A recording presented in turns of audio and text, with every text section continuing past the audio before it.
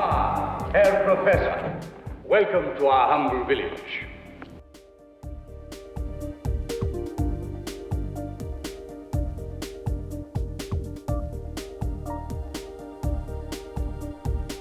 I got nothing to add. It's too hot today. Oh my god, yeah. If you're not in Australia right now, well, firstly you should be, and second, it's yeah, summer's really starting to open the taps. It's not as bad as it was yesterday, but yeah, I've got the aircon running, and it's still apparently 30 in this room, so that's great news. I'm sure it's gonna do wonders for my concentration, amongst other things. Okay, let's switch back out of this. Hi, how's it going? Alright, it is December. There are a bunch of official challenges happening, and two of those official challenges are closing submissions in a couple of days, so I figured that, like, in the spirit of participation, etc., etc., we may as well give it a shot. I can't remember how... I'm pretty sure, like, the last time I played Pizza Worm was many... Actually, no, that's a lie. I played it, like, at the very start of the month, just to kind of, like, get an eye in for how it was. But yeah, the watching a lot of other people play it doesn't really kind of fill me with confidence. But yeah, that's fine. Let me just pull this page up. Now, of course, we've got to just make sure that everything that we do here adheres to the official Pizza Worm contest rules. So I'm just gonna... I think I've got a DOSBox conf. Yeah, okay. Alright, instructions. Download Pizza Worm version 2.1H. I think we've got that. Yes. Set DOSBox cycles to 2000 before running the game. I think that's what this config here is going to do.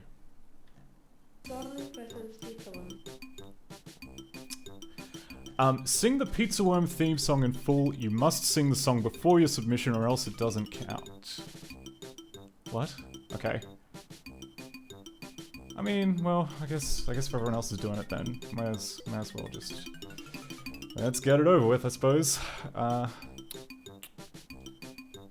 Let's actually, hang on, I should probably... Let's get this. Let's do this properly.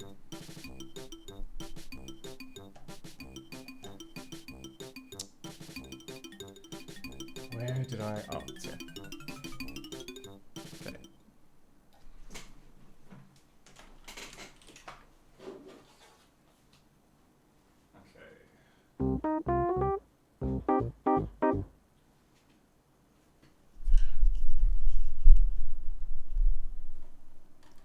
One, two, three, four!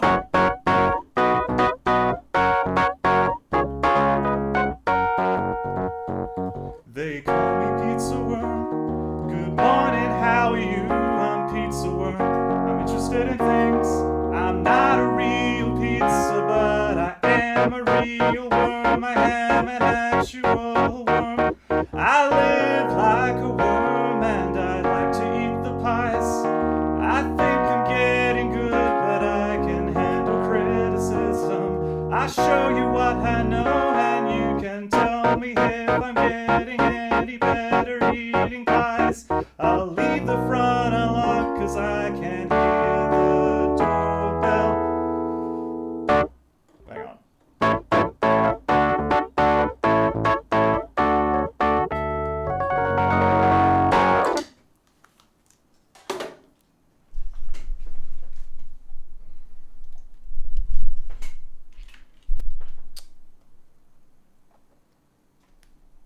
Done. So that's probably good volume. Okay. Now, where did... Oh yeah, we probably want this full screen. Probably should have fucking done that.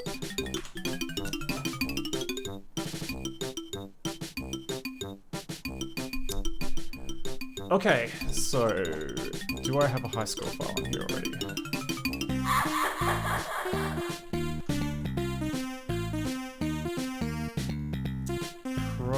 don't. Oh, no, I do. Okay, so the last time I played this, I managed to get to 108. I know that the high score is above 200. I don't think we're going to see that today, but unofficially the goal is going to be like 200-ish. That doesn't seem impossible. That seems like... Oh, I don't know, though. We'll see. One player game. Input, please. Hungry. Okay. Goody. Num num. Yum. So I think the tip is you just gotta like really feather the inputs so you can get that precise worm control. Okay, I already see a problem, which is that my ring light is blocking an important part of the pizza parlor, so I can't really see. Goody. Can't really see some of the screen unless I really move my head. Oh, okay. Goody. Num num. Num num. Oh no. This game. Okay.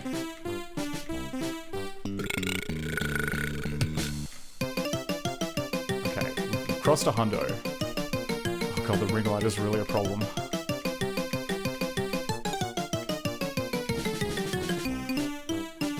That's okay. That's okay that we've just missed that little pizza. It's fine. We can just go to the right behind the fucking ring light. Sorry, there will be swearing on this stream because it involves games of skill. And Num num. Num num. Yum. cool. Oh, okay. Pizza's there. Again, behind the ring light. Oh, jeez. Alright. Not bad. Not bad for a first attempt. Could be a lot better though. Could be much better. Goody. Goody. Hey Sonneveld, how's it going? I cannot look at the chat because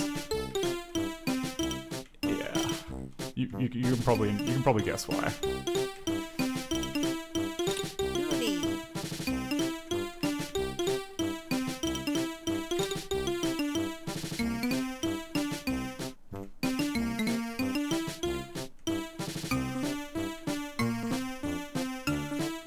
Yum. Num num. Okay.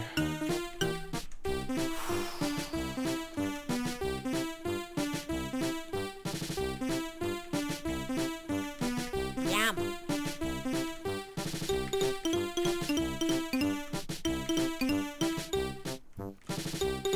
Goody. But yeah, I think the goal for tonight, if we get close to 200, I'll definitely be happy with that. I know that there's no chance of... I don't know. I know there've been professional games players who have gotten pretty high scores, which Yum. I'm not... Okay. Talking while playing is going to be an issue. I'm hungry. Num num. Oh jeez, alright. Yum. Goody.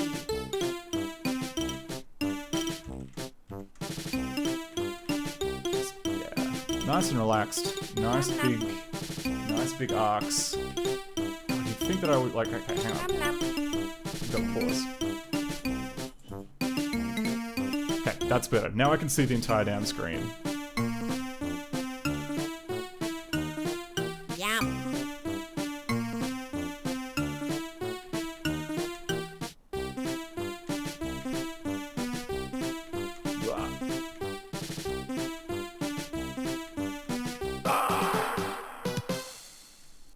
Where's the collision? There was one pixel. There was one pixel gap there. I would... Ah, come on. Come on, Zorlin. Hungry. Goody. Num num. Yum. Alright. Goody. Num num.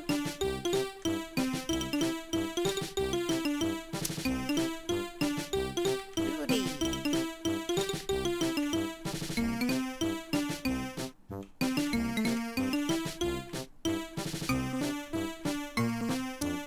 That's fine. It's fine that the pizza's in there. I'm not tilted. Why would I be tilted? Yum. again, it's cool. We'll just do a lap. Let's do a little cheeky lap. Maybe the horizontal lines are the key. Yum. Okay. Let's pull in a little bit of the slack. Nom nom. Yum.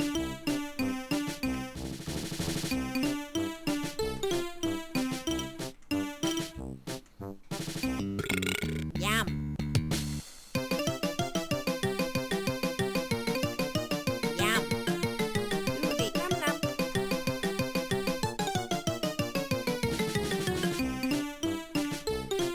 Yum. Okay.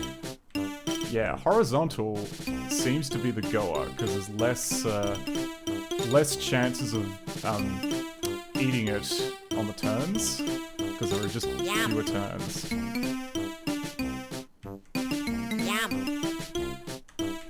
Yum.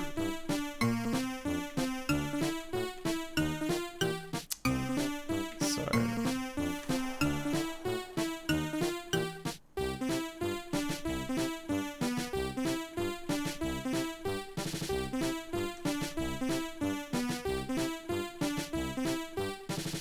Yum. Goody. Yum. okay, that might have killed. Yeah, close to 200. Maybe I should just leave it there. Someone else says, I feel like there's some Pizza Worm strats that people haven't tried yet. I mean, by definition, surely there must be untried strats. But I guess you don't. I mean, you could do it strategically, like just kind of, because the only controls you have are left, right, and pause. And I guess if you're playing dirty, like changing the cycles, but you can't. You know, this is competition Pizza Worm. You can't do that. Okay, well, that's... Musical word level 1. Play that note.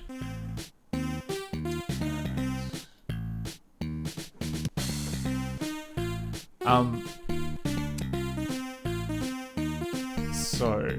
What are we gonna... So I think that, 200's... Okay, I'm gonna try one more go. If it's not, like, in the same ballpark as 200, I'm happy with that. I'm happy to just move on to Ski or Die, because I'm pretty sure that, well, I don't know. I'm not gonna be able to beat the top score, and I'm sure the organizers will have had their fill of Pizza Worm, so let's just save them, you know. Goody. Nom nom. I'll just do a little cheeky Pizza Worm. Nom nom. Because, yeah, like, Ski or Die, like, fewer people seem to have attempted the Ski or Die challenge, which I think maybe just chalk, you can chalk it up to the fact that maybe Ski or Die is harder to obtain.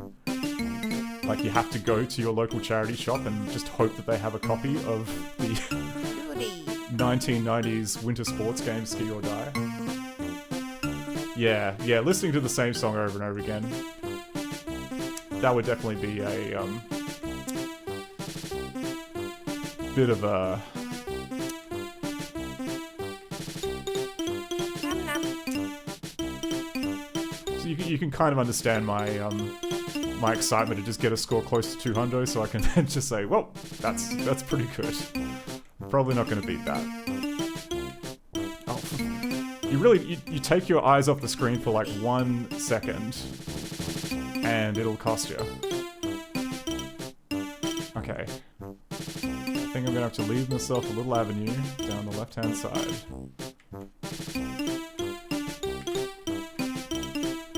Goody.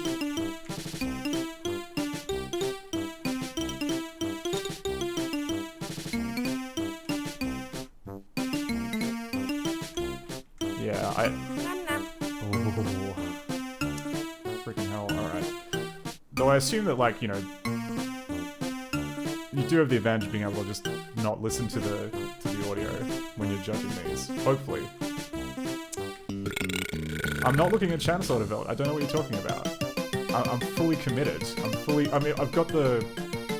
You've heard of the Sigma mindset. This is the pizza mindset. It's just singular concentration on, oh my god, this one's so close to the edge. Goody. Goody. Okay, Nom nom. just a little dip. Just a Yum. little dip. Yum. Goody. Okay, no.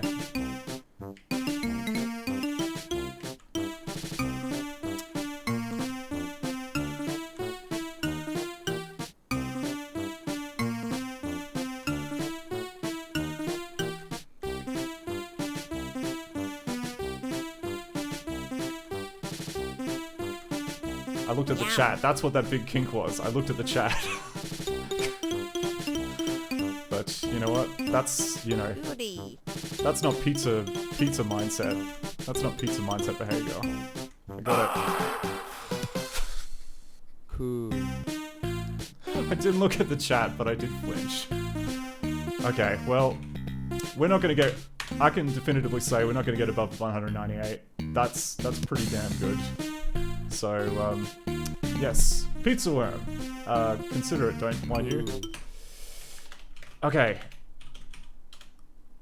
Now. Did I? Yes, we're on just full screen desktop mode. Someone else says legally you have to... Terrapins, Batman! Right. Very good. I wonder which villain said very good. Was it like Roddy McDowell? Hang on, I got to see who the villain was on that. It was oh no, it was Frank Gorshin as the Riddler, of course. How did I friggin' misidentify Frank Gorshin? Okay, ski or die. DOSBox. I don't think there's a cycle count associated with this, but yeah, we should be fine. Now, let's see here.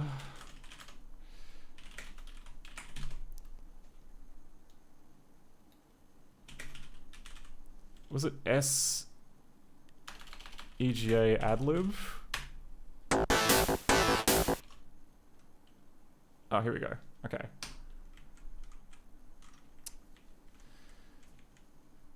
Actually, before we hit the slopes, I wanted to look up the manual because I get the feeling that like there may be some nuance. I couldn't find it, but I could find this this FAQ that someone made, and oh yeah, we should probably get the contest rules. Hang on.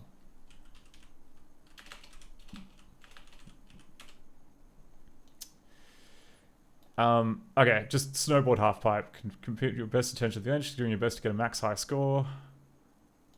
So, snowboard halfpipe. You have got 5 feet of snowboard, 48 inches of snow, and it's 20 degrees below zero. So why not take a couple of minutes to tear down this tube by displaying your airborne talents? Fire off tricks from the tube floor, off either lip, or from the occasional stray mogul. Big speed makes big points and even bigger bruises. Snag the pumped out penguins, but keep your distance from the bunnies packing power tools. A fall will cost you 5 seconds. Watch out for lunatic lobs. Those babies can trip you up too, Junior. What? Okay. Don't know what kind of... Oh, someone else says, I found a text file manual somewhere. If you've got that handy, please feel free to drop that in CHAT so we can have a look. To glide peacefully along the half pipe, press the control pad left or... Oh god, it's gonna... Are they talking about like the NES version? Or like the joystick? If your skier is on an incline, his speed will increase, which will be indicated on the speed indicator. The moves that you can muster depend on your speed. Hold down the fire button and press in any of these directions. Okay, so up, down, up. Okay. Oh, it was literally bundled with the game. Oh, maybe the copy that I got has it. Oh yeah, it does. Okay. NFO view ski docs doc. Okay, ski or die. Documentation by the gatekeeper. Sysop Pris of Darknesses BS. This document was typed up by me, the gatekeeper, in hopes that others will benefit from it. This document is probably not perfectly complete, but since I have played Skate or Die before, most commands are based on the same system. In this document, I'll go over the commands and object of each event. Oh, and ski docs add. Okay. Info view ski docs dot add. Okay, we'll see what they've got to say about the half pipe. Okay, in Rodney's shop, you will see him standing behind the counter. From there, you can do many things. Just use the arrow keys or joystick on part of the screen. Then some text will come up, showing you your options. From there, you can either sign up or compete or practice. I suggest you practice the events first. Okay, and then... Okay, they don't really have much to say about the half pipe. In the half pipe, part of the object is to weave in and out of the gates, brackets, flags. The main object, though, is to pull of tricks while in the half pipe. For the keyboard, use the right keypad. To start any event, you must hit the enter key. Use left or right arrow keys to move back and forth in the tunnel. While you're moving up on the side, you can hit enter to perform tricks. Okay, that's good. We know what the action key is. Another way to do tricks is to hit enter while you are going forward in the pipe. If you time it right and hit enter and a direction key while going over a mogul, brackets bump. Oh, we know what a mogul is now. You will pull off great point scoring tricks. Addendum. In the flips, you can also do flips without hitting enter and by pressing... Oh, okay. That's for aerials, though. That's fine. Okay, so we just... The challenge is only for half pipe, so let's focus our attention on that. Okay, so we want to compete. First player keypad 1, second player keypad 2, player 1. Okay, let's go. I think we'll do a couple of practice goes first, and then we'll do the half pipe. Oh, they've got the same kind of fun. So I guess it's just one action button, huh?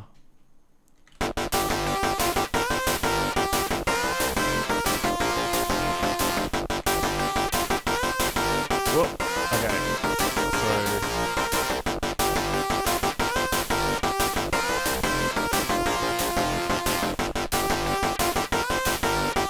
Interesting. Okay, so when you go up the side.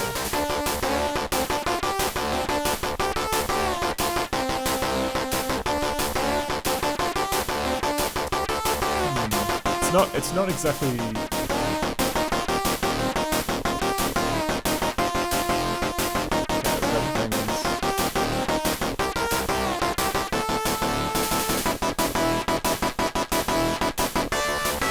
Okay, so it's good to just jump on these little obstacle things.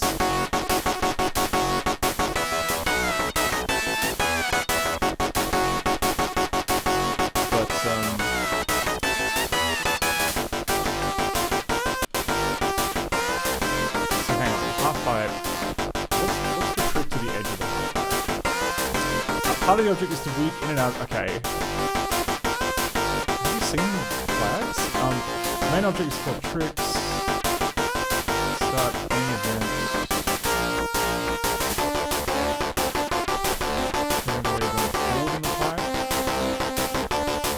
Okay. Okay, so penguins are worth 15 points.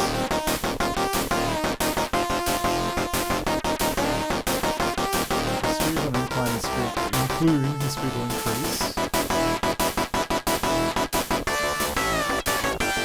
Okay, so up, down.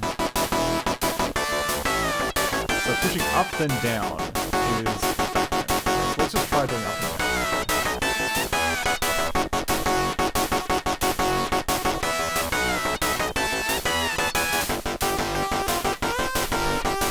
Okay.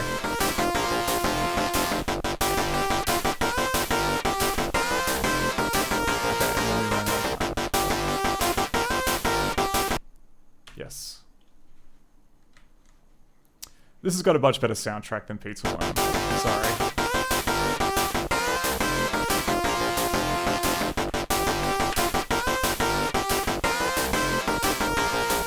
This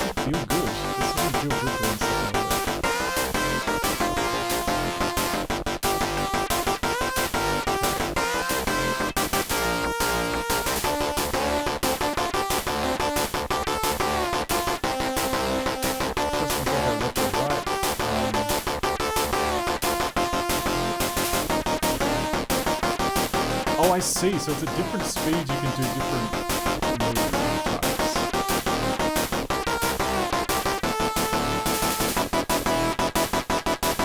Points are awarded only the first time a move is performed because no one wants to see the same move bust over and over unless it's only going to be points in the half repeated moves. Half points. Oh, half points for 3 points. They'll hand out a bonus at the end of the run. They'll do it.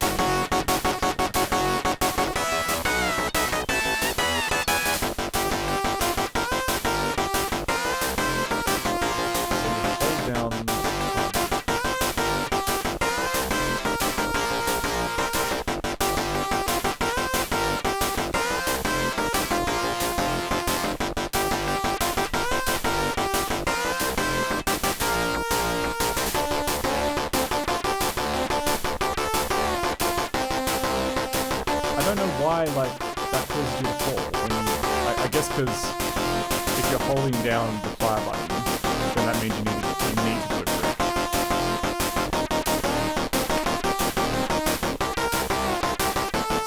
And yeah, with lip, it's like up and down, and then or just left, right.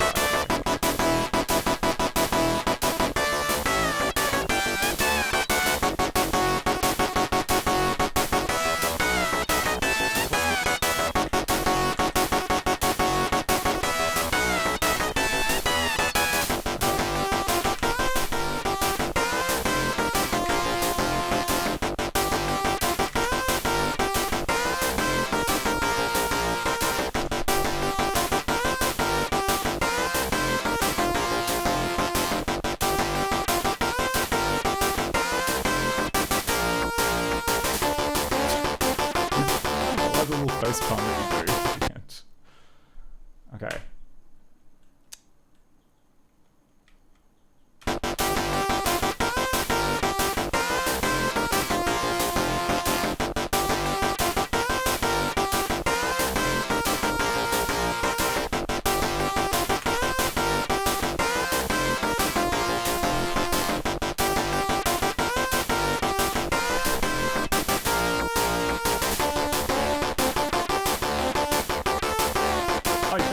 PDF of the manual? Neat. I'd be interested to see what it has to say, because maybe I'm just kind of timing it wrong, so let's experiment just a minute.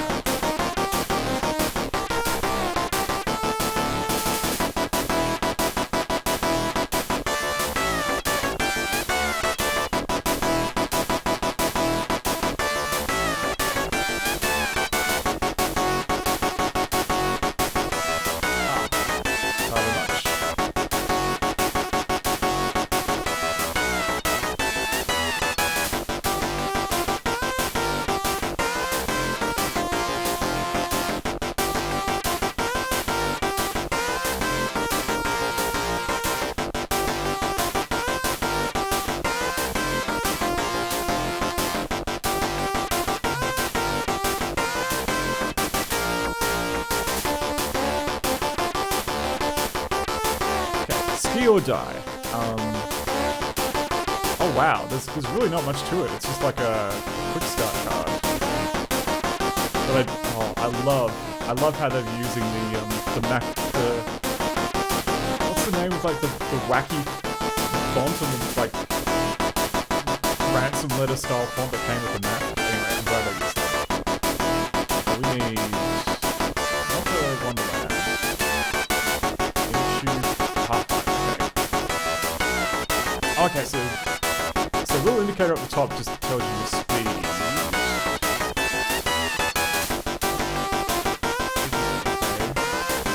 Oh, it's the space bar. Okay, I've just been using the enter key to know if like space bar is.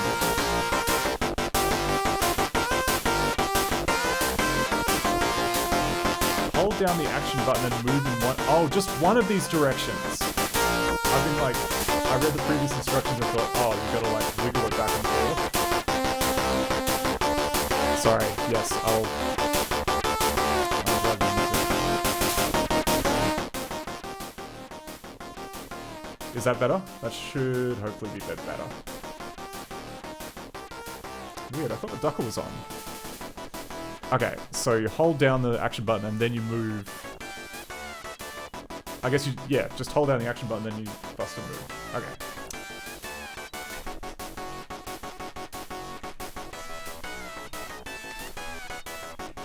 No, I think it's enter. I don't know why it's saying space. Oh. That's okay. Practice again.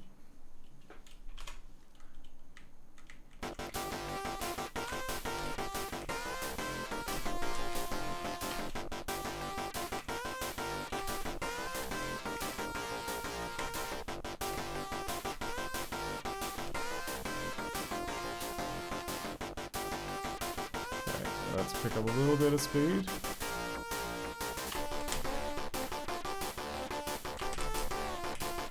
Oh wait, that spins you. I see, okay. I get it. So that's a lip grab. But once you start getting to speed 2... Oh, then that one is like a... Okay, so speed 2 is like a spin. So, let's get up to speed 2. Yeah, shut up, Lester. I know what I'm doing.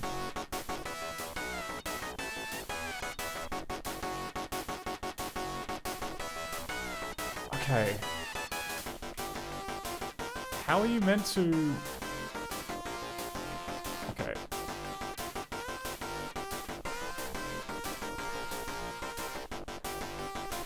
How are you meant to complete like a spin? This doesn't feel like there's enough time.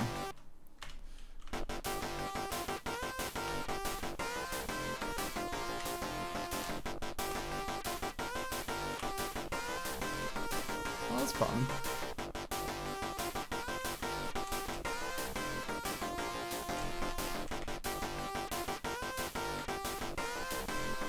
Okay, what was that?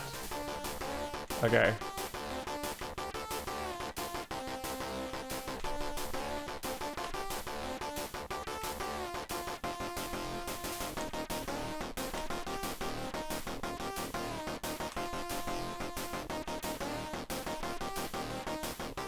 I guess, like, maybe I was trying to do the 360 and that's bad.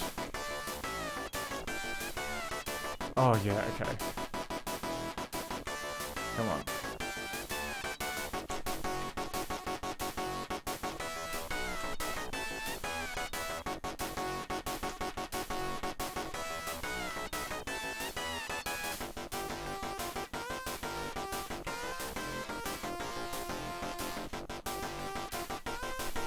Oh, the 180 is so hard. Okay, so I think the tech here is don't do the 180, because that's I have no idea how you're meant to get it frame perfect. All the other jumps are quite forgiving though.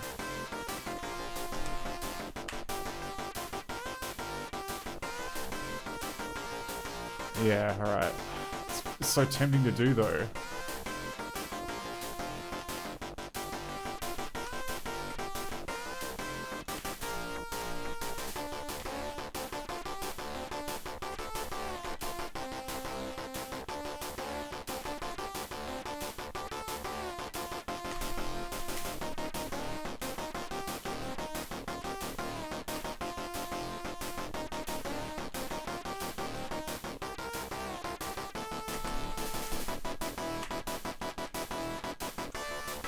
Oh, nope.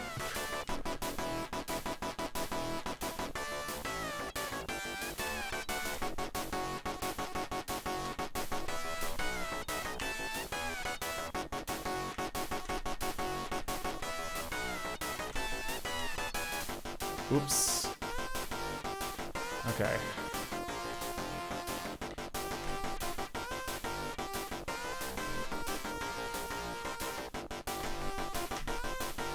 Oh, no. Okay.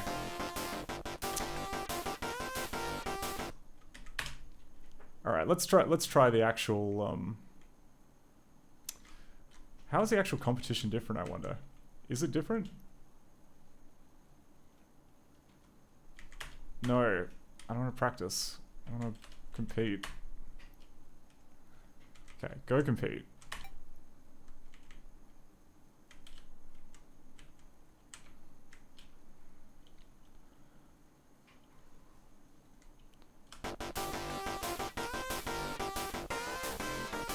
Okay, already we screwed up. So...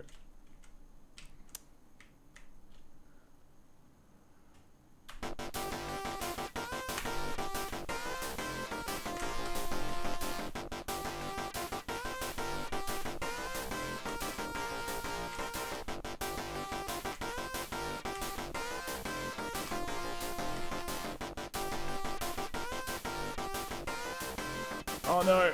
Okay.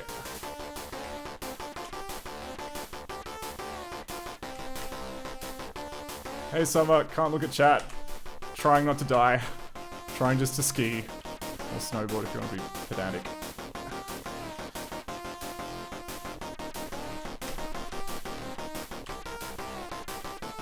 Oh, it's just so tempting when you go up that half pipe to do the... Oh, come on. I had that. How did I not have that flip?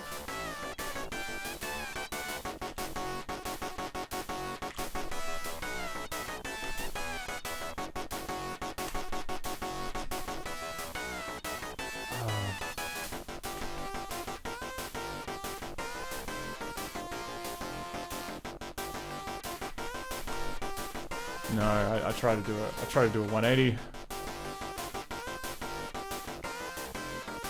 Wow, okay, so 6,423. That's okay. I dare say that we could probably do a little bit better though. Summer says, aren't we all trying not to die at every moment in our lives? You'd be surprised.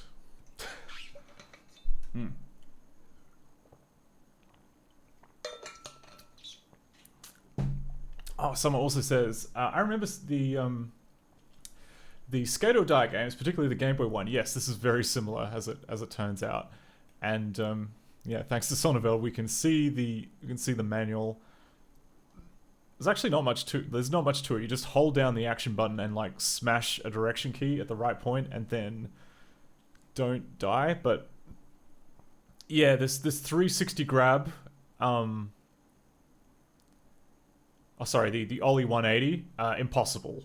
I have no idea how you meant to get it. And then, like, Speed 3, you're meant to do 540, which just seems, again, very, very optimistic. Also, why is that? That's only worth 50 points. That's fool's gold. Why would you burn out on something that's only worth 50 points? Okay. Well.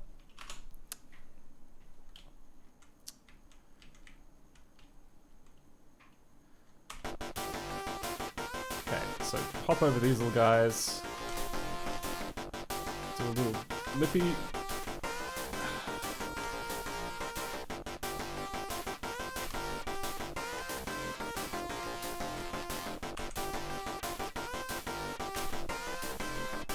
Oh, yeah, and you got to hold down the action button. You can't.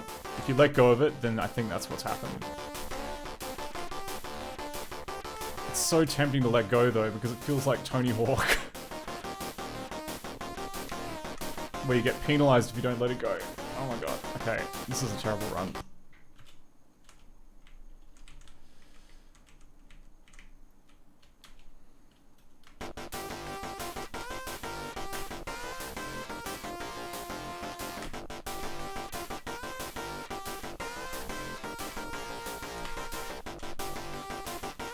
Oh my god, why am I doing so poorly now?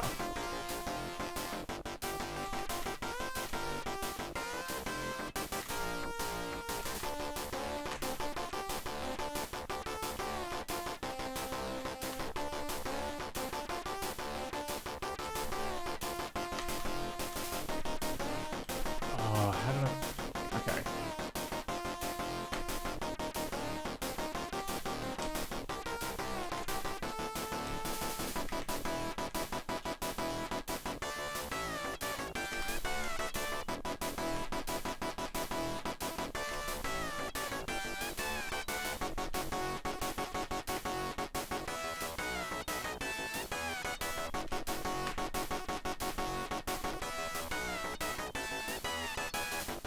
Let's try going up to like the extreme speed. Oh, except no, okay. Again, you gotta resist the urge to do an ollie, because doing an ollie will kill you. Yeah, right. That was... Nah. That was less than 5 and a bit thousand.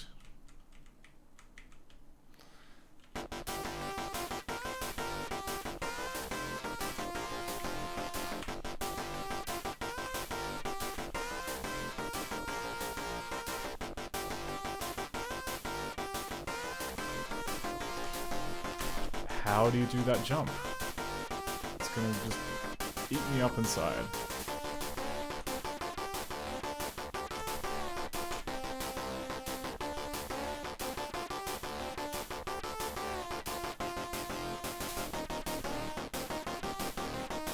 How did I even screw up? How did I screw up the easy one? Okay.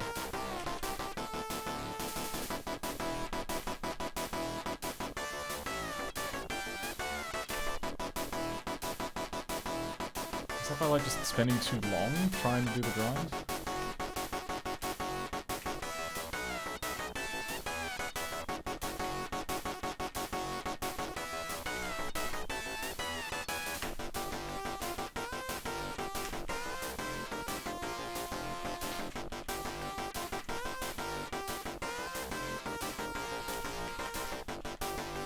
And we ran out of time.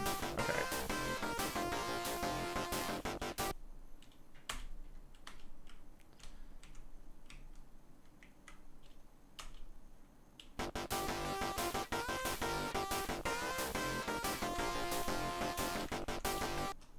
Hang on. Start again. If we can get above 6,000, I'll be happy with that. Or close to it. Because again, like, there are going to be professional games players in this contest, so I am nebulous about my chances of actually ranking. Oh no, I pushed the second button while I was on there. Okay. I keep forgetting this is meant to be played on a old-timey joystick where you can only push one direction at a time. And if you push 2 directions, then the game is just going to lose its mind.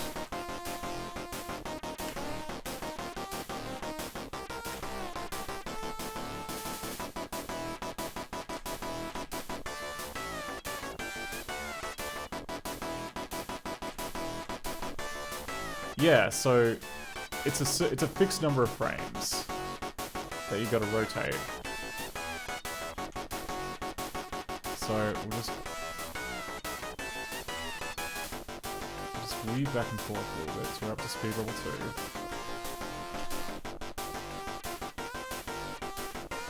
2. Okay, so that time I got 1.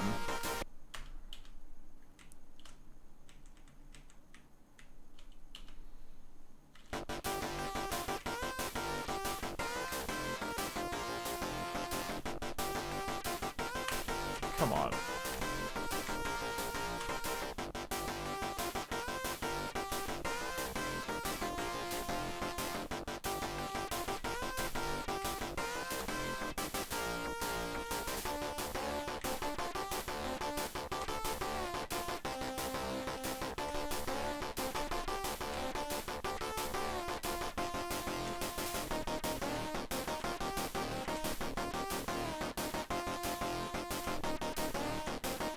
Ooh, I think I've got the timing. Oh, except in that time when I didn't,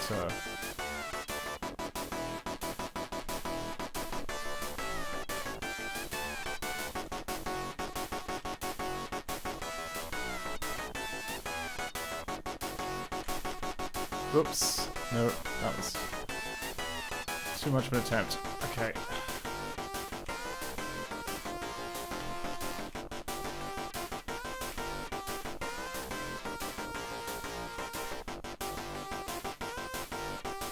Ooh, there we go. 9,439. Ooh, it's tempting. It's tempting to say that's the run. You know what? I'll give it another. Okay, so we'll give it another 5 minutes, and then we'll move on to the next thing. I think, because.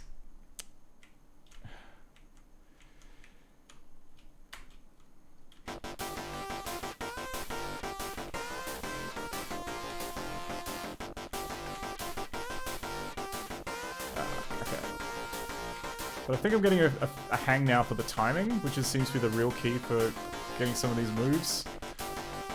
Except that one when I thought I was on speed 1.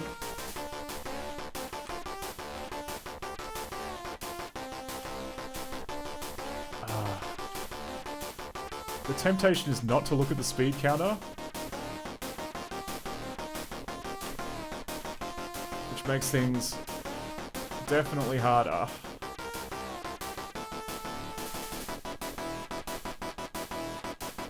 Okay. Nah, I'm not going to be able to beat that other score, am I?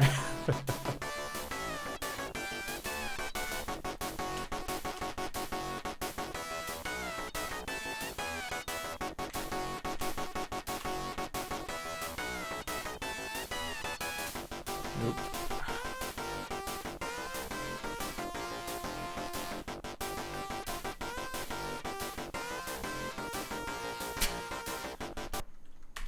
Just grabbing my head in pain.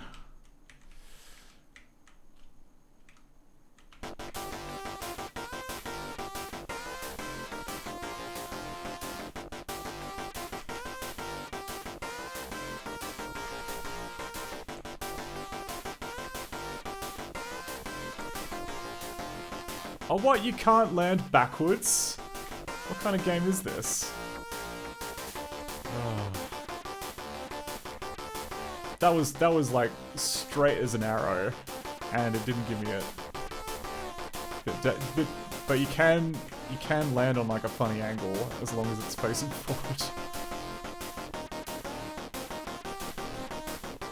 Oh, but backwards it doesn't like.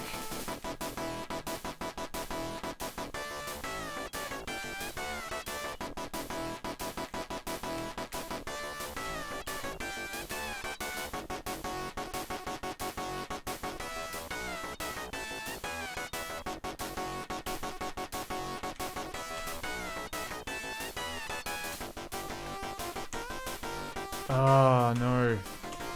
Oh, God.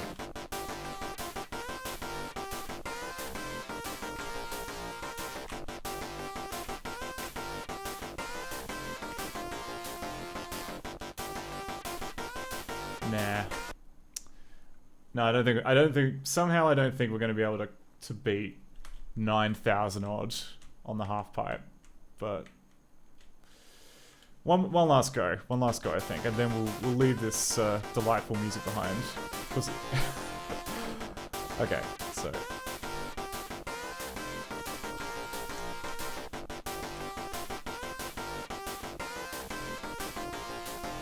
whoops.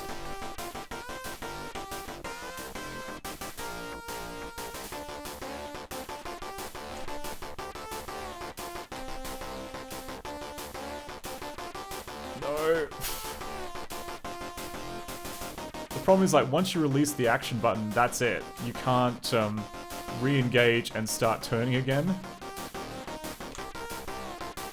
And yeah, like, it's absolutely, it's nonsense that you can't land if you're facing the wrong direction. Because, and I get why, it's because I guess they just didn't want to deal with, like, animating.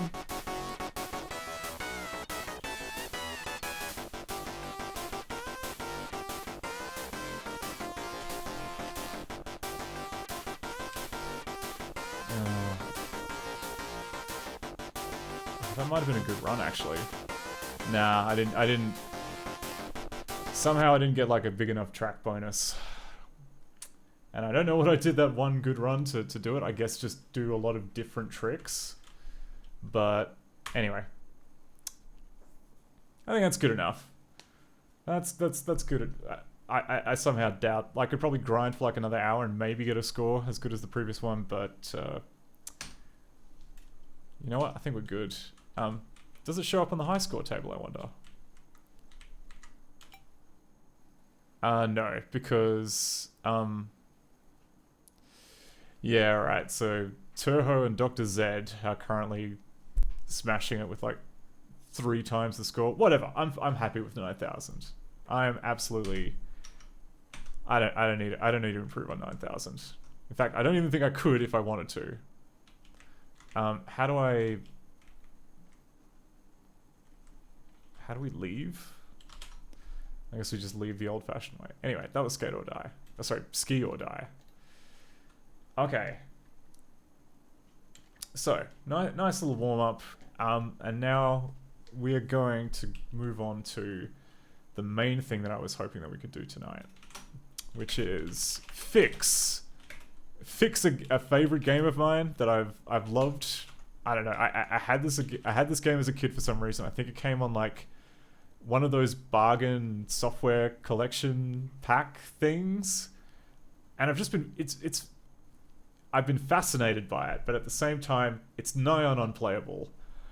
But I think that we could, with a little bit of gumption applied in the right spot, I think we can probably sort that out. Actually, is my laptop on in the other room? DOS test notes. It is on in the other room, but I need to type better. Drive 3 the Passion. Really? I don't have a test drive folder in the... Hang on. Is it expecting, Oh, wait, no, that's the wrong IP. Yeah, okay, apparently it's not switched on, but let me boot up the game anyway.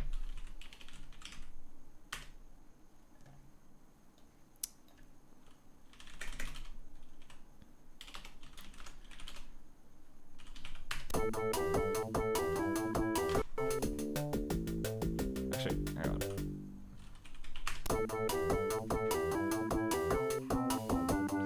So this is the game. It is called Test Drive 3 The Passion by our good friends at Quality Software, makers of Quality Software, Accolade. And you can see there's a guy driving a Ferrari, I think. And this particular game, it was quite, I think it was quite impressive for 1990 because it features a full open world polygonal landscape. It features a series of cool cars, like we've got a chance of, like we can play, you can use the Lamborghini Diablo, you can do the Pininfarina Mythos, which is a Ferrari car, except they didn't want to pay Ferrari, so they've just called it by the designer. The NSX Acura, which is one of the ones from the expansion pack, and the Dodge Stealth Turbo. And finally, the corporate experimental research vehicle by Chevy. And like, very, very cool looking cars. So I think that we're gonna have to play as the Lambo. But give me 1 second. I just want to turn my laptop on in the other room.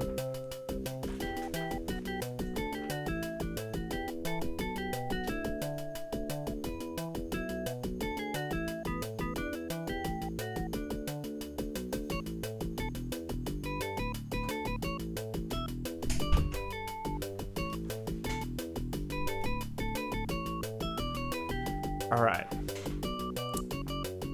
So, this game has a few issues. So first thing we'll do is we'll increase it to like a normal amount of cycles. Like 2,000 cycles seems like a nice normal amount. Pay no attention to the fact that the car span slightly quicker when I did that. I'm sure it's fine. But yep. Oh yeah, and let me just check my official code wheel. 1111. There we go. So this is the game, and it's an arcade-style racer. So I think you can pick manual transmission if you want, but I don't know why you'd want to. There's no need. And let's play. Okay, so here we go. Yeah, all right. A little bit too quick. There we go. So as you can see, like 20,000 cycles is maybe like a little bit too quick. And the danger isn't necessarily like other drivers, it's more you careening off into like some trees. And you can just drive like in a straight line, like, oh, or fall into a pond. But you can, like, look, see, like, there are these train tracks. Oh, hang on. I think we've established that 20,000 cycles is maybe a bit too fast. Okay, so let's try that again, but this time on fewer cycles. Just enough so that it's playable. It's still way too fast. Like, if you look at the clock in the top left, that's meant to be the number of seconds. Oh, and sometimes you drive over the top of geometry, other times when the hill is too big, like that time, you can't do it. Okay, and yeah, like that return to the road message is annoying, but oh look, there's like a barn here, we can just go inside. Oh, no, it's a cow, the cow's hurt. And now we're kind of stuck inside the cow, so that's probably not going to end well for us. Can we? No. And we also can't reverse, I don't think. Okay. Slowly turn it around. Actually, yeah, so this is, you can see that we're kind of stuck in the wall at this point, but let's just return to the road.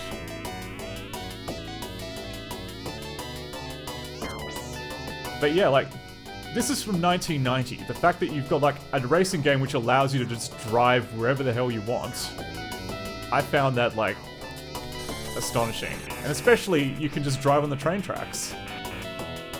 And if you're willing to just kind of ignore the return to the road message, you can just do that like all the dang day. You don't have to even finish the race. Just follow this train track around.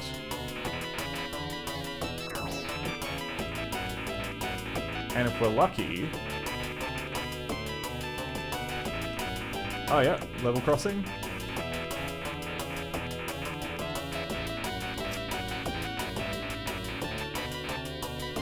No, I'm not returning to the road just yet. Oh, wait. Here we go. Okay, so we're on the wrong side. I thought that we were driving into the train, but we caught up with it. So let's just drive a little bit ahead. Crushing Sugar says, this is what driving in a dream is like. I agree. It is very much that. Oh. And I'm sure that, like, with a fancy enough jump, you'd be able to kind of land in the little, cargo bay in the back. Okay. So, this is probably... We'll just park here.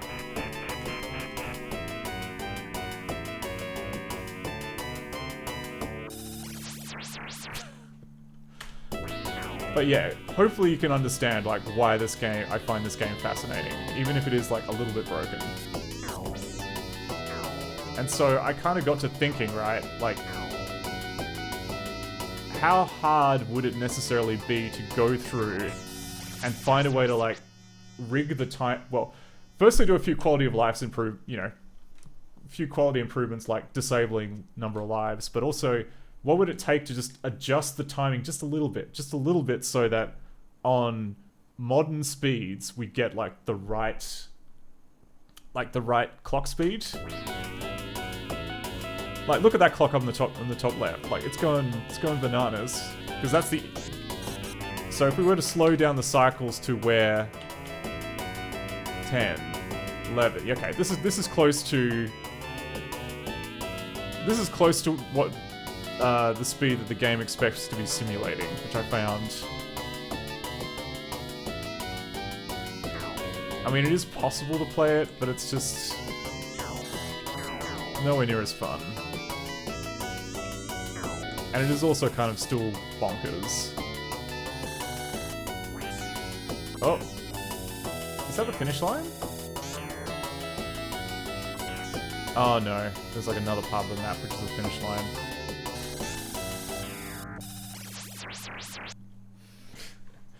Anyway, hang on, let me just go back to like fun speed again.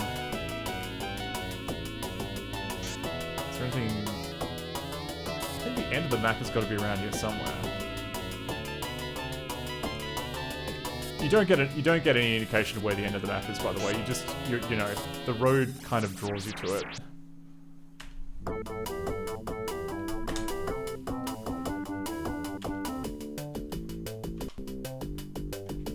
Alright, so...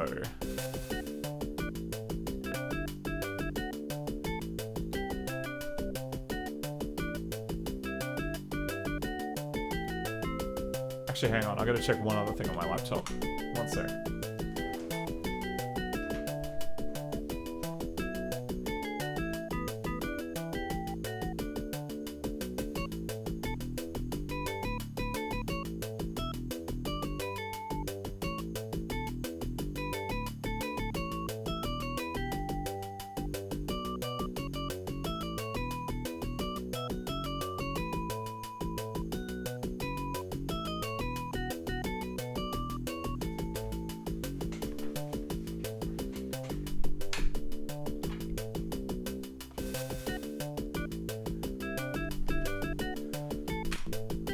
Right, so...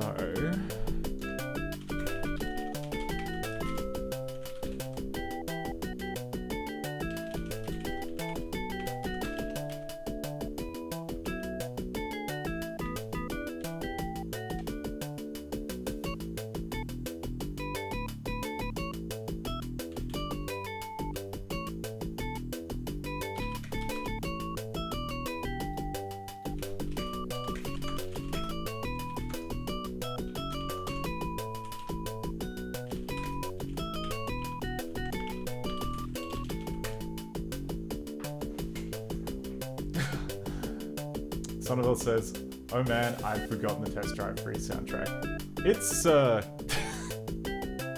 it sets the mood perfectly. I'll give it that.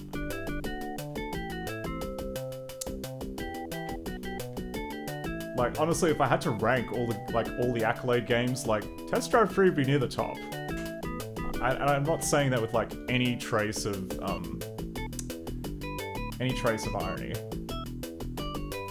And that includes Bubsy.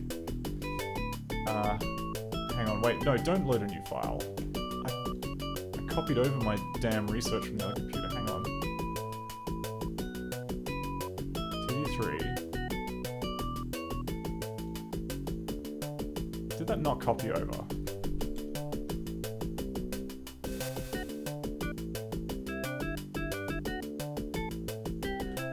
Sonaville says, interesting, why IDA 7? I thought IDA 5.3 was the last one to support 16-bit DOS EXEs.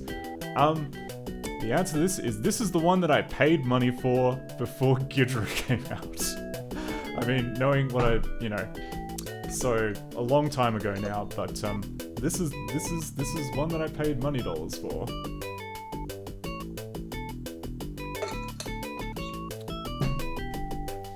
Which I gather you can't do anymore because IDA have switched to subs. So hang on. Sorry, I was working on the damn disassembly on my other computer. And it was meant to have copied it over, but I see that it's deleted it. So that's cool. Glad it did that. How about if I try again? There we go.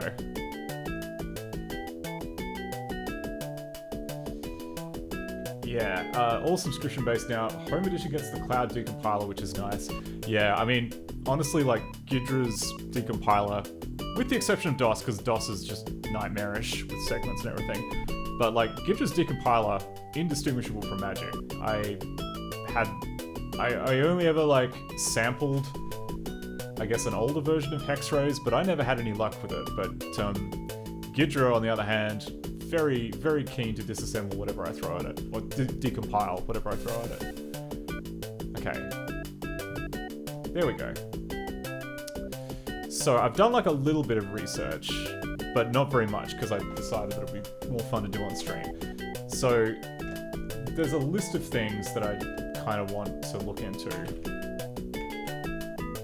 So let me pull up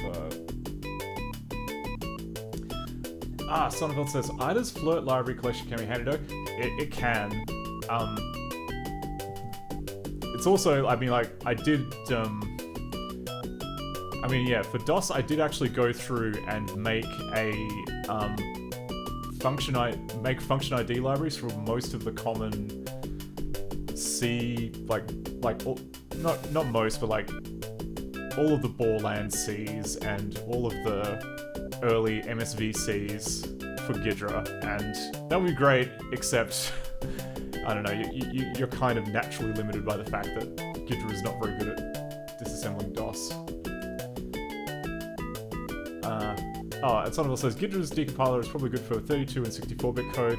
Wasn't happy with the 16-bit stuff. Yeah. I mean, this game especially, like, it's got the look of being mostly written in assembly. And I can't fault them on that. It is a game from 1990, written in real mode, and it has a friggin' 3D engine in it. So you gotta hand it to them. So we'll go test drive 3D.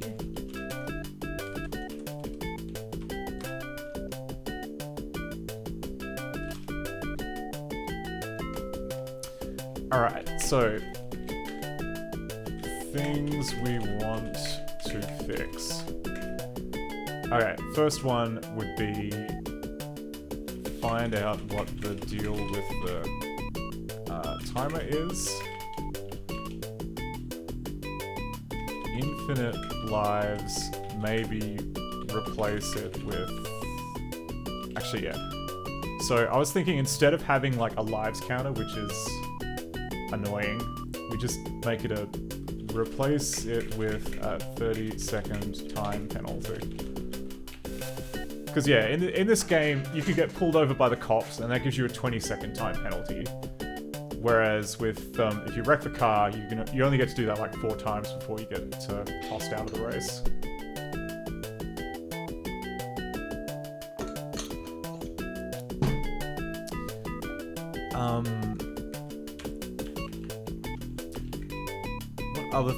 What other things would be good? Oh, that's right.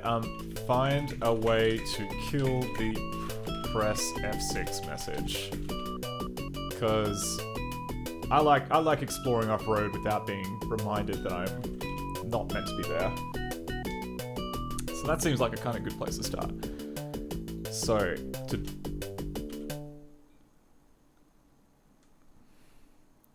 Alright.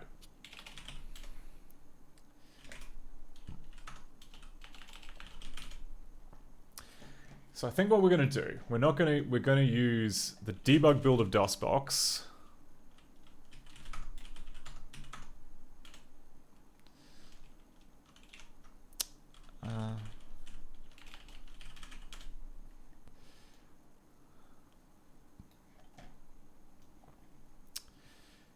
And we're gonna mount C, mount UC, mount C here. And we're also going to use Game Wizard, which is an in-memory kind of investigation tool. TD3.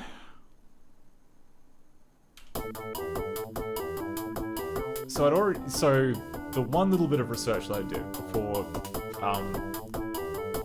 starting the stream was I figured out where in the memory the clock is.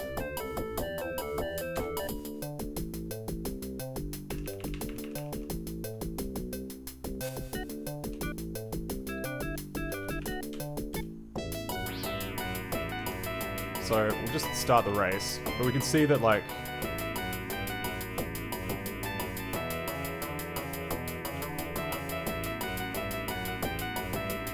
but if we're going by the accuracy of that top clock, you got to run this game at like 1,140 cycles,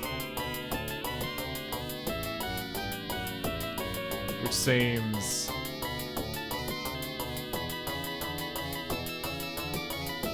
it doesn't seem fun. And like a more fun speed, if you go to like about 6,000, this is about the speed that I remember it playing on like a 486. Also, sometimes you can jump over hills and other times it just crashes you into the ground.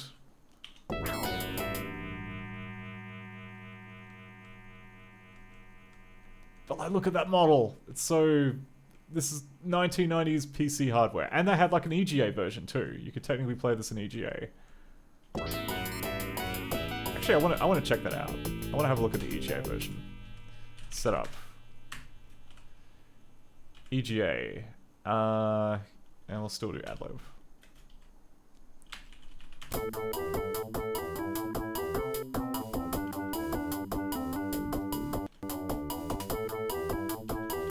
Oh god, and yeah, it's the old DOS box, which means I can't do full screen, but that's okay.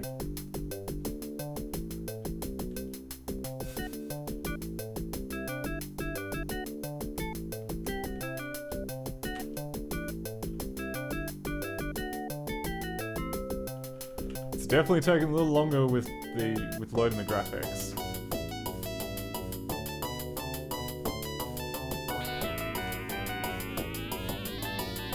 But like, again, even for EGA, this is pretty impressive.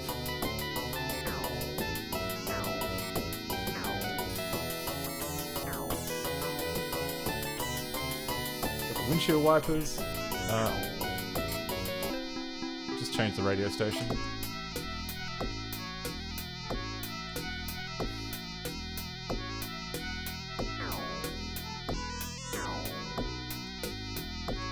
As far as I can tell, there's no penalty to just redlining the engine all the time, so I don't know why you wouldn't do it. Well, that's probably why. Okay.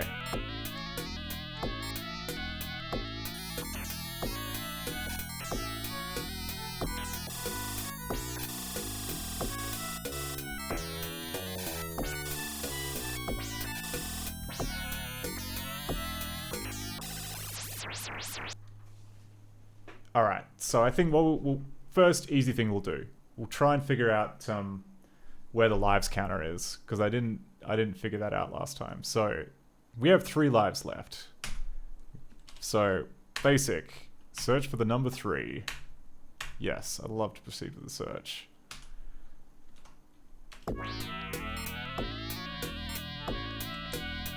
See, the game is nice. It just lets you kind of like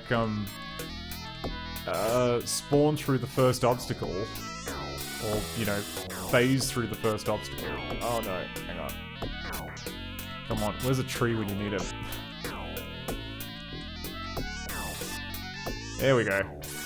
No, I missed the tree. I just jumped over that car. That's kind of nice. Okay. There we go. That wall was high enough to count as a hit. Okay, 2 lives left. Search for 2. Still too many. That's okay, because it is basically just keeping track of every single thing that's in memory and trying to figure out what the difference is. But anyway, okay. So we'll drive for a little bit, and then we'll go. It's still going to be 2.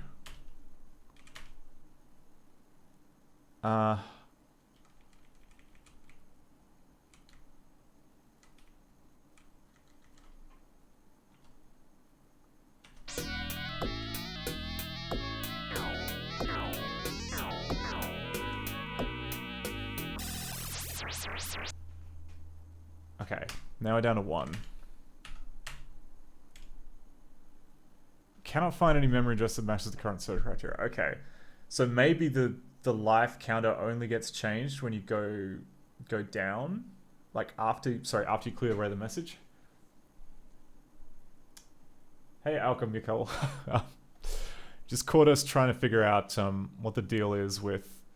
Well, we're trying to fix the game Test Drive 3, and to do that we need to kind of figure out where everything is in memory, and it's proven to be a little elusive. Okay, let's try that again. We're gonna hang on, no, go back, get rid of the current search. Do you want to change the search option? No, I don't. I want to search for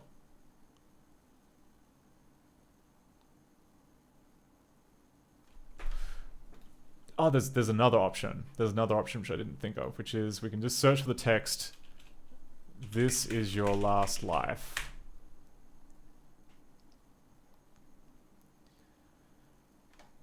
Oh, because it's not going to be a string. Hang on. It'll be sequence of bytes.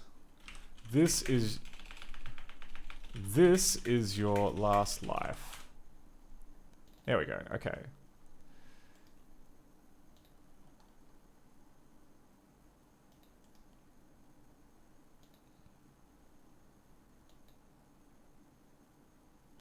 Interesting. Okay, so there is a oh, and there's like a wrong way message, but I guess it doesn't show up.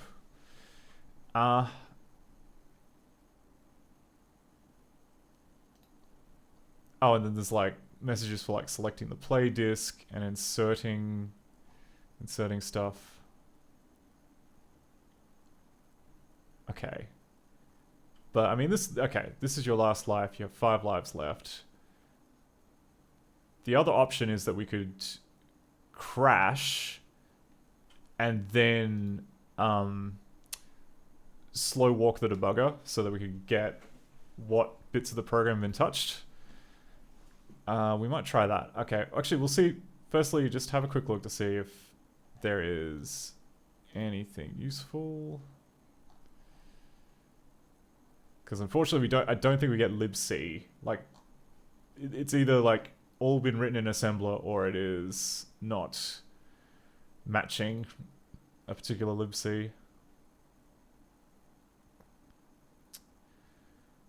Oh, okay. So firstly it's setting... Right. Okay, so this must be some kind of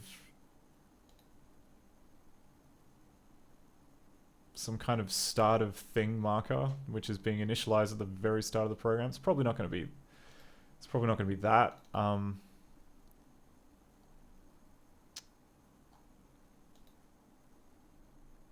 Yeah, okay. Not really. Song. Press that note to pick that song. Oh, good to see you, Purple Jelly Beans. Welcome. Welcome in. Yeah, kind of drawing a blank. Don't know what to... Where did... oh, it's here. Okay.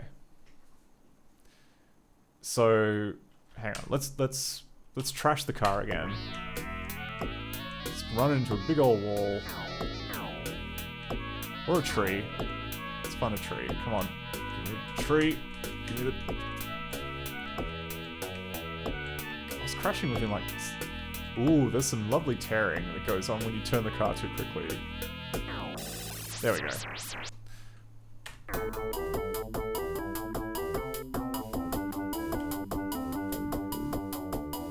I wonder if it's... Yeah, I wonder if the background is... It's doing live dithering, given that it's kind of slow to load from the VGA assets. That'd be kind of cool if it is. I don't think it is, though. Okay, we're just going to change it back to VGA, because that's quicker. TD3.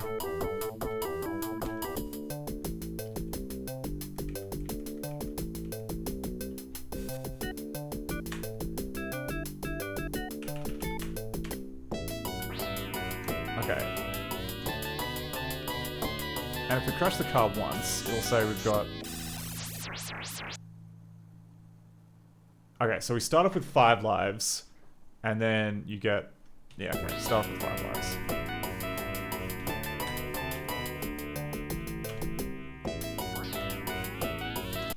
Okay, memory just search. No, search for number 5.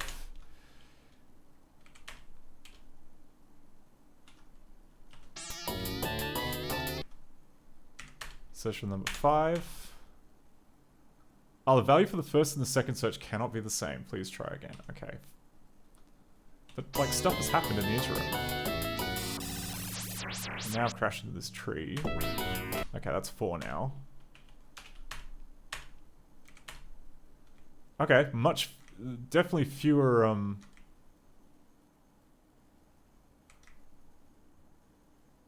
I don't understand why there are these, like, 4 and 3 ones that are showing up at the same time. Like, that seems kind of odd. There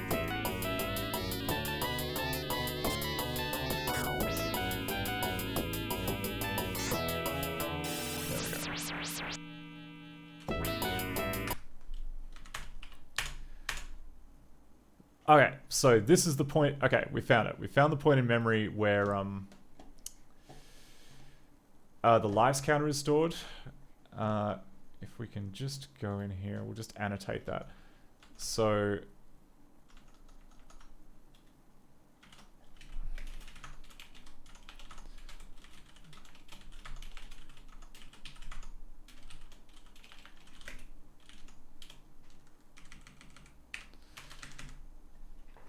yeah, we have to kind of like jump through a few hoops to map IDA Pro address space to the address space that's used in DOSBox, but it's not too bad.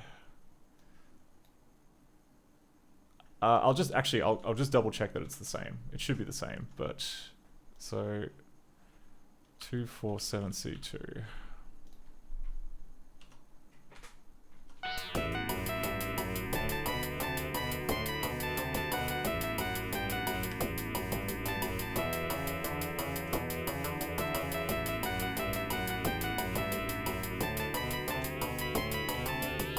What?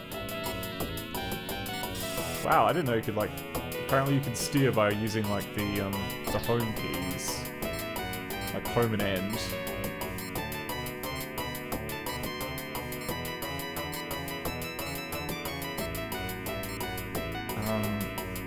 What was I trying to do? I was trying to open the debugger, and I can't remember what the key is.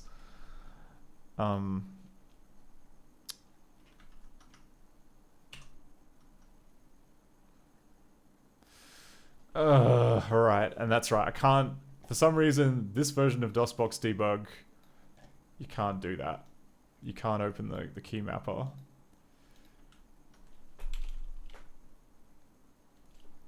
But I could do it on my laptop. I'm not sure why that was.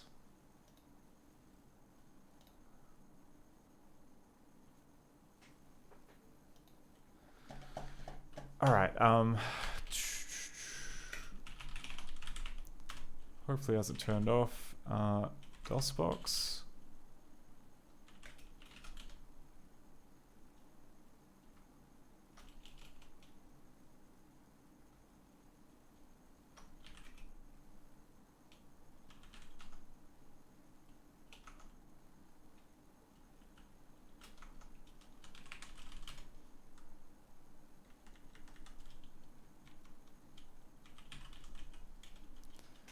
Key 77 mod 1. Okay.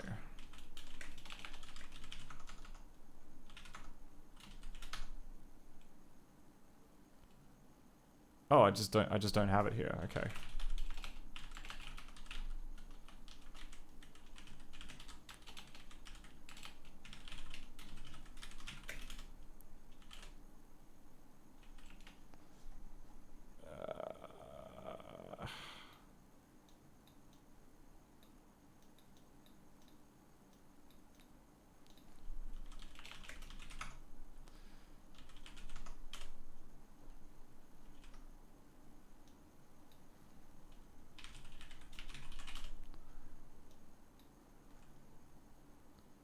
Can't init SDL X11 not available.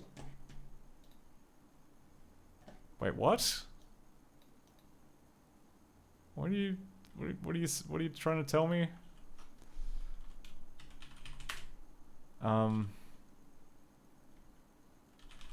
I have any X11 tools like Xterm? Yeah, I can show Xterm. That seems like X11's here. Oh, it's because I'm running it remotely. Oh, yeah, because I'm not on the local machine. Yeah, okay, that wouldn't work. All right.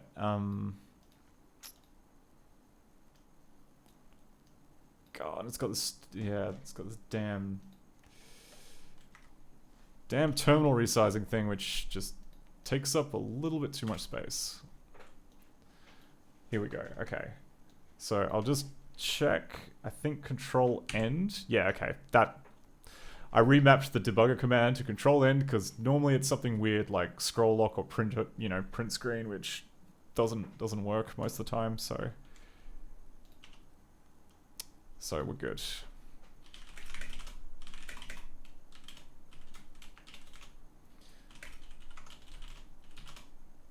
So we'll just turn on Game Wizard, fire up TD3.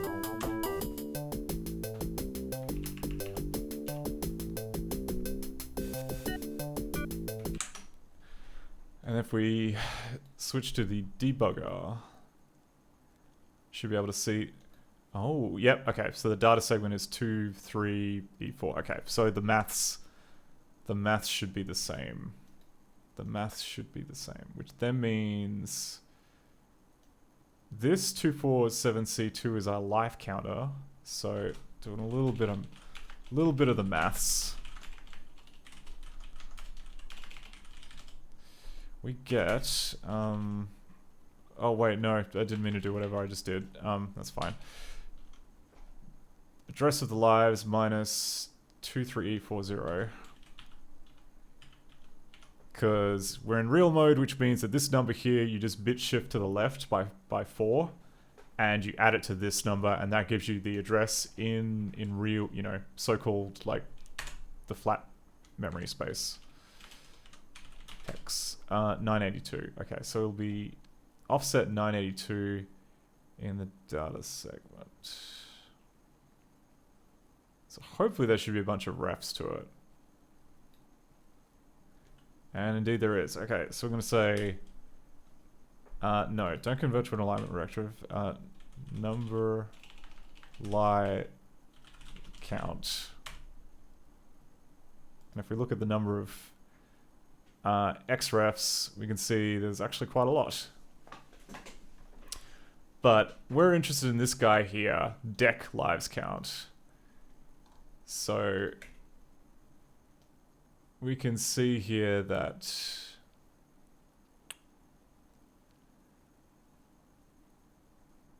like this is what's important for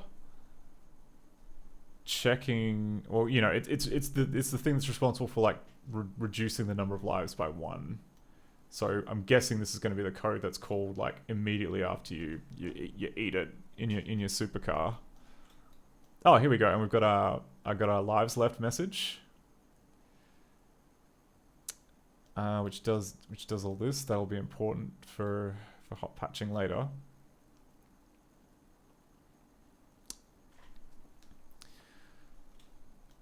So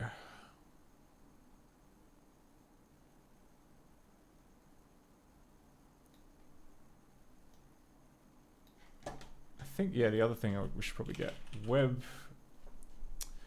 Need a web browser, and we need to find. Actually, no, not that web browser. It's caused too many problems.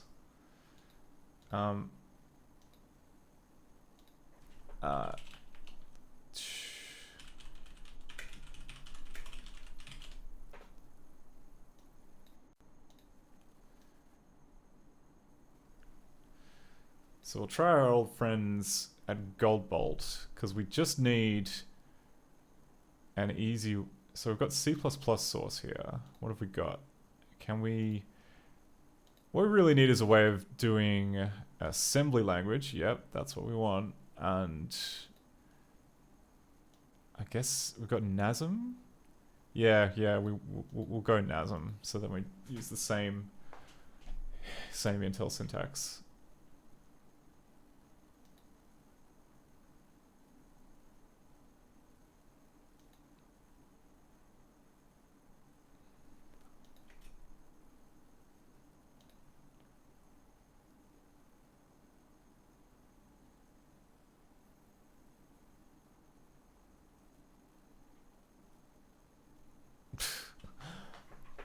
That is, of course, if it is capable of compiling this.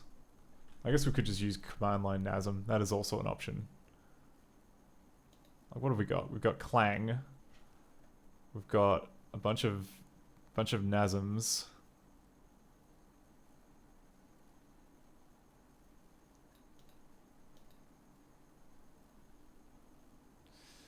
God, yeah, maybe... Do I have NASM? Yes, okay, we got NASM, so... So we will try... AX3, or main mov AX3, push AX.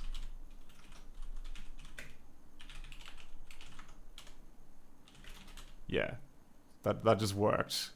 And then we can do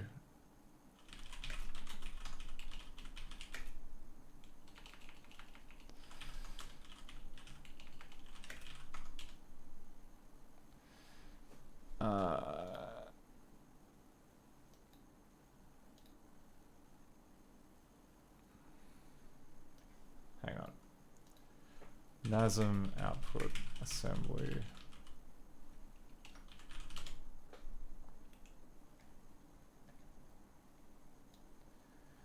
Because like that's like the raw bytes, I think, for that instruction. However, yeah, so it would be BA03 and then oh, because I said AX. Okay, so it'll be that'll be one instruction, that'll be another instruction. So okay, maybe we can just use that to get the bytes that we're gonna need a Jimmy in there. Okay, so let's look at this method here. So we're gonna say, so we're gonna give this function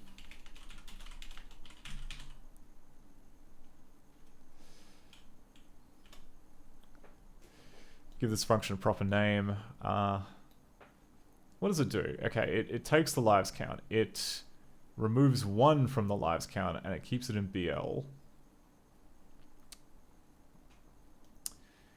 It then checks to see if we're at checks to see if we're at 1, at which point it'll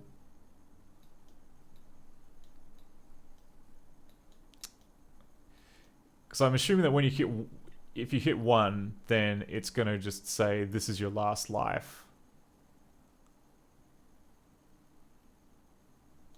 Like I'm assuming that's what this branch is for. Okay, but then we compare BL to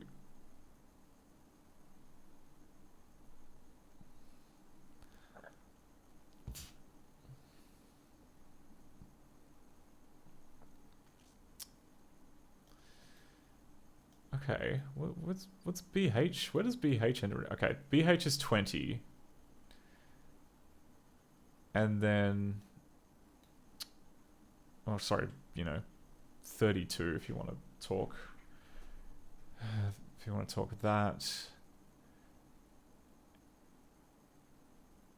And then it does some kind of like loop where it's like just constantly counting down BL.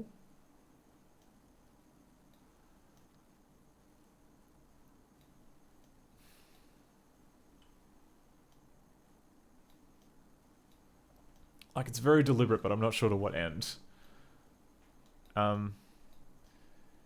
Yeah, okay, so then we've got this. Oh, right, okay, so then BX now becomes like a pointer to...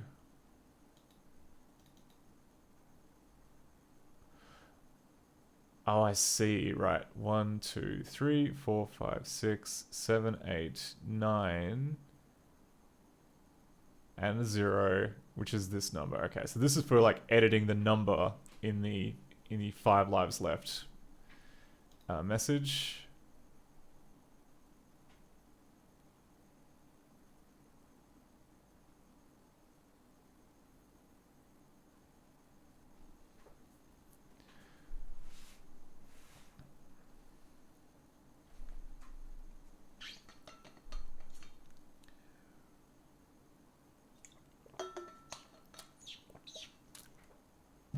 Oh, okay.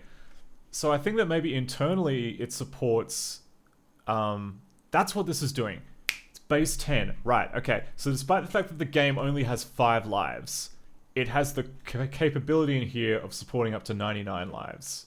And we can prove this by hacking the game to have 99 lives, and the message will still work because there is this code here which will remove 2 letters, or, it'll change 2 letters by counting like the number of 10s that are in the live. Okay, that's nice. That's forward thinking. I don't know why they went to the effort, but I appreciate that they did. So let's test that hypothesis. So we'll start the game again.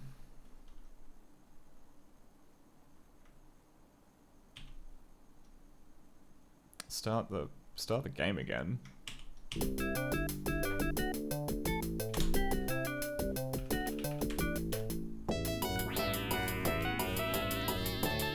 Then go back into here and we'll just edit, go to address, and that'll be the one that we found, which is 247C2.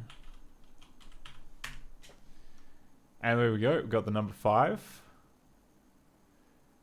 Now, actually, in our disassembly... Son of Alas is a BCD encoder. I think that the actual value in memory is not. It is just... it's just a byte, but we do have some logic in here which does that, you know, it converts it into like a tens value and a one value for displaying the number of lives left message. So we're just testing that now. So if we change this figure here to,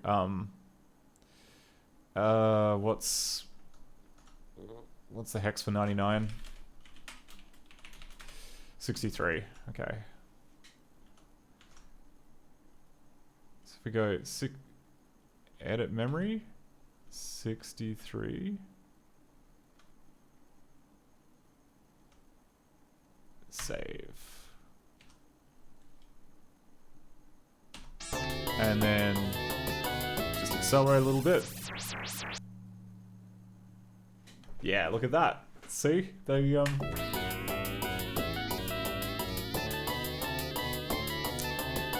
thought ahead.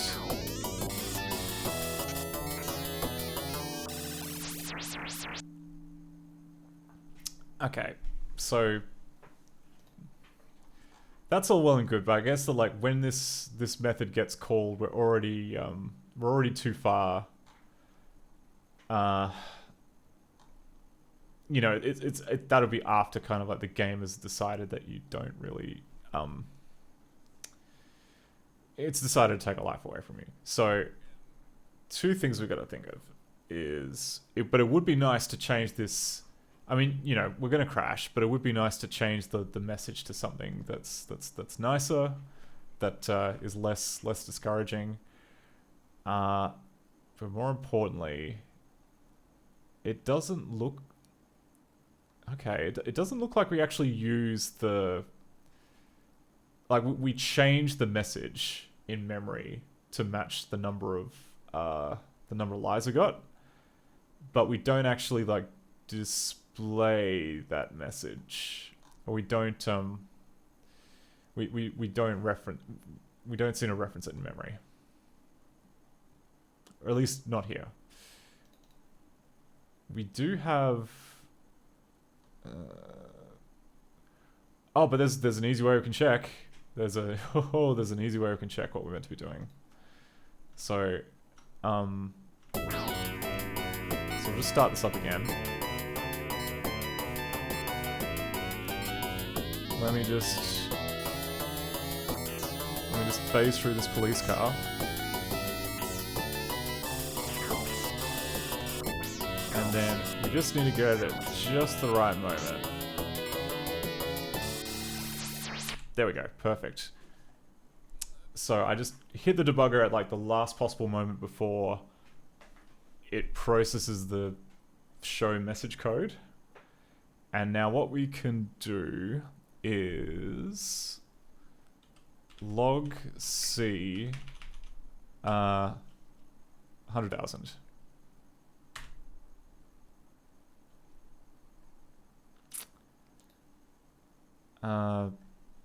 That might not have been enough.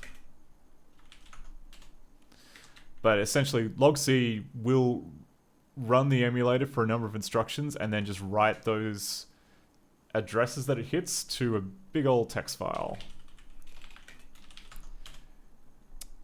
Which is kind of, you know, it is also useful for using like coverage painters like Lighthouse. I'm not sure if we will need to use that, but I just really wanted to kind of like capture that log C 50,000. Actually, no, shoot the works. 100,000.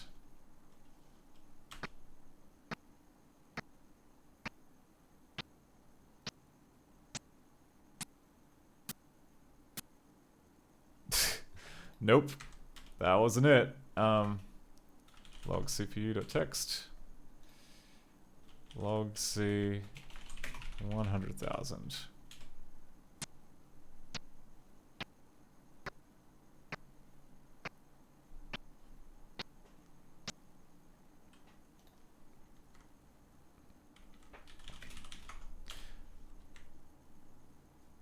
but we can see like this is the piece of the code which is F000 I think is like the interrupt handler for the either for DOS or for something else, but it does seem to be just kind of stuck in 1B72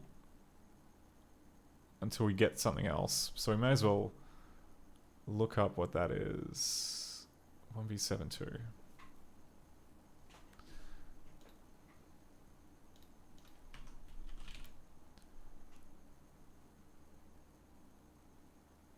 So F68 minus 1B72 X3082 COA. So it'll be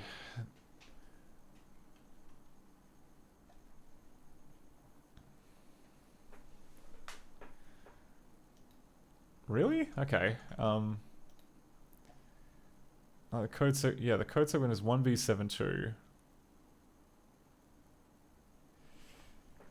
Yeah, because I mean, also because this is most likely written in assembly, it means that the segment boundaries can be a bit wibbly wobbly, timey wimey.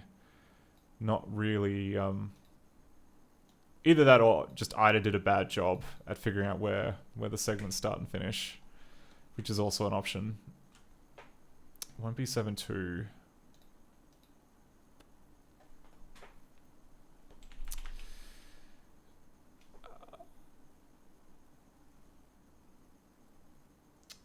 Someone says one option is to look at the memory in DOSBox. Yeah, in terms of like trying to figure out where.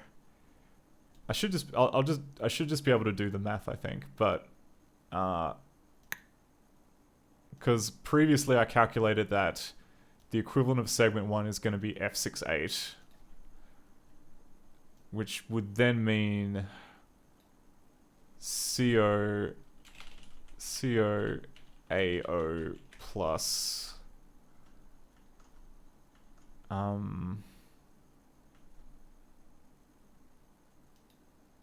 22.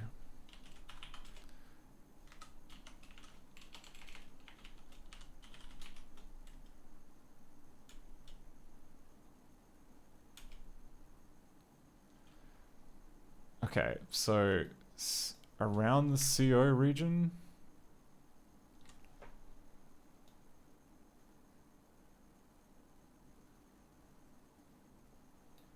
Wait, does it even go that far?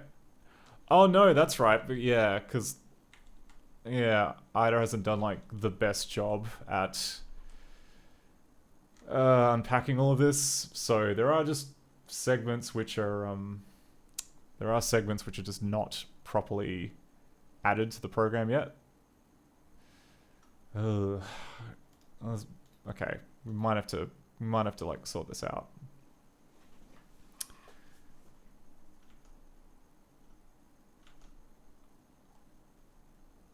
Because I mean, and there's definitely stuff here because I'm guessing the DOS executable has fix-ups, so it knows that there's going to be like cross-references and stuff between here.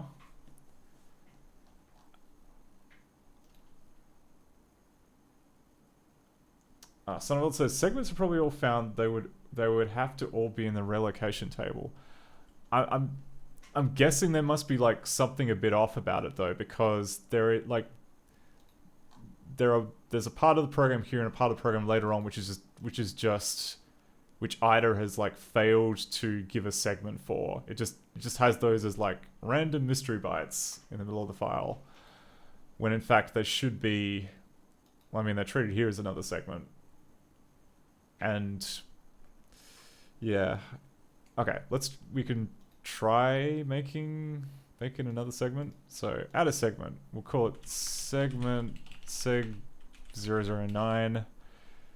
The start address is gonna be.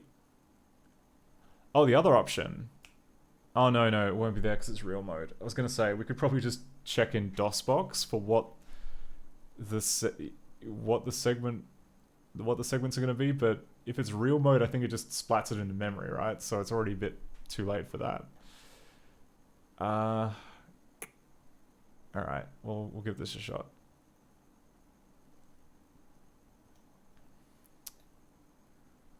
16-bit segment with a start address of I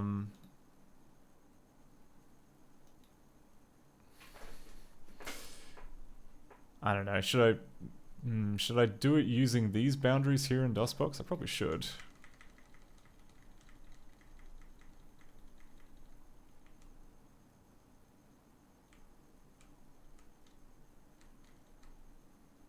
Okay, 32.4a2. Okay. Search sequence of bytes. 32.4a24 55 8b EC.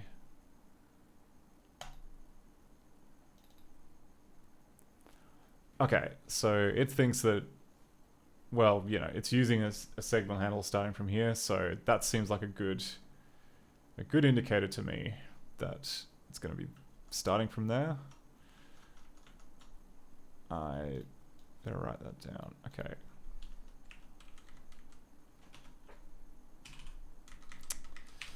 Okay.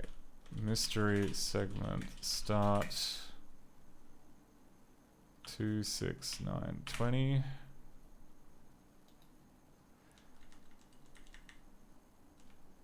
Oh, but then we have okay, then segment 3 begins just out of nowhere. So that's a good ending. So we'll just say from 26920 to 26A70 is going to be our new segment. But I recall that I didn't really have very much luck doing this because for some reason IDA didn't like it. 26920 26A70.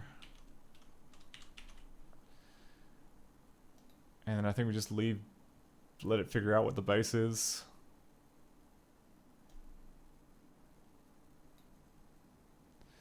Bad segment base. Segment would have byte with a negative. Okay, because that doesn't like FFFFF. Okay, I can see that. I can understand that.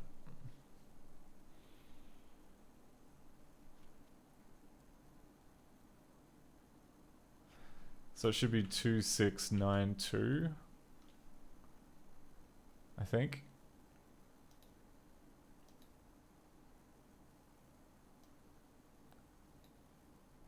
It did it! It did it! Okay, great. Oh, did it, wait, did it do it? Did it? Oh, okay, I gave it another name. Oh, and I didn't say it was a code segment. Okay, no, we want to, it's a code segment.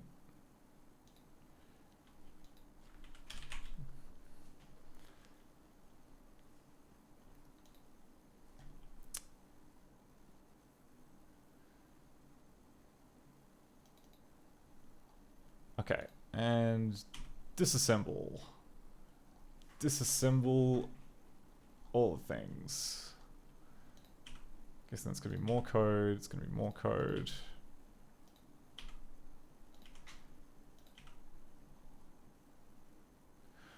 Oh, interesting. Okay, so it's doing EGA.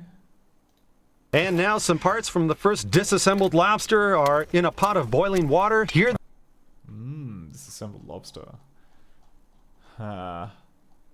These look less like instructions. This looks like some kind of lookup table-y thing. So I am skeptical. But if we go say that this is a function. Clock, get time of day. Interesting. I don't know.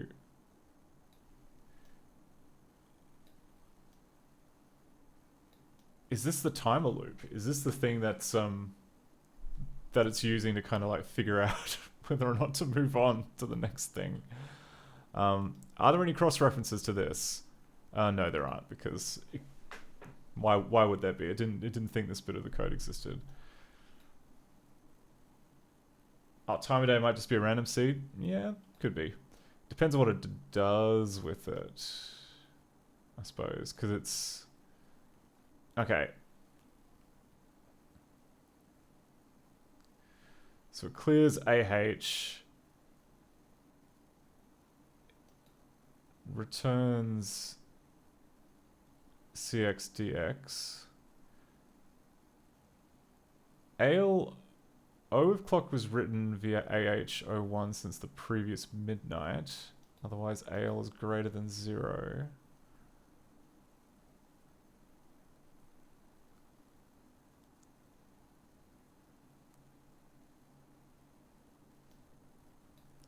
Because it's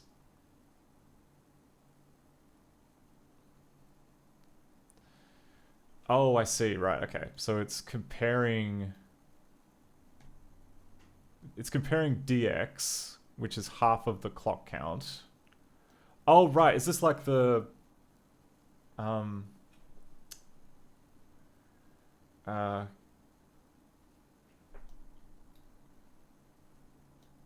where's it getting BX from? BX is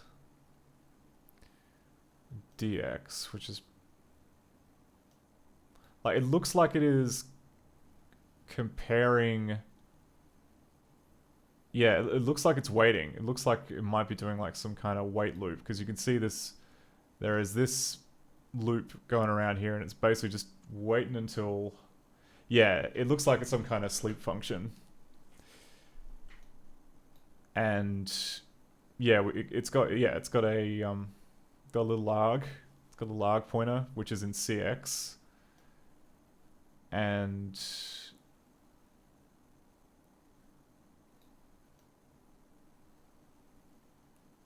sub DX BX. Oh, okay, yeah, it's comparing DX to CX. Okay, so, and CX was taken from the argument. Okay, so this is the sleep function, which would explain why it's spending all of its time in there when the engine is doing nothing but waiting for the crash animation to finish.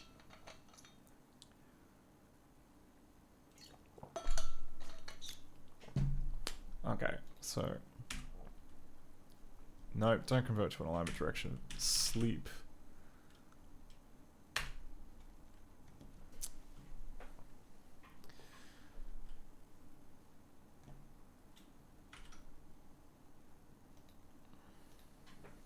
Okay, that's good. That's good stuff. So was there anything else in this segment, or was it just... Oh yeah, there's all these weirdo things.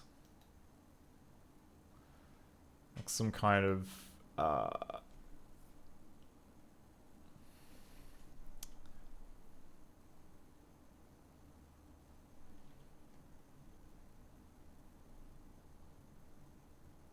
this bit here, which doesn't really look like code.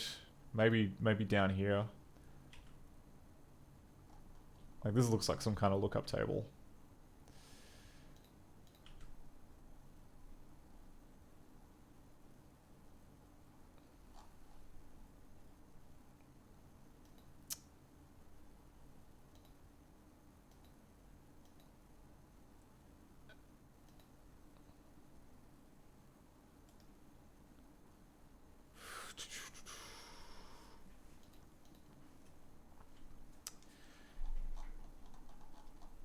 Anyhow, okay, we've got the sleep function, which seems significant, but we want to figure out like where the handover to the message, or you know, where drawing the message happens. So we'll just remove that and keep on log C 100,000.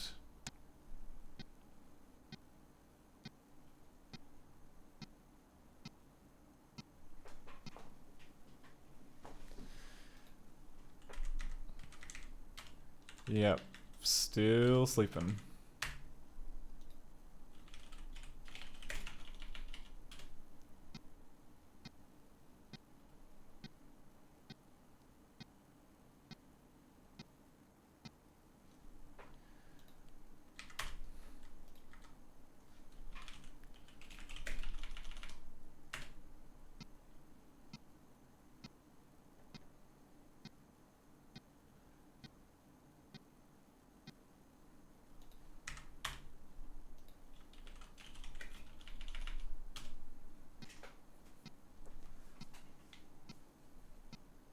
There it is.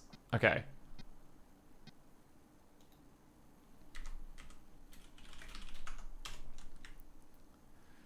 So there's going to be a lot of this sleep function here, but we should also be able to like start filtering out the things we care about. So IPython.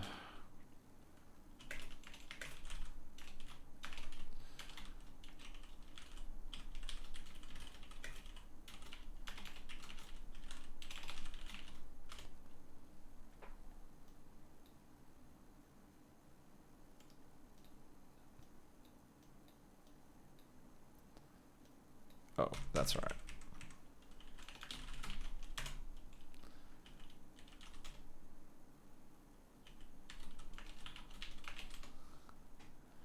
Okay, so let's filter out these things. So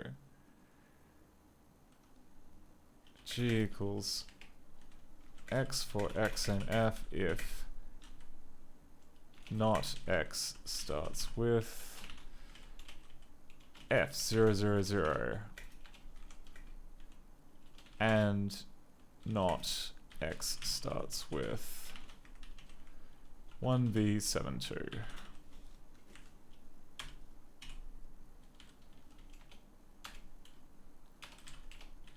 How long is G now? Okay, so we've filtered it down to just 32,000 instructions, which is much better. G.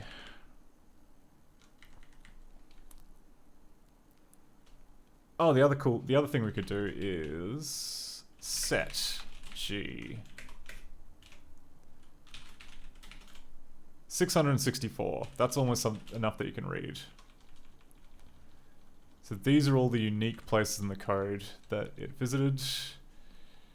Alright,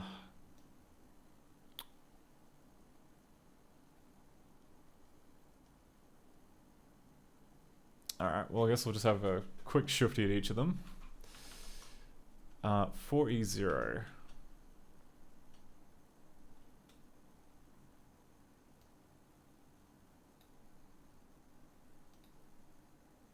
Actually, no, these low ones must still be DOS, because the actual program was added into memory at about the 900 mark. So I think that these low ones are just like the DOS. Yeah, so we can ignore these ones, I feel. 10 BC though, that we can't ignore. That we gotta pay attention to. How?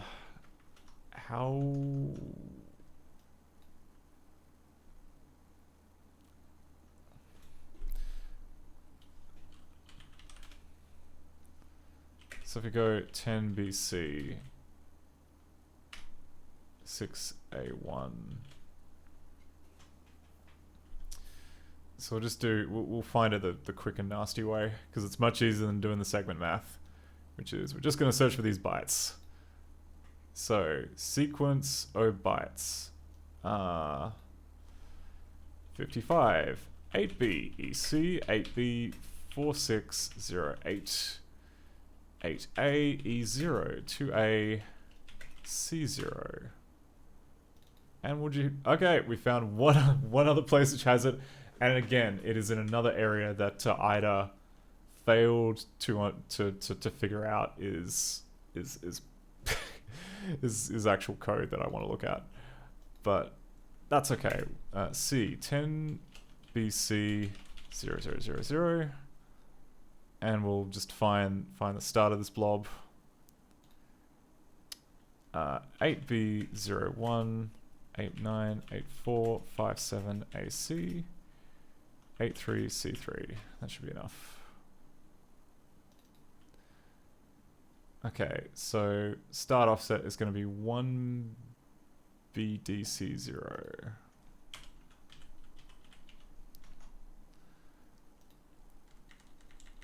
Is there a nice end of segment marker that would kind of really break it up?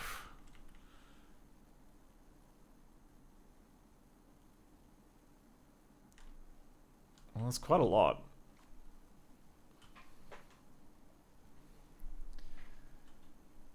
I guess we could just pretend that it is that big until we get evidence otherwise.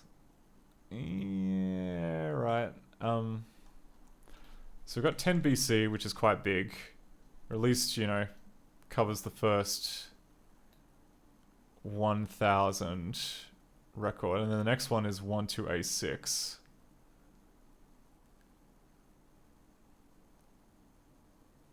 Yeah, okay. No, I think it's plausible that 10 BC extends that all the way to the end. So we'll just we'll mark that in our source code for now. 1DC5F, 1DC60, and add a segment seg 010 start address 1BC0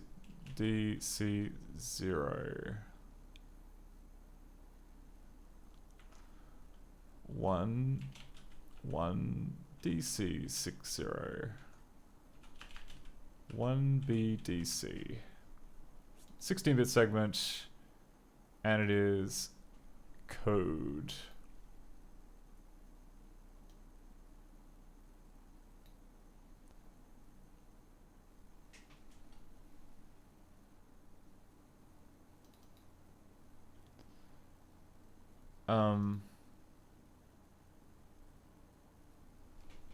Why? What? Okay.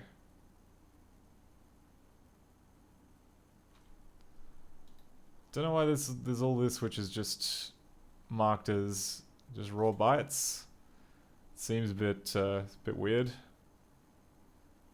Okay, but here we've got like DOS calls in here now, so that seems more deliberate.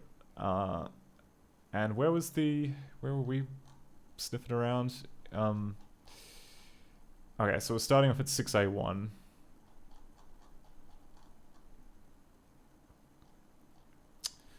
Which is in this pile of crap. Okay. So that comes so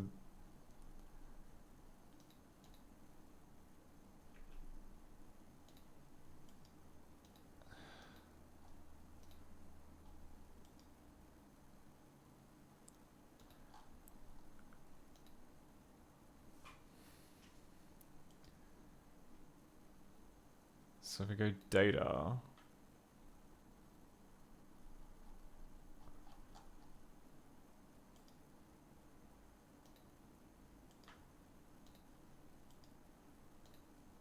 Okay. Well, hopefully that's got it unstuck. And then we can go all the way to 6A1, which we know to be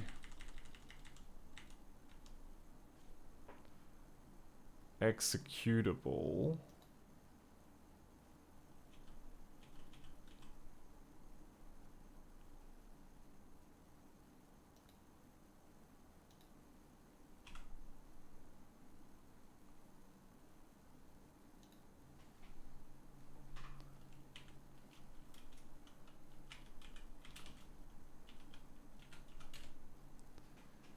Yep, which is this little thing.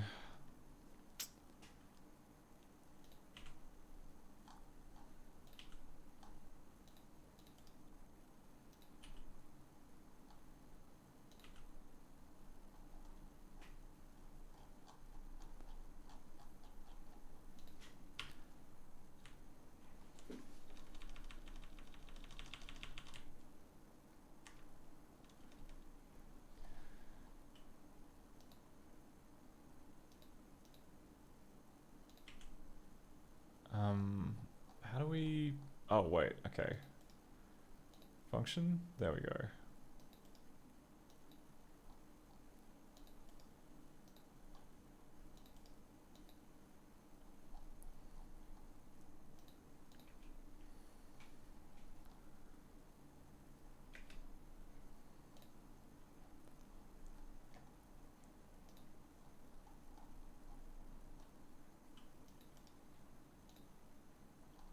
Yeah, that could be a function too.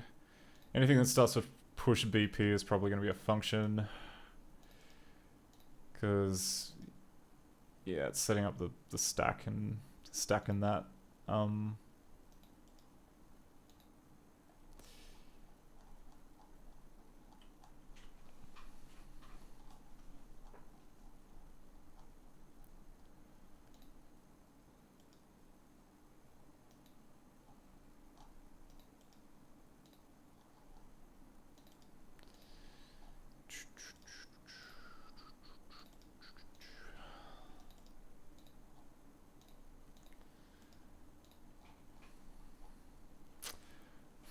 All right, and then we come to like another. Ooh, look at this. 1, 2, 3, 4, 5, 6, 7, 8, 9, 10 minus equals QWERTY IUOP left bracket right bracket. What possible significance could this combination of completely random letters have, I wonder? Could it be... Oh, and then it's immediately followed by hitting up the 8042 keyboard controller data register. Huh. So, I mean, we've inadvertently just kind of landed on another interesting thing that I kind of wanted to figure out. Because actually I should have added that to my my to-do list. Because find a way to make the steering less mad. Because as it stands now, like when you turn the steering wheel, it's too much. Like the car can like turn on a 5-cent piece when you really don't want it to. But I mean,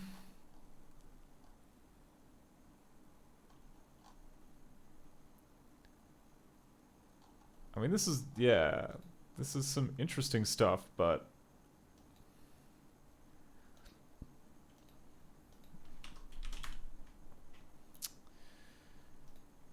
I don't know, do we ever reach there while we're doing our stuff? No, okay, so we don't hit any keyboard processing code by the looks of things. But we will keep that in mind for later.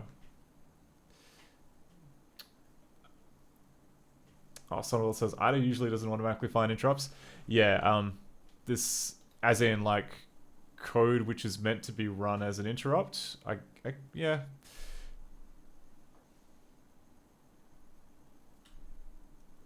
Oh, yeah, usually search for DOS get and set interrupt functions.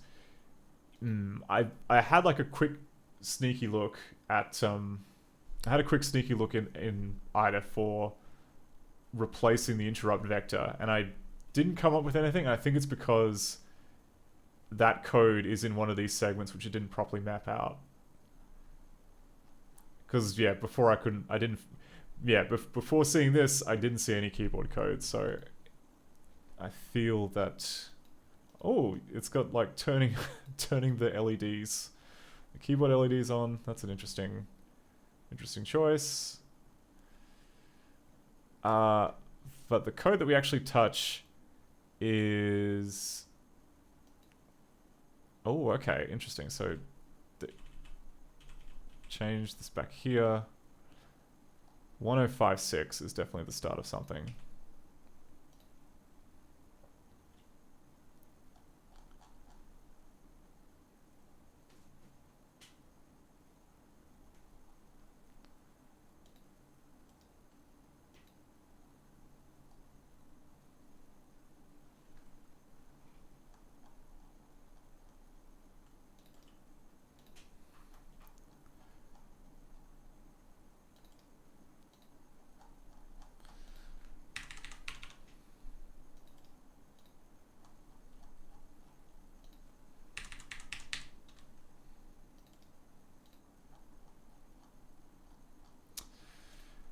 So yeah, all right. Loads of messing around with the EGA. Like maybe I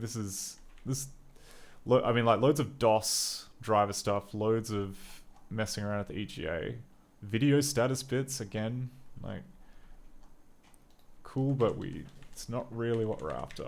The keyboard stuff is closer to what we're after. Okay, come on, function please.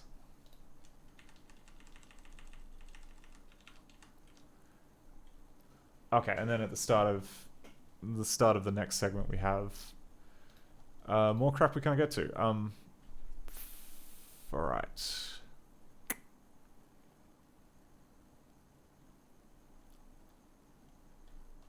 So, in 12A6, 3FA.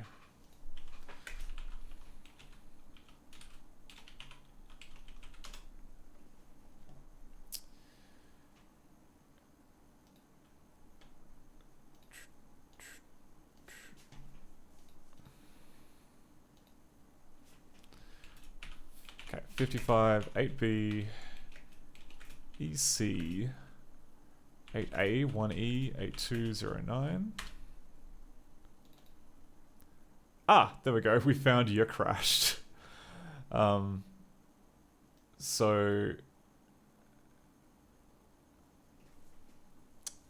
now that we know that what the this is the address of you're crashed. So what we should probably do is see what called it.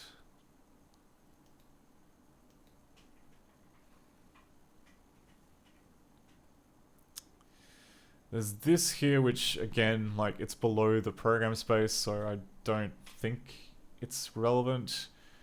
But E39 may be relevant.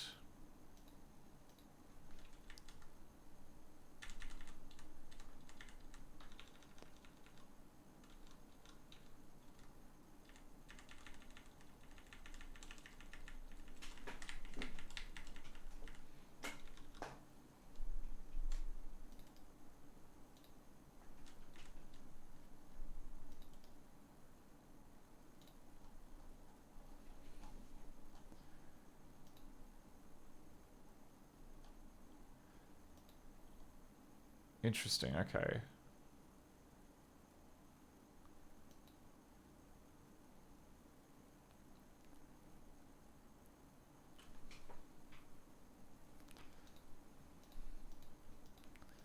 So there's like EOB, which then jumps to there.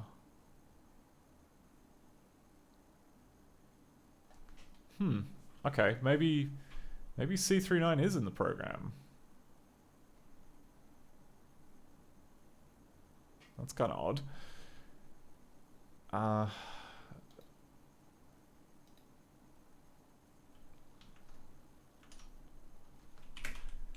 C390196.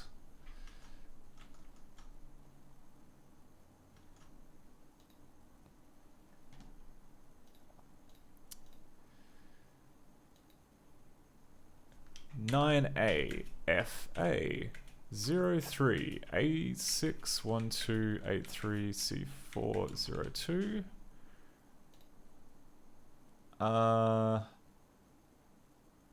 9AFA 03 A61283.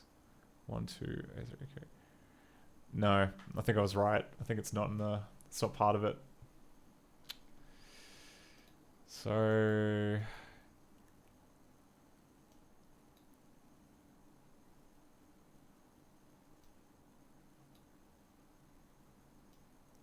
1B, okay, maybe it's this. Maybe it's this guy here. 1B7233. 1B72 0038.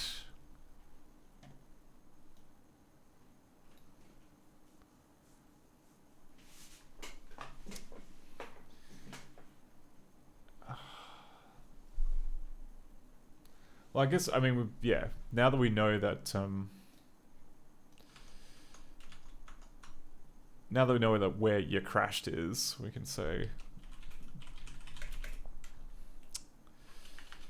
we can put a breakpoint and look at the stack to see where the return value is from. I would have thought that it would just, we'd be able to read it from here, but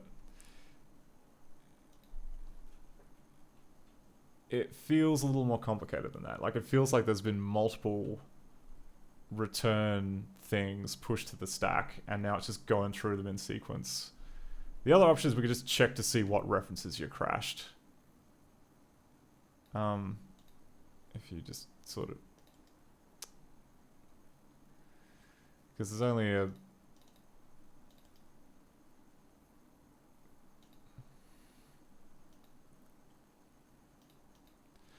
Oh, and of course, there is more.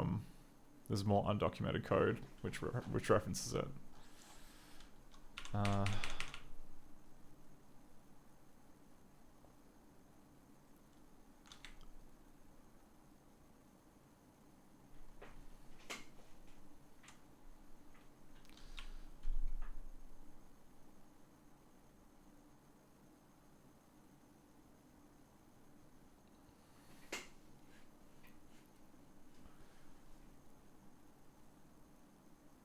God, there's a lot of it too.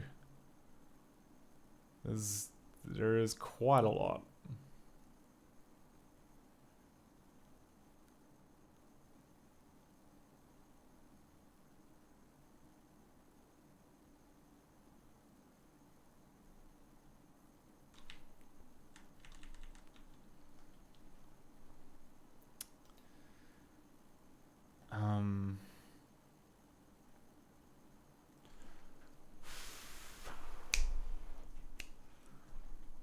Okay, well if we do, maybe we got to do a little bit of maths. So, 11CC00 would be, because yeah, right.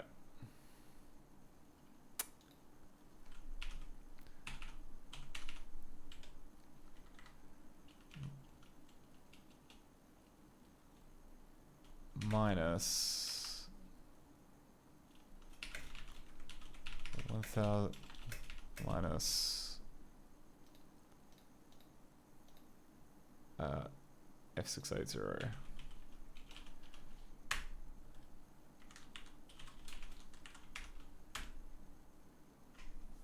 $1128. Interesting. Okay, so that's. But in memory, if we go to 1128 address 0, we should start seeing all this.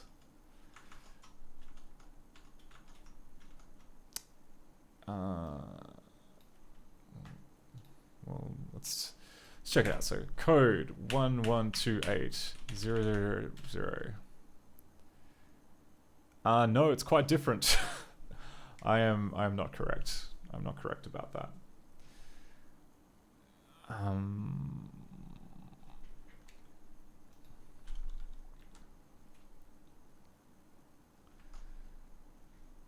10 BC 1230.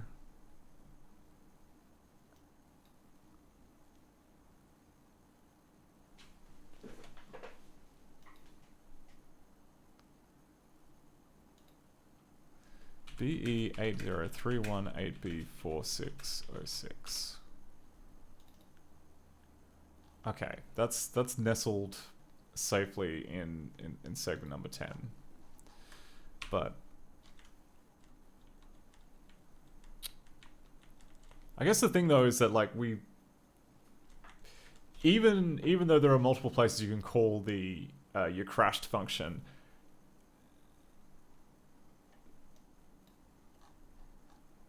none of them seem to exist in this list of things that the CPU did. So maybe we should just be, we shouldn't care. Maybe we shouldn't care too much about that. So let's at least not yet.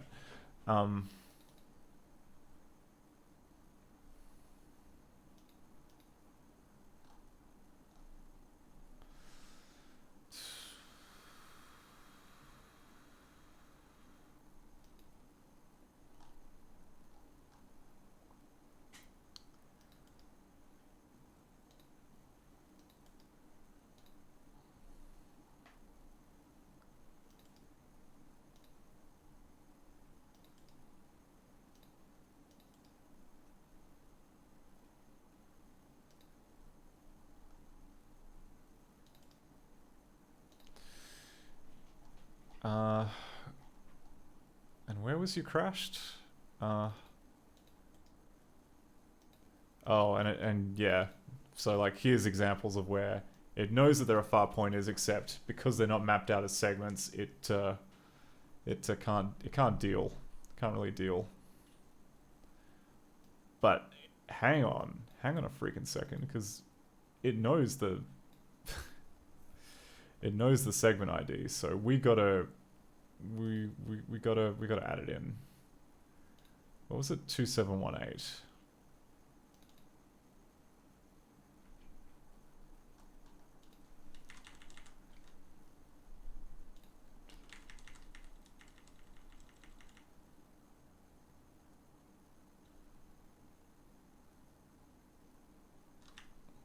I don't know why. Yeah, I don't know why Ada is unable to like put 2 and 2 together and realize, hey, it's asking for this. Maybe it should exist.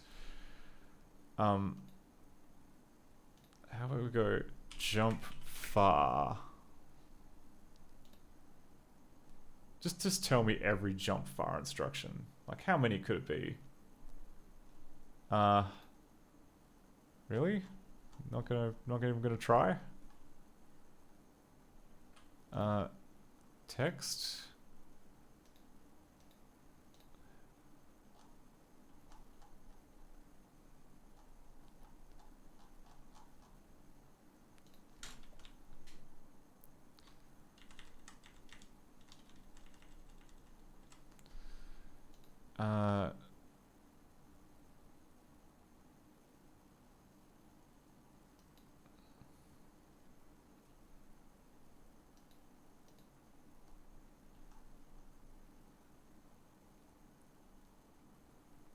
Oh, interesting. Okay, so this time, so that time it screwed up because it expected the segment to be bigger.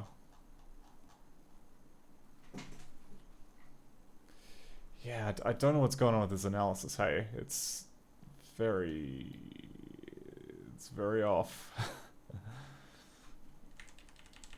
How much extra stuff we got down here? A fair amount of stuff. 268E.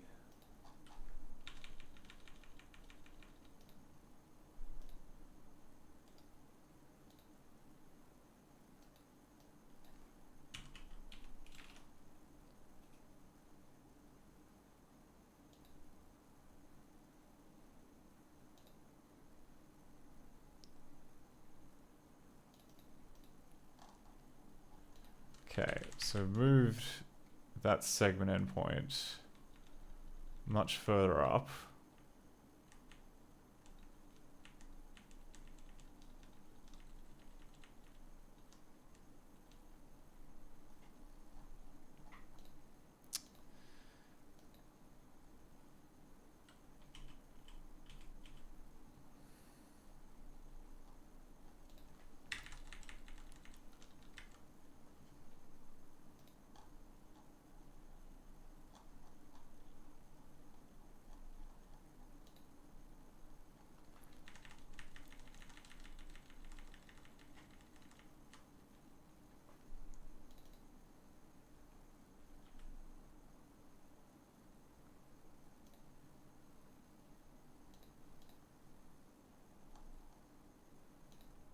Error operand.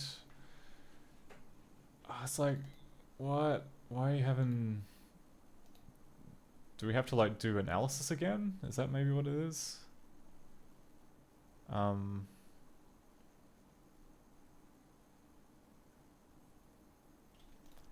Save, and then... What's the trick to doing analysis again? I cannot remember. Not search, not... Would it be edit?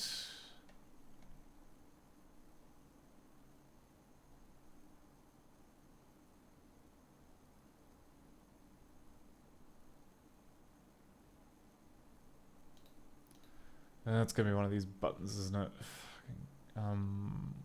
Problems. Breakpoints, source level debugging.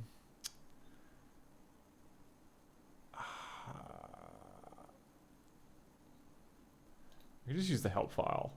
That is technically what it's there for.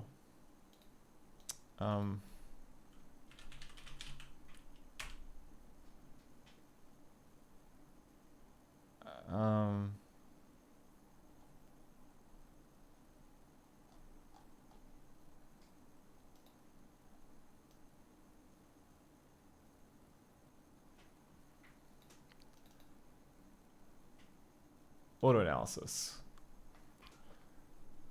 Okay. Can analyze program when it's not capable of performing an action. Instead background analysis, the right upper right hand corner of the screen. Okay. Don't know. Looks pretty blank.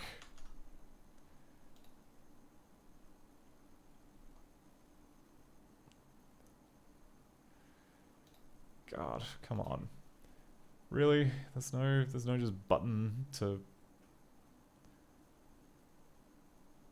Okay, subviews.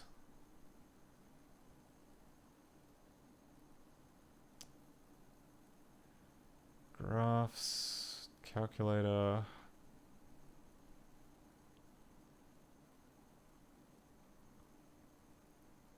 Other plugins.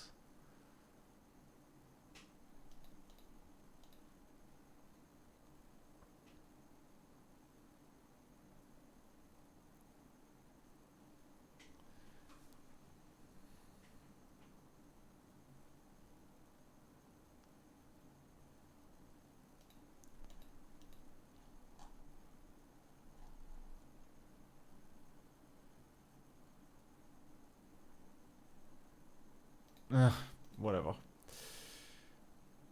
Next error operand.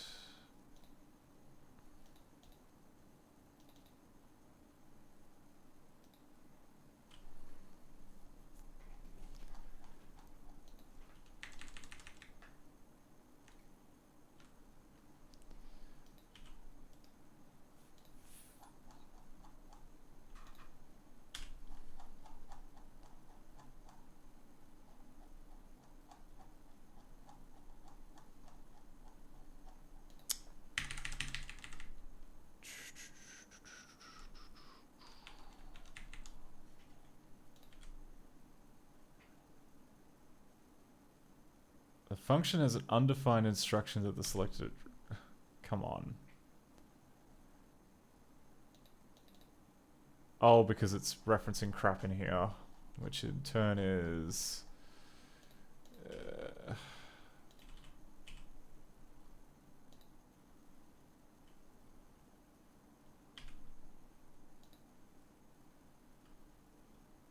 No, this is nonsense. This is definitely must be a lookup table of some kind. Anytime you see like floating point instructions, that generally means you've screwed up. So, I don't know.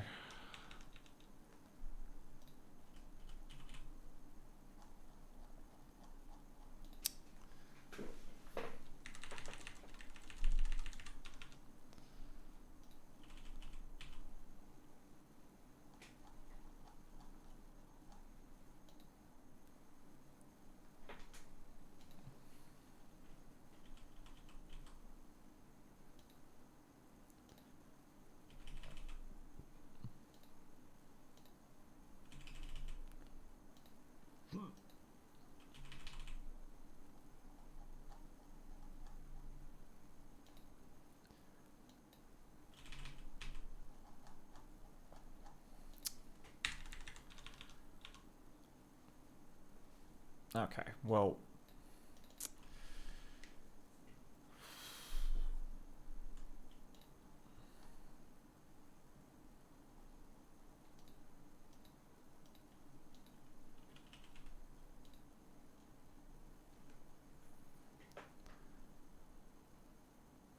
Twelve ace. Oh, okay.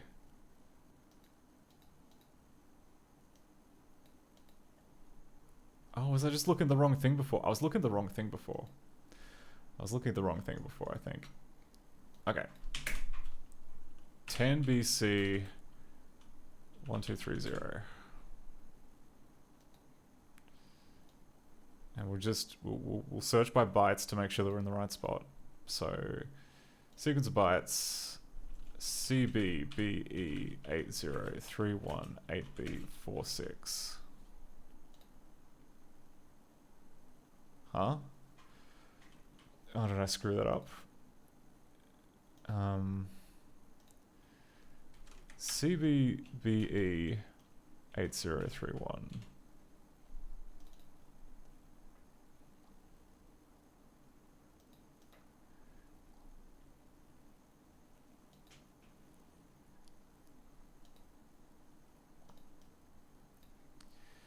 Yeah, alright. So this complicated method here.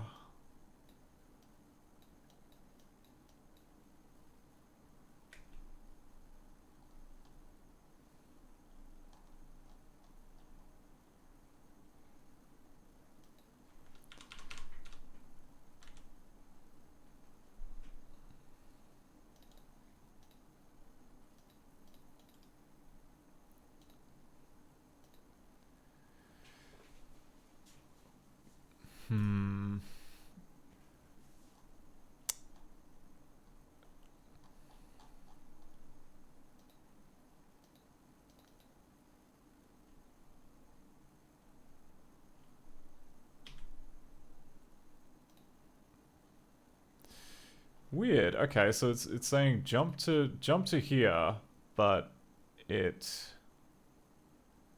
can't.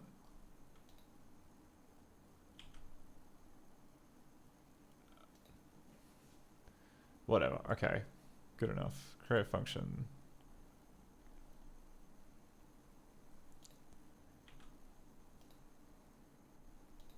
Oh, and this, look at this. This is setting the interrupt vector after messing with...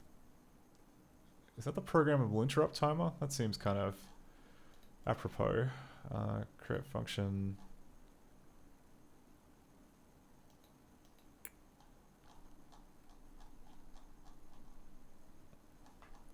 Okay, and then there's like more keyboard code.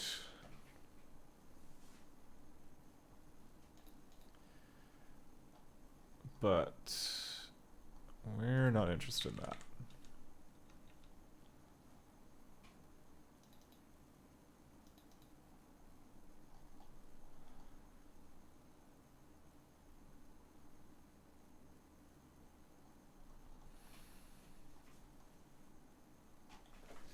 Maybe, okay, okay.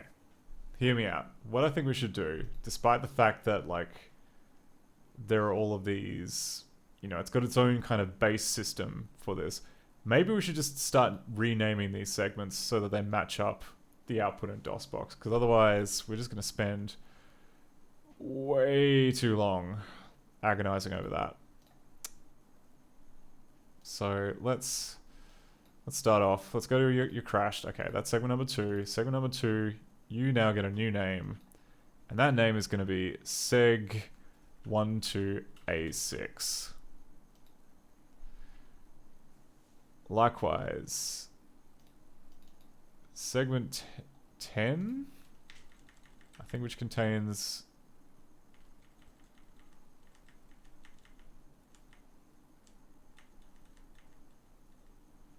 one, two, 3, 0 and everything.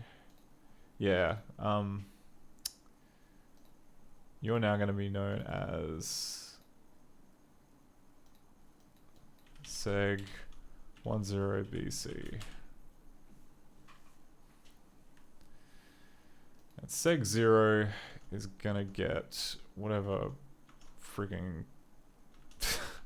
whatever name it was. OF68.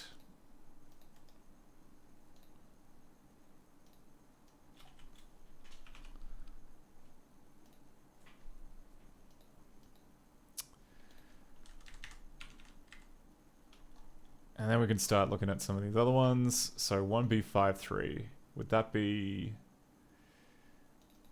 That's probably going to be in the void. It's probably going to be in the void somewhere. B53. 1B53. Go to address 0.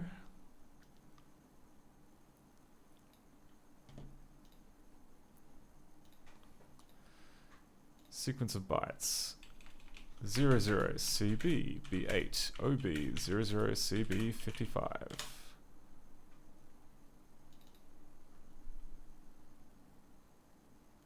Yeah. Did I mess it up? No, it can't be there. Search for sequence of bytes. 00 CB B8 0B 00 CB 50. Okay, looks like.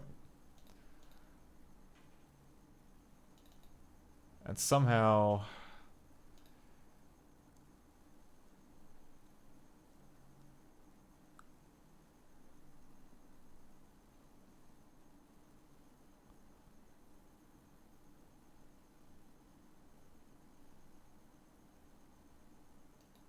Okay, and then there's like CB, which is meant to be return F, and then 55, which is push BP. Okay, so I think we overshot how big segment 1A26 is by a lot. But I think we can wind it back. I think we can wind it back.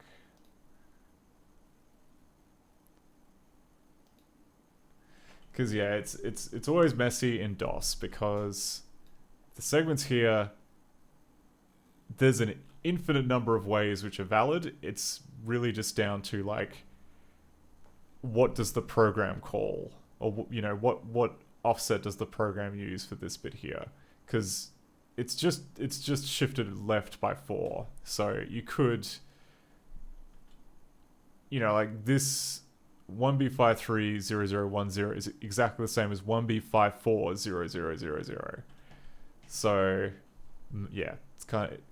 So what we're trying to do is rectify the two so that they kind of match up.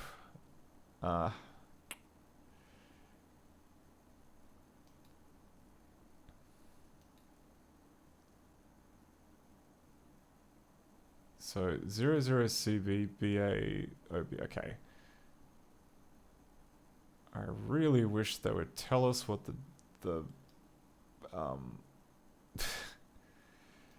what the actual offset of this one is, because otherwise we've got to do math, and I don't want to do math.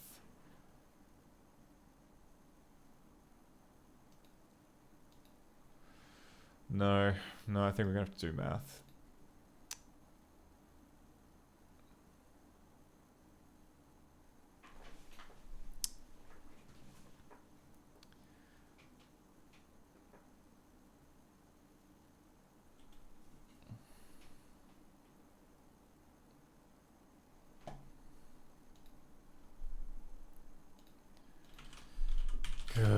Stupid segments. Damn you all to hell.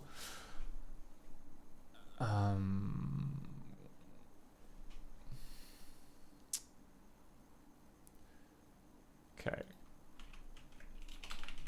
1DC6 minus 12A6.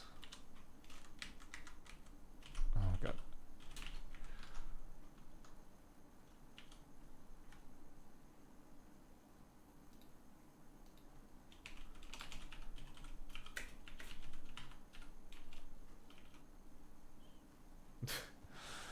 Really? They didn't do a segments episode? Joe will wait for the tasting segment, then we'll find out just where this sauce fits in the scheme of things of his dishes today. There we go. There was a tasting segment. God, yeah, we really go for some Iron Chef right now. DC6, 12A6. So the segment address in IDA is off by B20. So I guess what that means is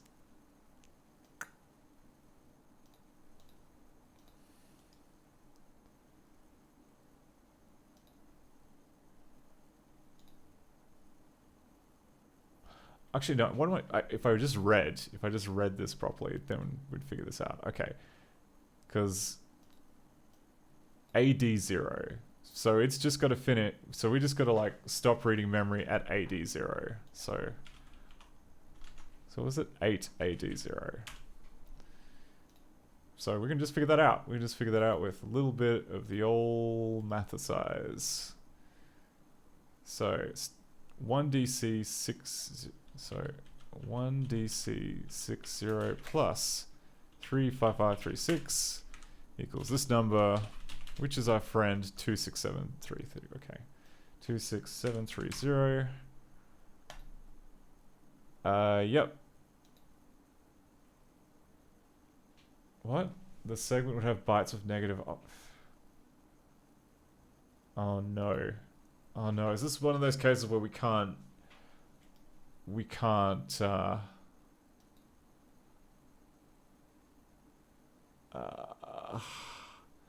make the segment smaller because there's stuff in it? I really hope it's not that.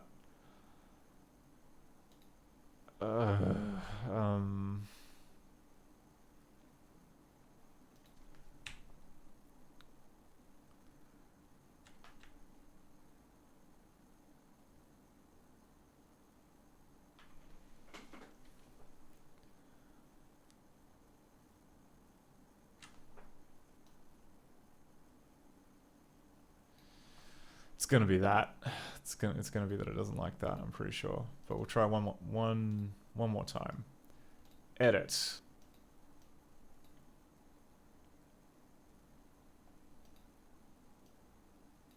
Two 6 7 3 0.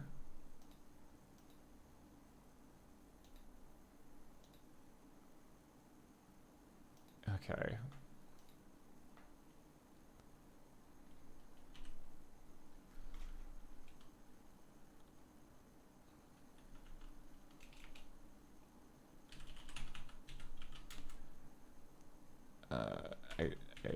AD0.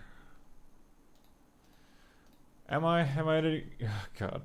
Am I entering an invalid address, Ida? You sure about that? Sure I'm not just following your rules?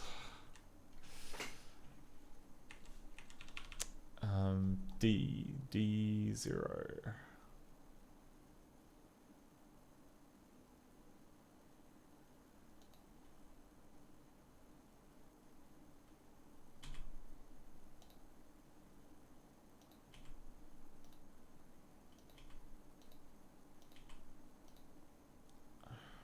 How do you undefine code?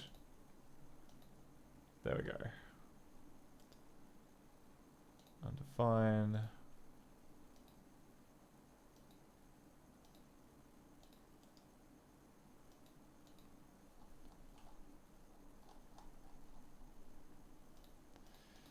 No.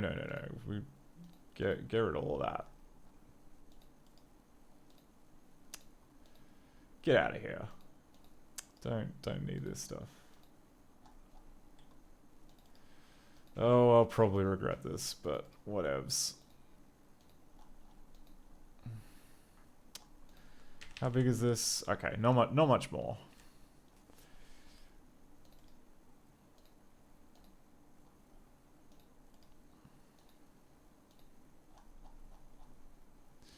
Okay, done. There is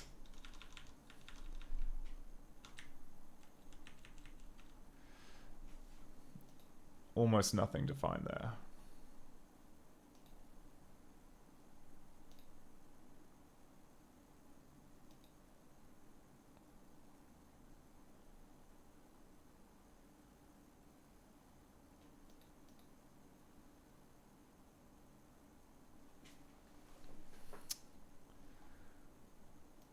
So I think we're probably going to have to undefine that instruction. And this one. Just so that we get enough bytes. Okay, that's...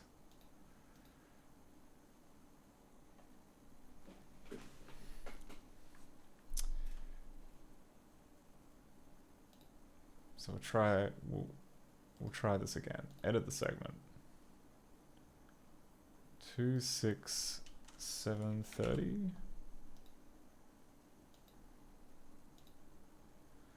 Oh, okay. I know that. I know that there'd be bytes with negative offsets. I want it smaller, but at the same time, I don't want to have to delete the segment. That would be bad.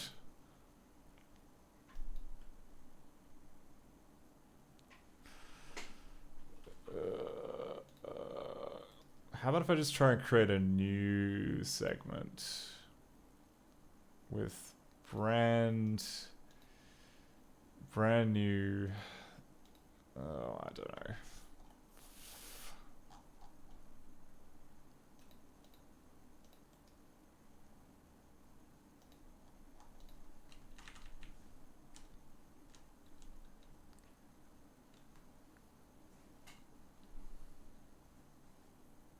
God damn it. Alright, whatever. That isn't fair. That just isn't fair.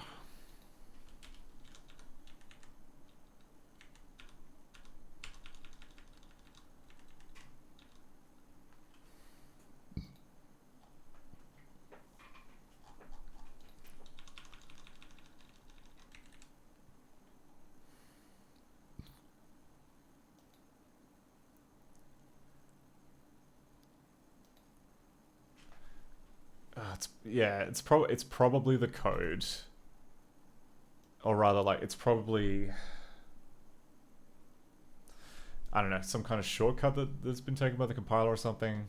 But I don't think we can change the size of the segment. So let's just bring it all back. Pretend that the code is in fact here, and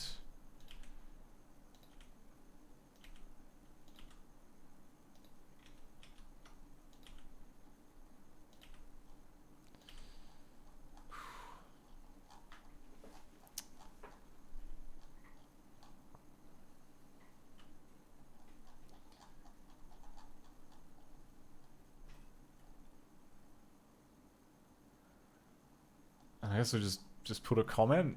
Just put a comment saying where we think it's meant to start.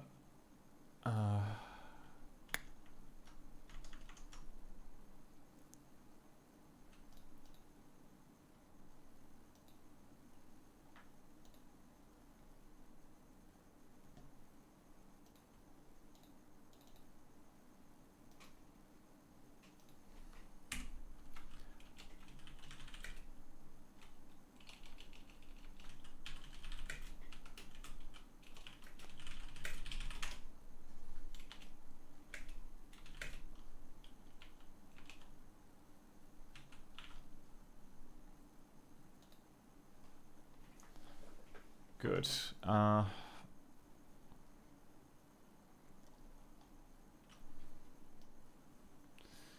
Less than ideal, but that's life. So we take 8AD plus 1B, which is going to be EB.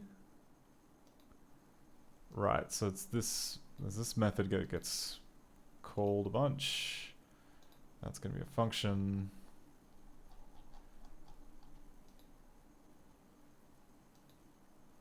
Which calls another far pointer. Oh my god, there are so many of these goddamn far pointers. Okay. It's been 3 hours. We're in the weeds. Let's try and focus back on what we were trying to do. We were trying to figure out where the message, the little message window shows up. And by definition, it's got to be one of these points. One of these points in the code, because there ain't, you know, it's got to be, by definition, it's got to be called by one of these things.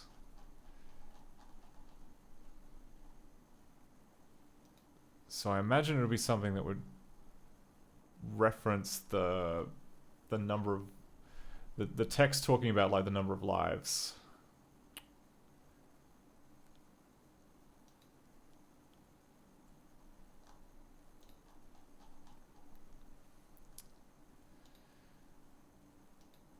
So we had 1B53, which was like further up there. We had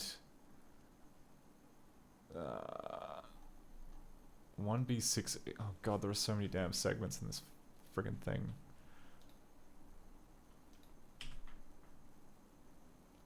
This command can't be applied to just about segment. Create a segment first. Okay. Code 1B6E 0000.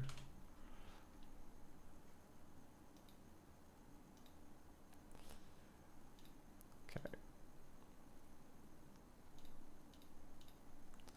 Sequence of bytes. 55 8B EC 8B 4606.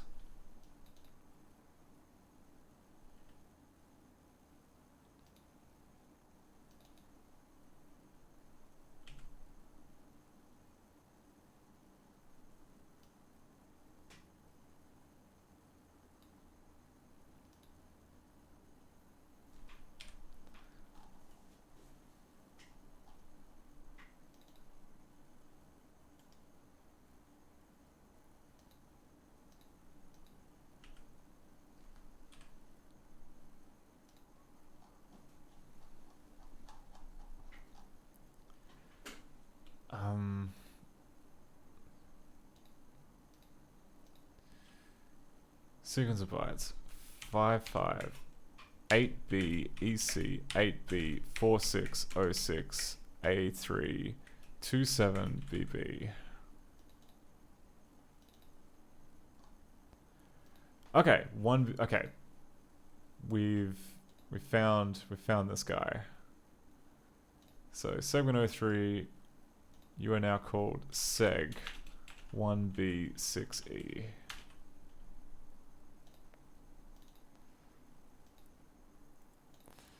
Next one after that, 1B75. So I'm guessing like these little smallies are for interrupt sensitive code, perhaps.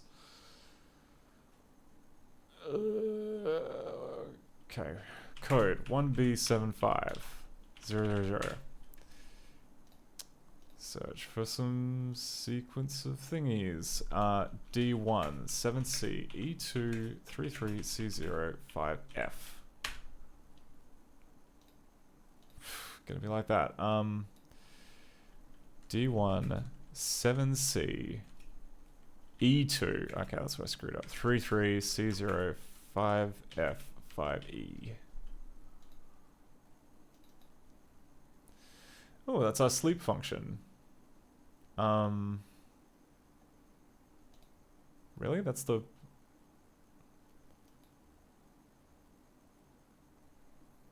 Sure about that? Hang on. Get rid of that. Get rid of that. Hex view.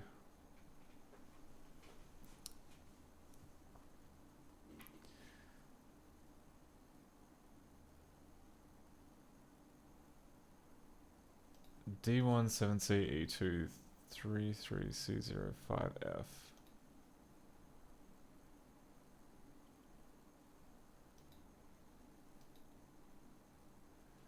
Okay, so it starts off here at offset 9.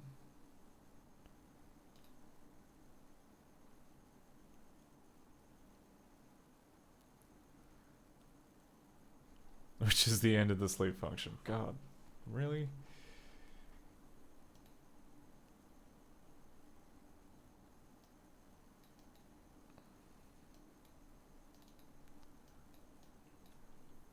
C 1B75009.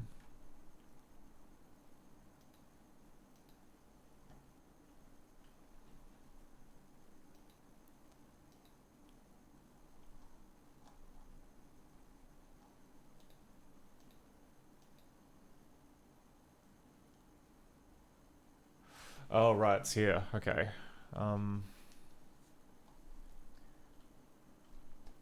Hey CJ Plane, it's going alright. Yeah, we're a little bit into the weeds. So essentially, you know, it's been a little while. Let's kind of do a recap of what we're trying to do. So we're testing it. We're trying to find a way of fixing this DOS racing game from 1990 called Test Drive 3: The Passion, which is, I want to say, kind of fun to play, but at the same time unplayable because of timing problems. So I'll just start the game back up again if we just hit this. And like the problem is, it's quite visually impressive, and you can do quite a lot, like driving off the road and everything. But even on like this low cycles count, you can see from like the top right, yeah, it's a little bit too fast. It's kind of just doing things way too quickly. And yes, amazing soundtrack. But yeah, we've just found out where the lives counter is stored, and in fact, for some reason, despite the fact that you only get 5 lives in the game, there is code to let you render up to 99 lives. So we've taken advantage of that, and we've hot patched it to have 99 lives. But what we were trying to do is figure out like how this text box gets shown up on the screen, because ideally what we want to do is we want to hack the game to firstly not take away any lives, but we want it to, I guess, give a different message than this. And unfortunately that means kind of just, the other problem is that because this is an old DOS game, IDA, which is the software that we're using to try and figure out how it works, hasn't done a particularly good job at mapping everything out. Like there's big clumps of stuff which is either mislabeled or missing. So we're trying to currently go through and figure out like what sections it couldn't figure out. But yeah, that's the long and short of it. So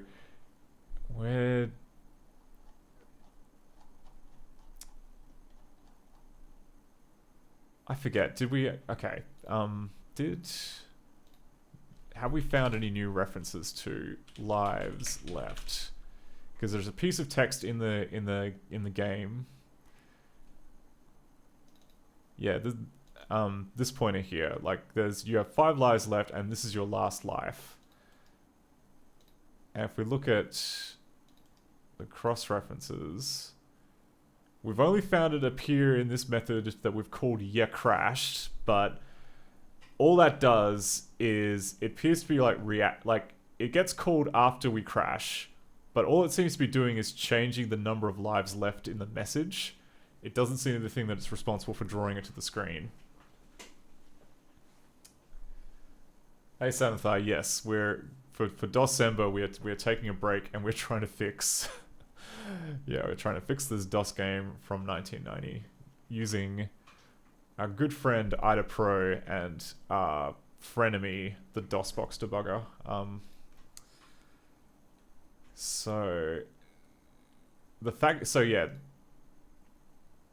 By definition, there's got like the piece of code has got to have a reference to this in it somewhere, and I don't see it. Or rather, like, it hasn't been picked up as a cross-reference, which means somewhere. Actually, we could just search for the offset, cause so it would be C018 because it's friggin' little endian. Okay, there are only 3 points, 3 byte sequences in the code which match that. Oh, okay, and they're also.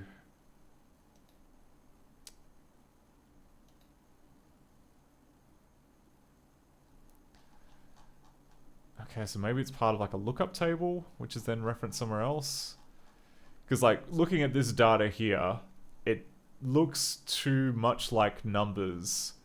Like you sort of have to like defocus your eyes a little bit and ask, is this machine code, or is this just a big table of numbers that happens to be in the code space? And I think that this looks like a big table of numbers. This looks more like code. Like you've got like, there's like a weird kind of like there's certain numbers that are repeated, like C1 and C2, which I'm pretty sure have some significance in x86. I just don't know what they are.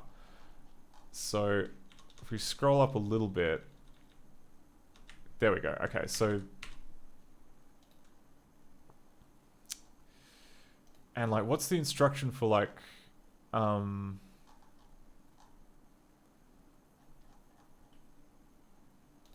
like a MOV?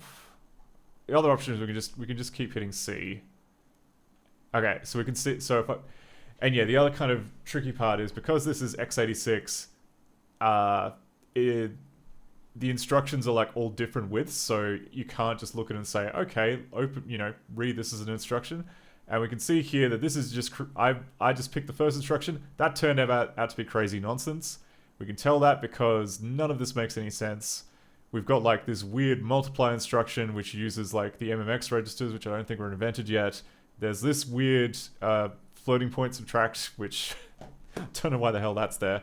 So that was wrong. So essentially, it's kind of just trying a few times to see if we can find an entry point which makes a little bit more sense. That's one way of doing it. The other way of doing it is we can look at the code that was actually touched by the game, which is this list here that I dumped from DOSBox. And like by definition, like this is every instruction that was run by DOSBox while it was drawing that stupid text box to the screen. So it's got to be in here. It's got to be one of these. Unfortunately for us, there's just a shitload. There's just a shitload. There's no way of sugarcoating it. But hang on a second. So seg12a6 E05. Okay, so we've got this method here that was definitely called. We have that, which is something in the data.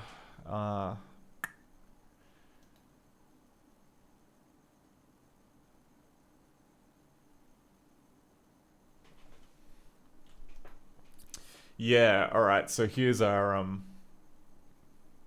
here's going to be our lookup table. So you can see here that it is, we are trying to load something from the code segment, aka what we're looking at right now, and it starts at D5H. So so it's referencing this little lookup table here. Okay, so we can define this as data, define it as an array, and we'll say that the array size is 32, I think. Yeah, okay. And then we can put in a, how do we,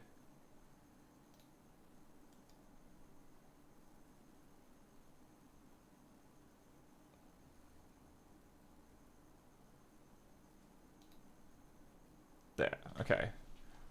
So that's how it should look. So it's referring to, okay, and that is also a tell. So when there's like a lookup table or something that's defined in the code has to come after the lookup table generally, because the compiler, especially the compilers of the day, they're not smart enough to kind of know where that's going to be stuck later. So usually it's quicker to just jam it in there. So there's going to be a lookup table of some size in here, followed by some code. But yeah, but then like the question is, do we care about, do we bother worrying about that now, because that isn't one of the instructions that was called by the emulator when it was drawing the text box? I don't know. I don't think we should. I think we should just jog on.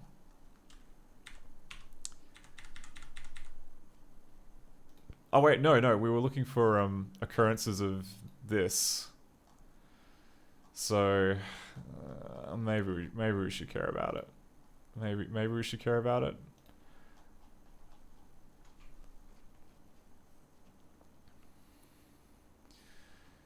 So 1B53.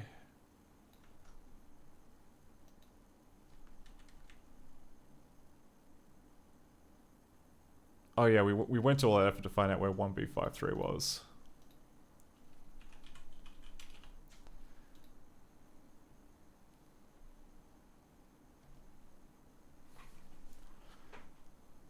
Yeah. So 1B53 starts there. That's fine.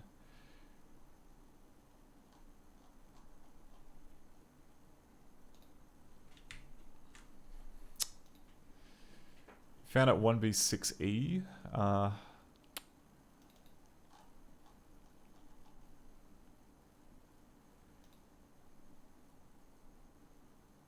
1B7. Okay, I guess we'll just move on to. And yeah, there was 1B75, which I think also started somewhere in the middle of something else. Ugh, stupid math. Yeah, like, DOS is kind of a nightmare for this. You can't, like, usually with a program, you just get a number like this. Like, a nice, you know, you don't have to worry about kind of,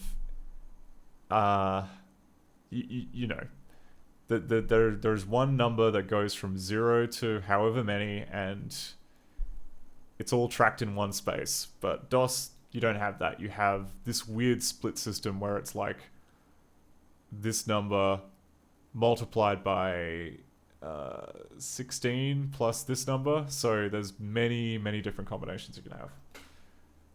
So, yep, it's terrible. Don't recommend you doing this. This is bad. So 75, whatever. Not going to care about that. B87. That's more interesting. Oh, and I got to break the game again. Which is this. Okay. C1B87.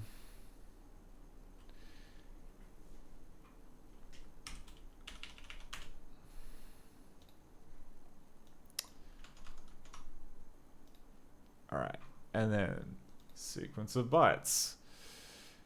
And it's gonna be 48 0022 0034 0055 8B. Oh, okay. It's a clean match. So segment number 5, you get a new name, and that name is gonna be Seg1B87. Yeah, I'm just renaming all of these to match what's in DOSBox, because technically, like, IDA has its own idea of what they're called, but none of them cleanly map to this, which is the thing we're testing. So we're just doing it this way for now. So 1B87 get called in a bunch of spots. Make some functions there. It's quite small. It's quite small, and that seems to kind of end at, yeah, it ends at 47. Okay, which is what IDA came up with. Then we have a heap of mystery data that has not been mapped yet, and I think that might be BF8 potentially. So see, 1BF8 0000. Searching for sequence of bytes 00 78 0055 8B EC.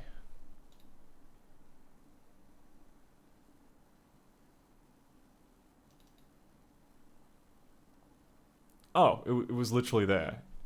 If only I'd paid attention. Okay. And how much we got here? Quite a lot, huh? Okay, so yeah, massive amount of stuff that IDA missed. So looking, all right, and that goes all the way up to like 1CD2.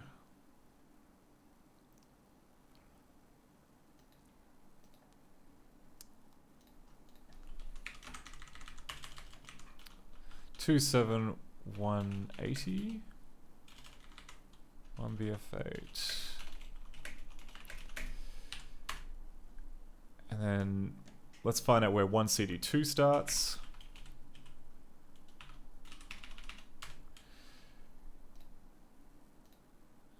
Sequence of bytes 0 to 6F 03 55 8B EC 57 56. Oh, alright. So we'll say that the end is at 27F20.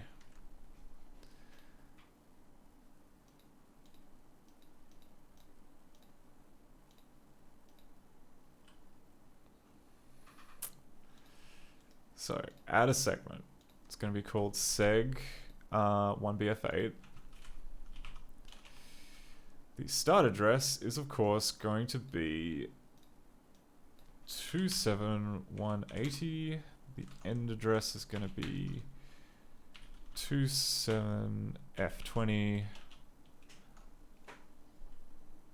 Hopefully that's the letter F. Yes, it is. And the base is going to be 2718 because, yeah, we're just, you know, it's this shifted left by 4, and it's going to be 16-bit and 16-bit, and it's going to be code.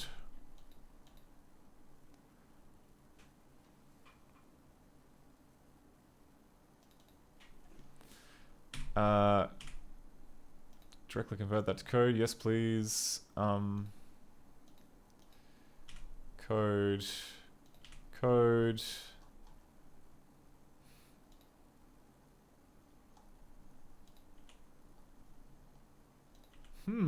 This is interesting looking. I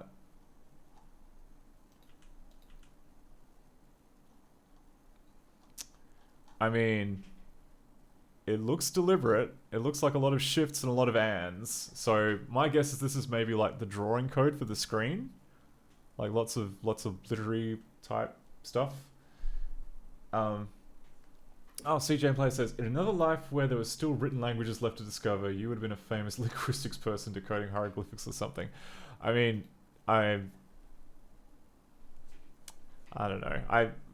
I do struggle a bit. I mean, I almost failed English. I almost failed high school English because my teacher didn't really explain what we were meant to be doing, and so we just watched The Matrix a bunch of times, and then turns out that isn't enough to pass the exam. But yeah, honestly, this is kind of made easier just from, I don't know, just repetition, just loads of repetition.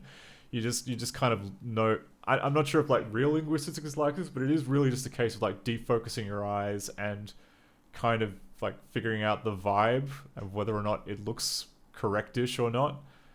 And yeah, after staring at this for long enough, I can say, oh look, it's just setting like the video card stuff, which would then tie in with all of these shifts and moves and stuff, which is congruent with like being old-timey graphics. So this, I mean, the fact that it spent some time in here could mean that this is like what's rendering the text to the screen, I'd guess. I'm just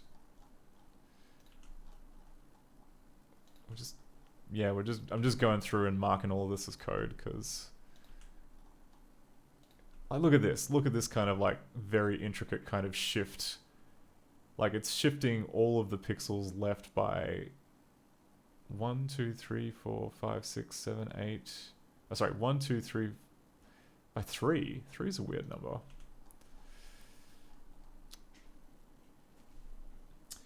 Oh, Jane says, did I understand correctly that some of what's in here is like junk DNA, or is that it's not related to the specific thing you're looking for?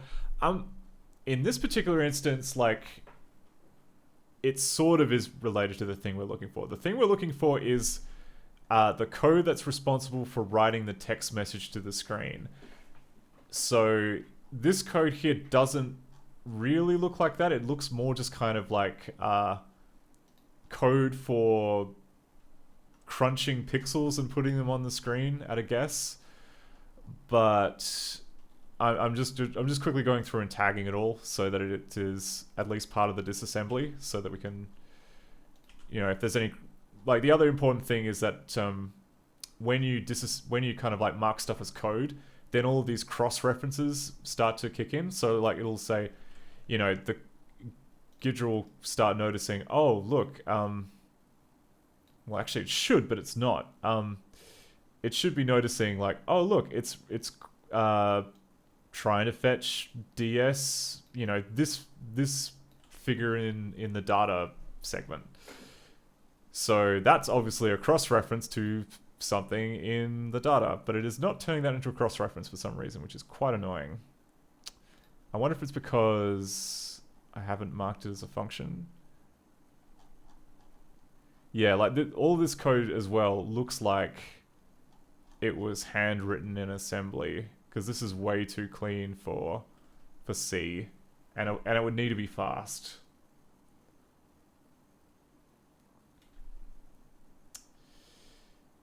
Yeah, Jane says, looking at this, you gotta wonder how many fucking hours it took to make this game. Probably a lot. It was from 1990. It was just like some guy who was like supernaturally good at this stuff. I don't know how you. I don't know. I struggle writing stuff on DOS, and I have like the benefits of modern tooling, so I don't know how they did it. I don't know how they did it in the old days. Okay, is this code? Ooh, yep. That was a lucky guess. Lucky guess. God, it feels like they've just, like, this looks really unrolled. Like they had some kind of loop going on and they decided to unroll the crap out of it. So just copy, basically just like, instead of having a loop, they just copy the same thing over and over again, which in certain situations is slightly quicker. This looks like nonsense. Okay, I went too far with that. That's not code. Yeah, this is a lookup table. Anyway, okay, so we've solved that mystery of what BF8 is. It's doing some kind of screen drawing stuff. 1CD2. And that was...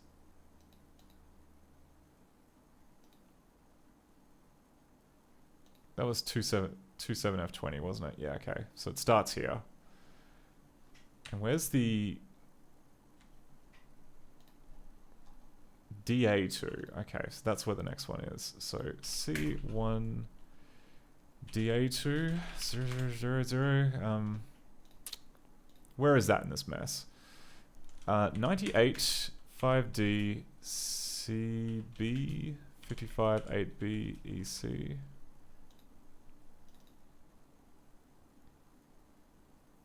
Wait, what? You sure about that? That can't. Okay, no, I must have screwed that up. Hang on. Sequence of bytes.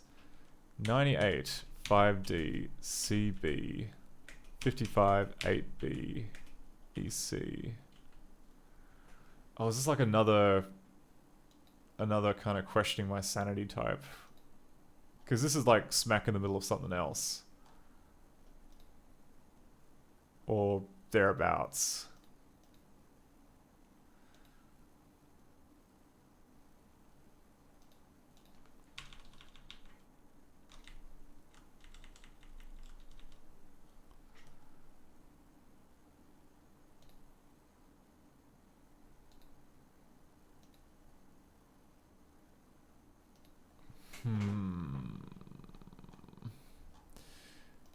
Okay, well, it could be that, like, maybe the latter half of this isn't called, and that's why it doesn't show up.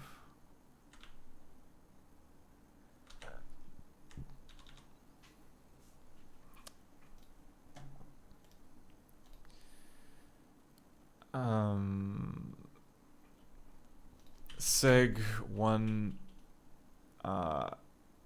CD2? Yeah, 1 CD2. And it's going to be from 27F20 all the way to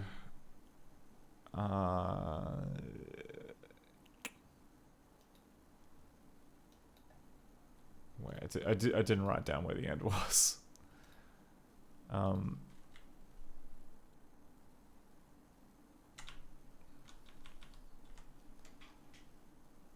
28980.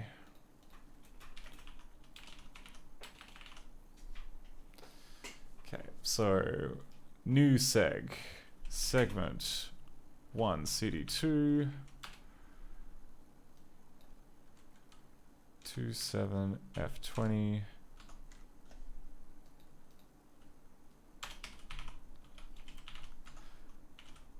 28980. And the base is going to be 27F2. Code 16-bit. Okay. So it took the hint from that to start disassembling, I suppose. Yes. Okay. And then it was spending all of its time in about like 44B. Okay, and yeah, like so having a bad time. So is this code? Sure, why don't know. Actually undefined. I'm not so sure. Yeah, no, it's code. Pretty sure it's code.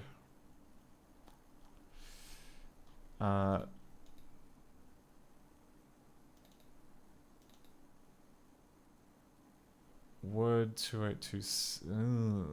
Okay.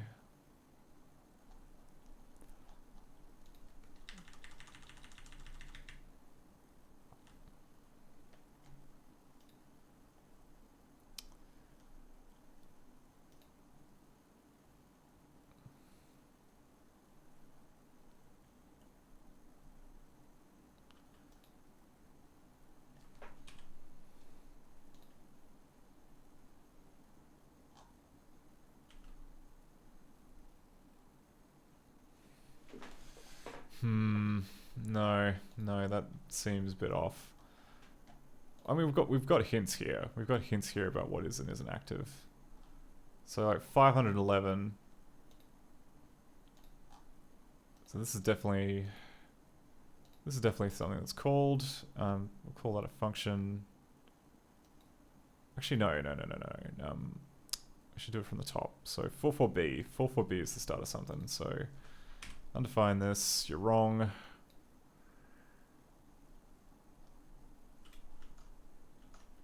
44B.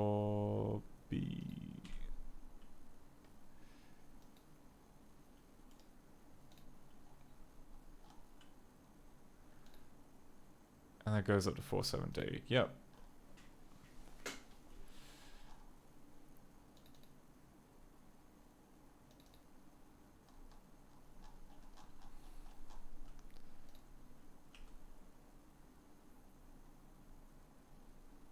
I guess this is also code. Yeah.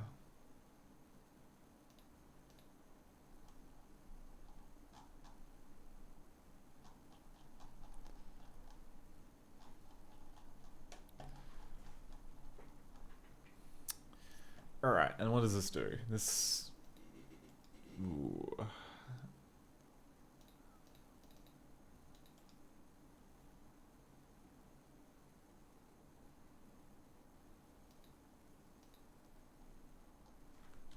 Actually, hang on. If we...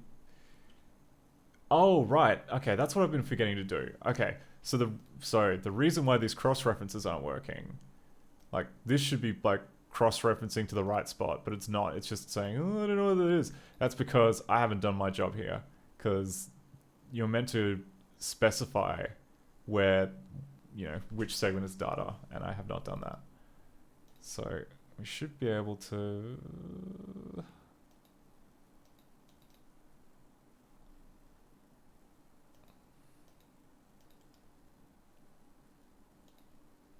You should be able to redefine that. I just cannot remember how you do it.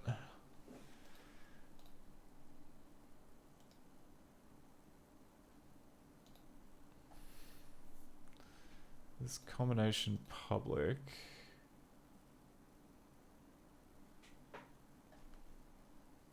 Hey DJ Jinx, how's it going? Yeah, not... Oh, son of it's probably gone to bed. Oh well, that's fine. We'll figure it out.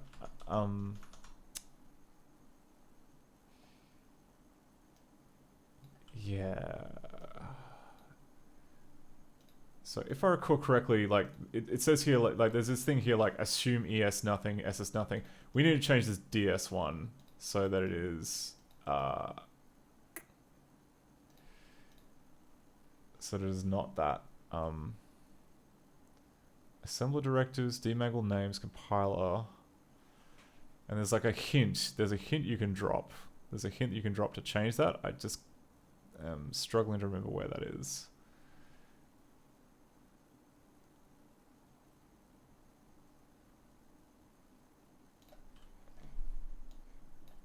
Okay, how about the help?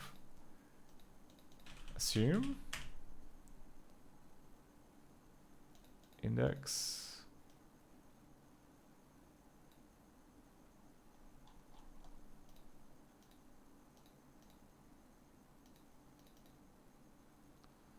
Assembler directives. Okay, dope. Assembler directives dialog. Okay, so I think, so we want to go options, assembler directives, assume directive. Yeah, I want to add an assume directive.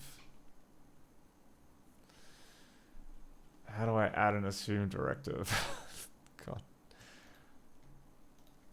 Okay. Maybe I should just check the internet. IDA Pro add an assume directive.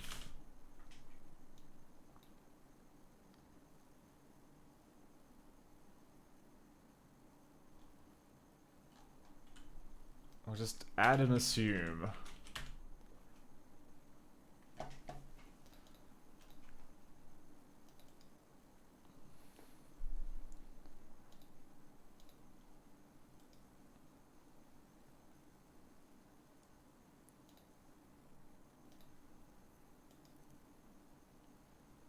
Columns.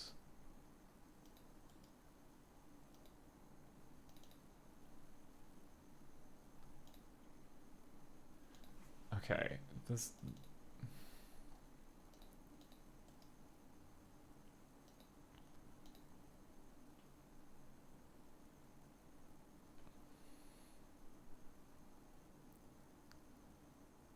It's got to be maybe an edit. Operand type. Segments. Move current segment. Rebase program. Change segment. Okay, change segment register value. We want to change DS. We want it to be whatever the thing was. And we want to do that for all of these guys. So 2F04, that's gonna be our thing. Okay. So segments, change, set default segment register value, DS, and let's just say dseg. Actually, no, we can do that. Yeah, just dseg. Okay. Please figure this out.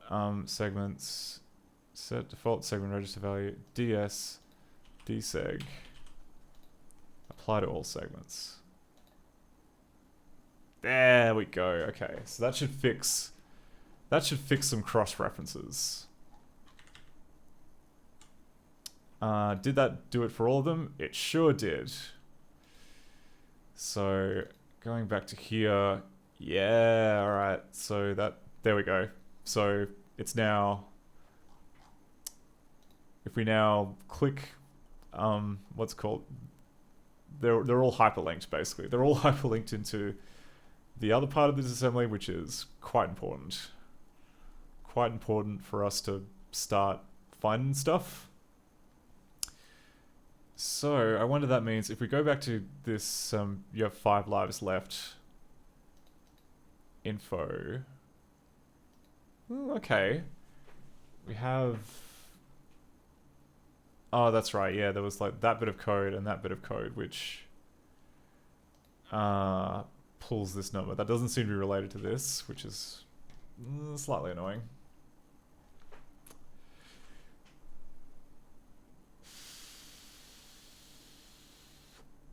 What we could do, maybe, I think that there's a way, like in here, in the DOSBox debugger, of telling it to, hang on, because there is, if we have like a memory read breakpoint, there we go, we've got memory breakpoint, which is memory change, and, oh, it's memory change, it's not really memory read, God.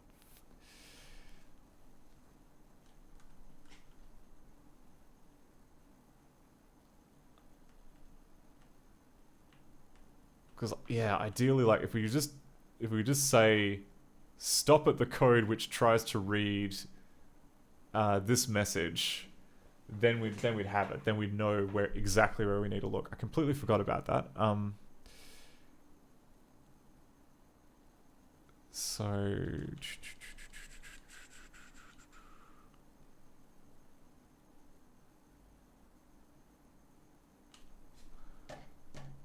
actually, I'll just quickly check. Hang on. So DOSBox debugger BPM.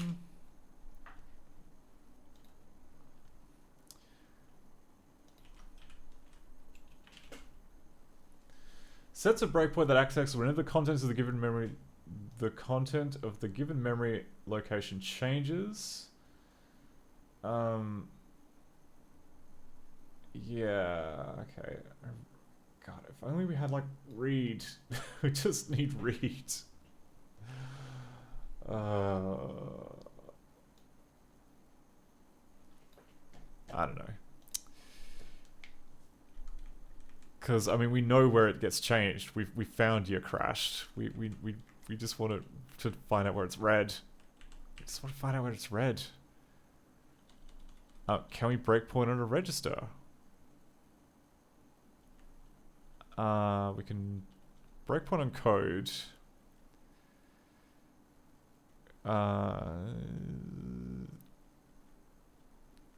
Can set register value, but I don't think we can breakpoint on a register. That would be asking for too much. Okay. Unfortunately, I think we got to get back. We got to return back to dredging for stuff. But okay, we how are we doing anyway? We found BF8, we found CD2. We got to define DA2 and 22CF, and then that'll be all the segments. So 22CF, I'm pretty sure will be one of these ones that we've already that Ida's already found. So we'll dredge that up. C22CF 0000. Search for a sequence of AE A3 46 CC C3 551 0656 and did it seriously find? Okay, did it really find it in the middle of something else? It sure did. Sure did. Okay, this game loves to use bad math. It's just not consistent about a friggin' thing, but that's okay. I'm not tilted. That's the important thing. I'm not tilted.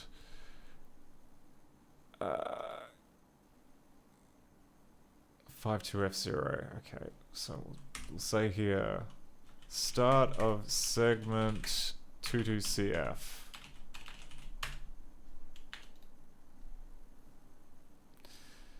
So if we were to scoot down to 3D4,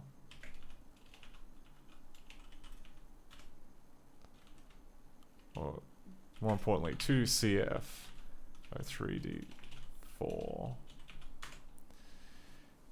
and then search for that specifically. 03 E9 8800 A346 C8 B4 3F. And that leads us to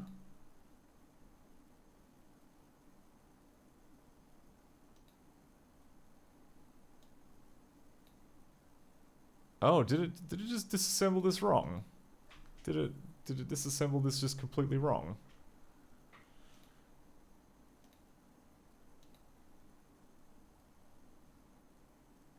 Oh no, okay, I got my math wrong. So it's 22CF 03D4.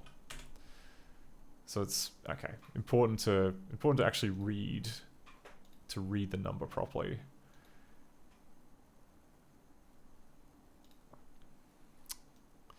Okay, 50, 53, 51, 52, 1E0656. Okay, and that's going to be here.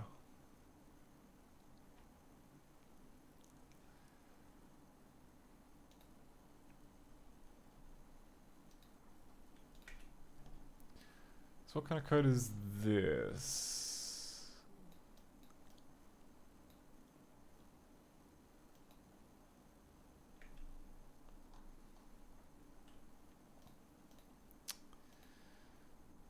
So some kind of maths going on. So it calls this method, which presumably... Oh, okay. Yeah.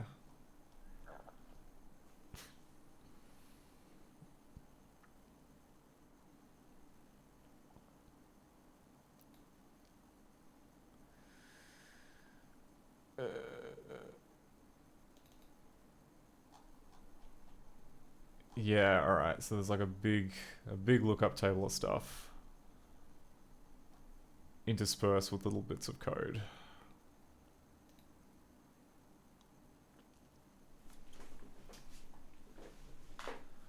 So maybe it's here. Maybe this is where it is. Hang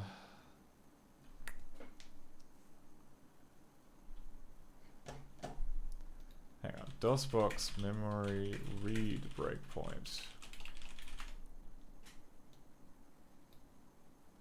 Why can't DOSBox debugger make memory read breakpoints?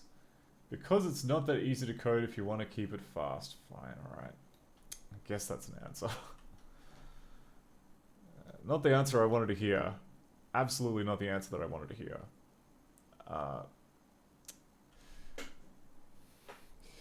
Jane says, I just picture the poor SOB who hand-coded this, slowly losing his mind, and feel a twinge of pity.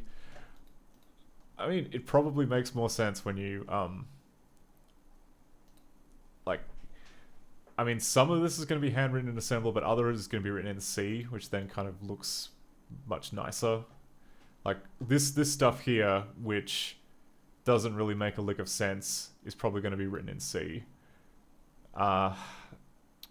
Or, you know, I say it doesn't make a lick of sense. It's just a complicated lookup table-y thing. God, alright, well that limits our options a wee bit, I'll tell you that. That's all, okay, that's all in here. We found out that 3D4 was here. Equivalent to O3D4.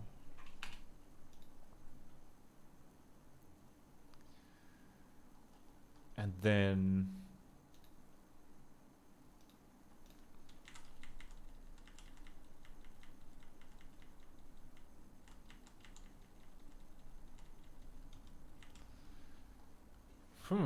okay. More hardware stuff.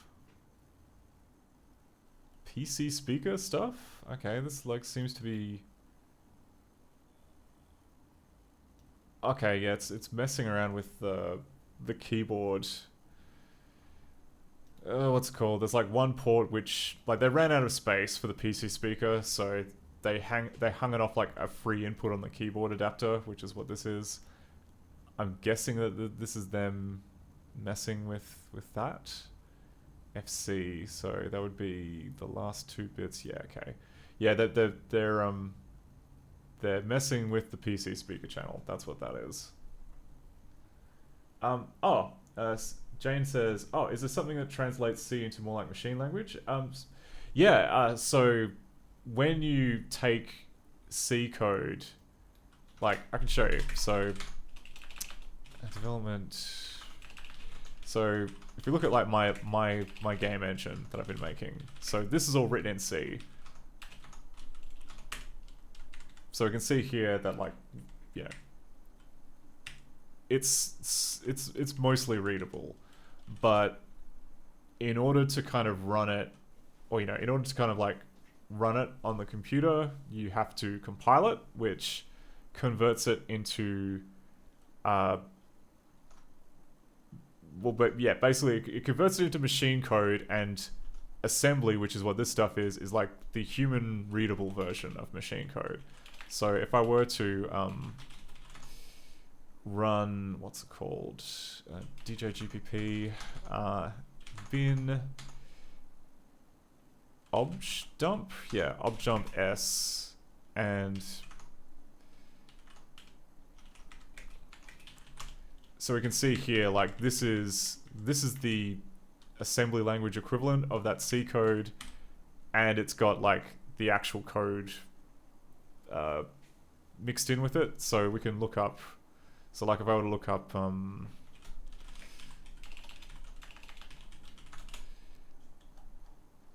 yeah, so if I wanted to like look up this code here for sysidle, we can go sysidle. And yeah, so it kind of like shows like the C equivalent instruction and then what it got compiled to, which is checking to see if this memory location has something in it, you know, that kind of thing. So,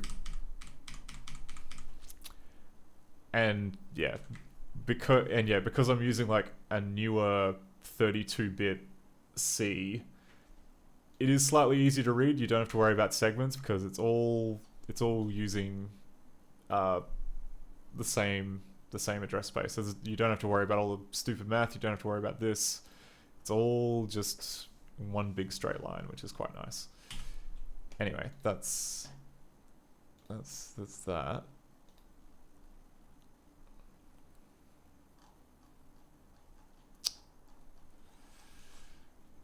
Okay. So there's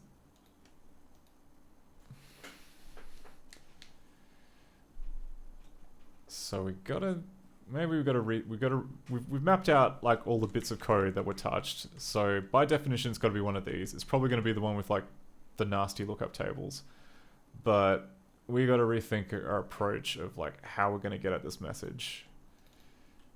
So we know that. Oh yeah. Also, do we know where your crashed gets? Oh, okay. Yeah. We found that there was this code here, which potentially calls it 0285. However, it didn't show up here in the DOSBox output, which was surprising. Which meant that like if it got to your crashed, it wasn't from here.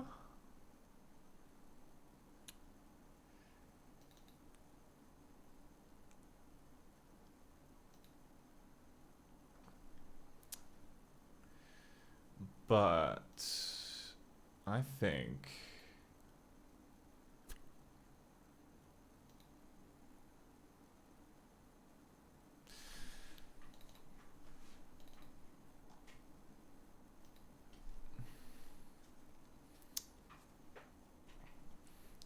so hang on. So 0, 1, 2, 3, 4, 5, 6, 7, 8, 9, 10, 11, 12, 13, 14, 15, 16, 17, 18, 19, 20, 21, 22, 23, 24. Okay, so I'm going to assume that these numbers in between, they don't really mean anything. It must be whatever knows about this text. It must learn about it must be a pointer to this number here, 18A4. So sequence of bytes, A418 because it's little endian. Interesting. Okay, so there's no references to that. Search sequence of bytes.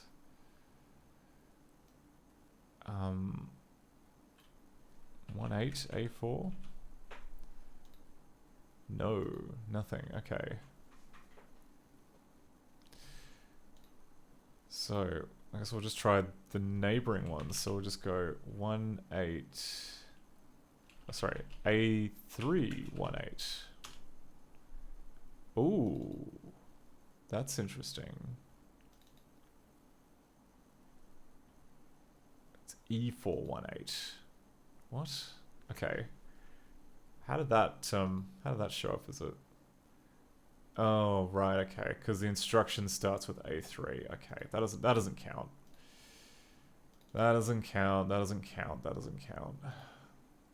Okay, ditch that, ditch that, ditch that. Delete this, delete this.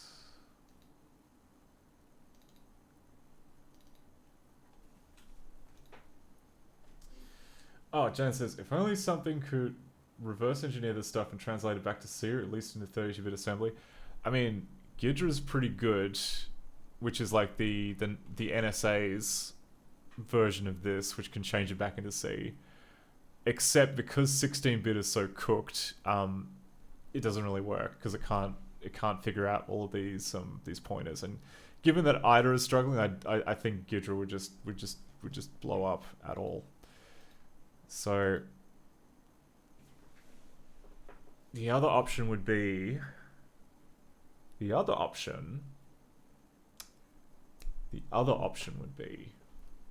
we throw away DOSBox.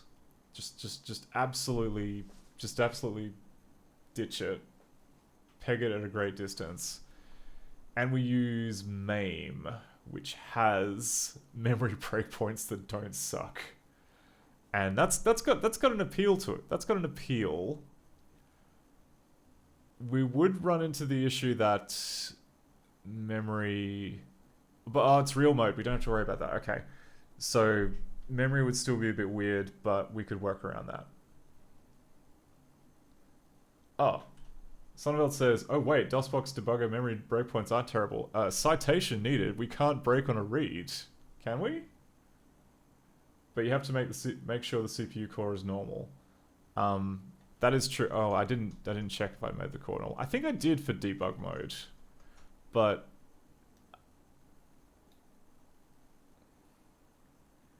yeah. So this is stock DOSBox compiled with with heavy debugging, but as far as I'm aware, like the like when you look at this, it's got set memory breakpoint, memory change, but the thing is we want a memory read, not a memory change. And I have a forum post from Vogons, from the DOSBox people, saying I didn't add this in because it was too hard to keep performance up. So, but I don't know. We could try it. But I'm just pretty sure that it won't. It'll break on the code which modifies. Actually, no, it wouldn't break on the code which modifies the message, because that's a different offset. But hey, we can try. We can absolutely try.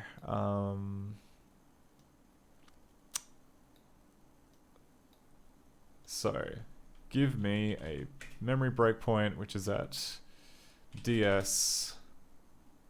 Oh, is DS the right spot? Yeah, why not? DS 1884.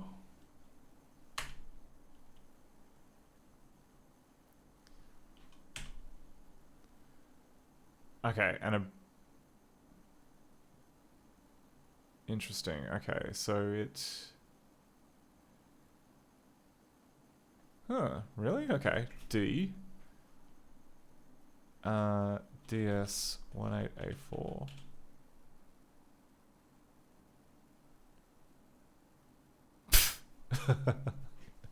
I forgot, there's a little message here. Bath, bad course data. I really want to know how you get that.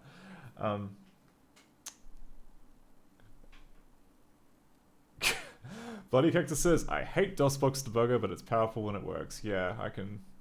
That's kind of where I feel. Like once you've used the MAME debugger and you see how nice it is, it's very, very hard to live with this. And Chain says, side note, I'm cracking up at the subtitle of this game, The Passion. Yeah, the clown car physics really. I like the fact that it's like slightly po-faced when it's just a very arcadey and not that realistic race game. It's quite cool.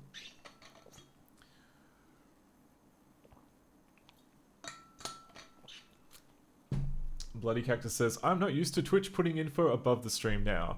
You and me both. That also threw me off a lot. Okay.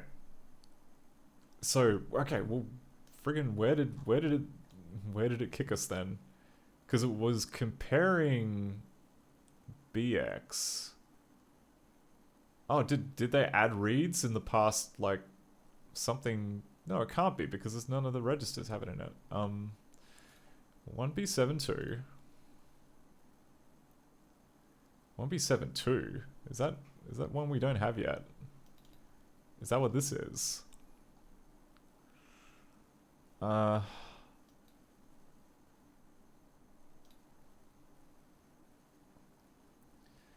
3BDA 7F04 2. Yeah, okay, we guessed it. We guessed it.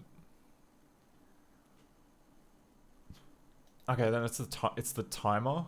Oh, it's the timer function. It's the timer function wasting a bunch of time.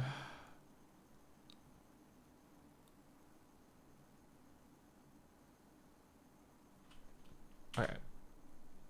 So we'll run the game again. We'll see if crashing triggers it. So turn around. Can we find the? Oh, there we go. I ran into the level crossing. And yeah, breakpoint didn't work. Because yeah, even the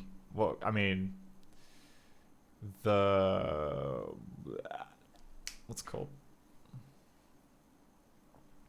It wouldn't have been triggered by the one that changes the number of, which changes the message, because that only edits the middle of the message. But yeah, it doesn't seem to be working on reads, because otherwise, how would it know what the message says? Bloody Cactus says, "Did I tell you how much I hate Pizza Worm?" We got lucky in that, like, my goal was to get around 200, and I managed it in about less than 20 minutes. So I was calling that a win.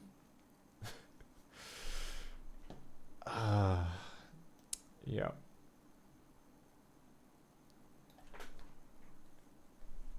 Let's just kind of like move away from like how long I spent on actually practicing Pizza Worm versus practicing the stupid Pizza Worm theme. Anyway, something for the VOD. Okay. Let's throw away DOSBox. Let's just leave it for dead. Let's absolutely just give it the toss. That said, though, to run DOS in MAME, we need a disk image, because MAME gives you nothing. And I'm just wondering, do I have one of those from ages and ages and ages ago when I was testing MAME?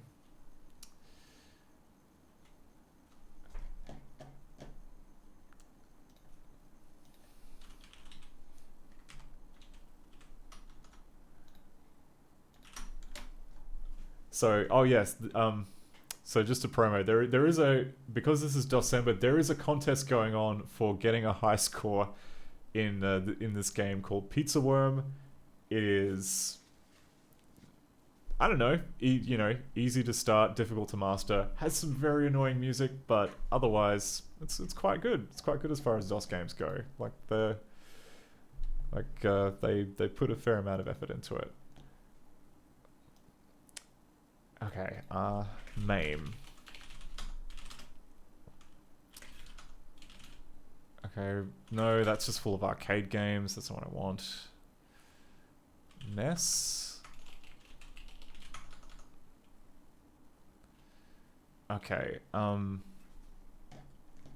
just going to search for, okay, MAME DOS disk. Because if someone is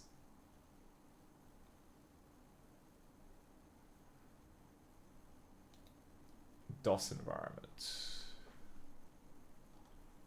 No, that's for running it in DOS. I want the opposite. I want to run DOS on it, not it on DOS.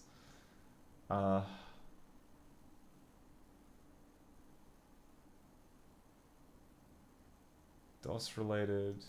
Advanced DOS MAME support? Is that DOS hardware compatibility? No, that's again running MAME on DOS. God, like it's great that there's all this information here for running MAME on DOS, but okay. MAME disk image PC.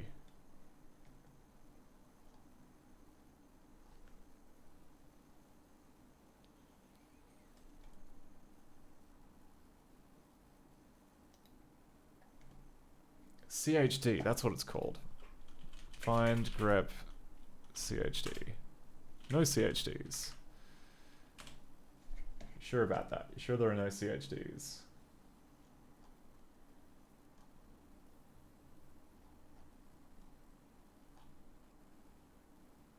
Oh great.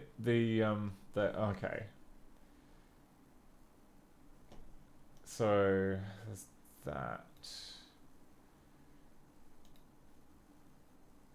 Oh, sorry, bloody cactus. I let you out. So what we are trying to do here, we are trying to enact a series of fixes to Test Drive 3 The Passion, and one of them is to, I mean, we found out where the lives counter is. That was quite easy. But what we were trying to do is, yeah, stop that.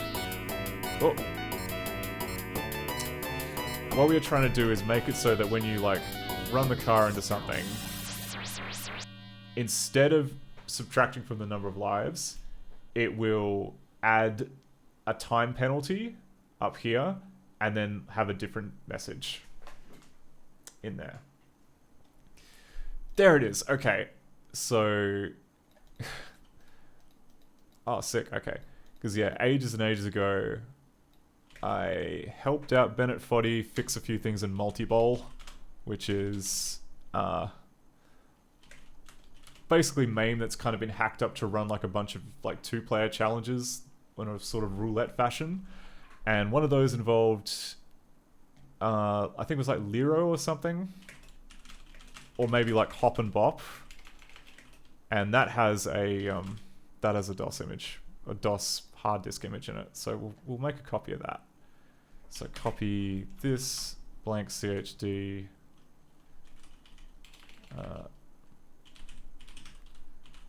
DOSDisk.chd.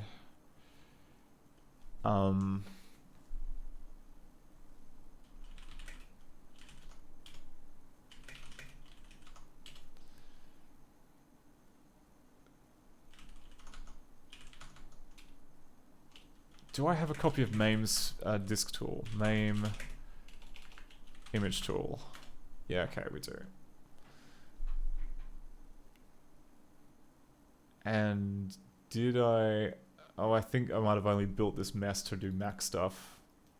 Oh well, that's fine.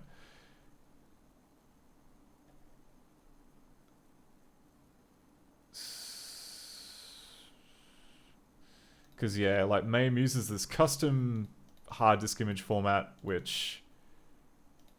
I mean, we hang on. Let's... so we go mess. Is mess in the path? No, it's just MAME.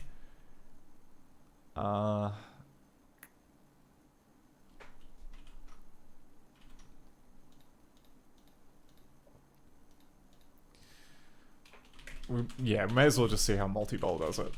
Games, Win32, Multiball. 1.32.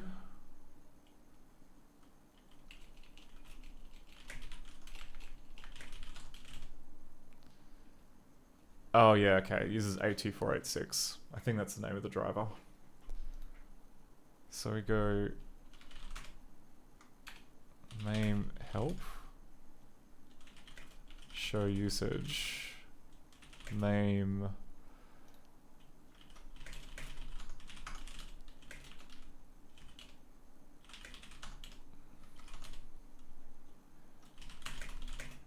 I'm just gonna crib from what I did to get the Mac one working.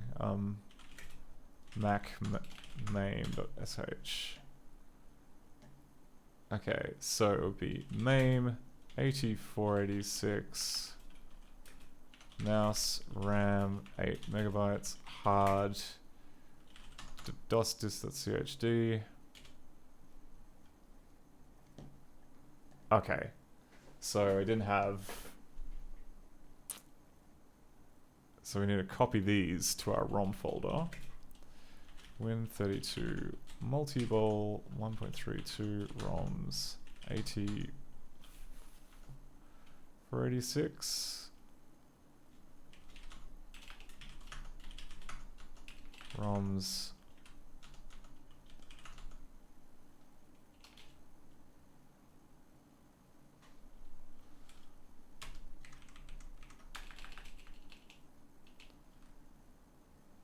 IBM 5170 IBM VGA ET4000 huh? No ET4000?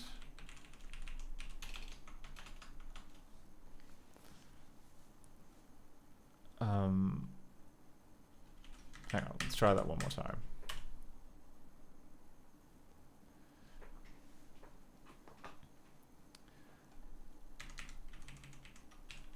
AT Kebsi. Okay, and we'll just get these other two ROMs from somewhere else. ET4000.zip. And that, of course, is a domain now. Thank you for nothing, whoever bought that. Name. Actually, hang on. ROM.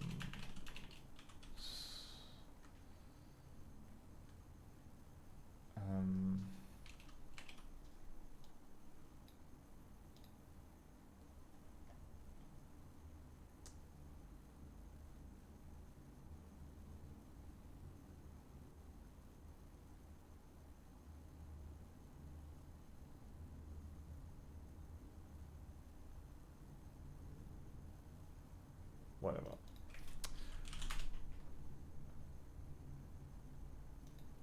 SVGA T-Sang ET400 graphics card. I think I've got one of these in a box downstairs.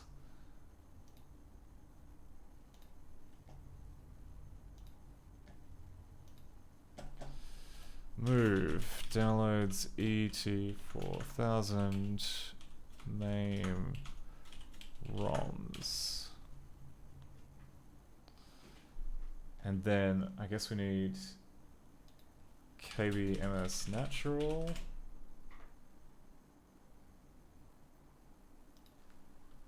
KBMS Natural ROM.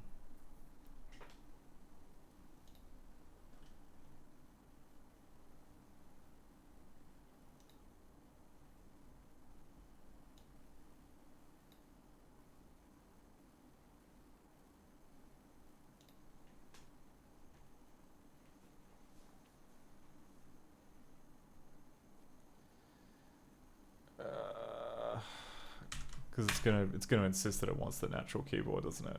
You can't run a DOS PC without a natural keyboard. It's just, you know, it's just wrong. It's dangerous and wrong.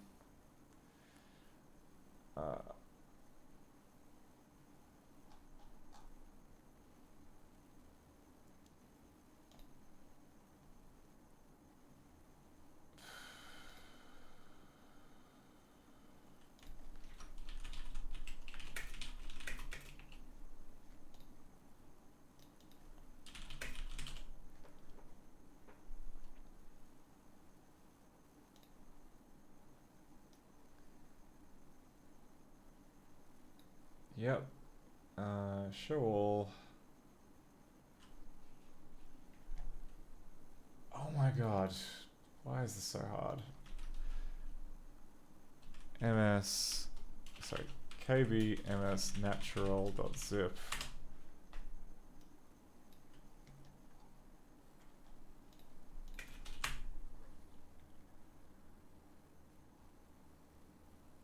Oh, there it is. Thank Christ. Okay.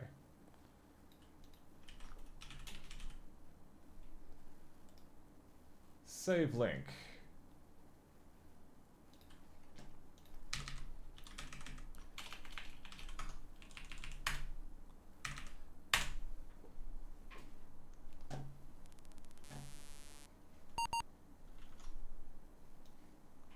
Okay, battery state low, don't care. I had I had a 386 with this BIOS. I remember it well. Yep, everything's good. Oh right, I missed a step. Okay. Hang on. And I've forgotten the key that you needed to do to... What do you mean the system doesn't work? Debug. Okay, this will at least give us what we need. So, run?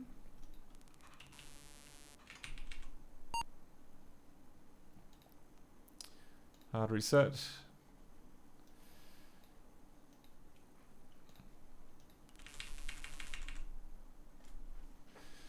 So with this BIOS, like this is before we had like plug and play for hard drives. So you gotta tell it to look for a hard drive,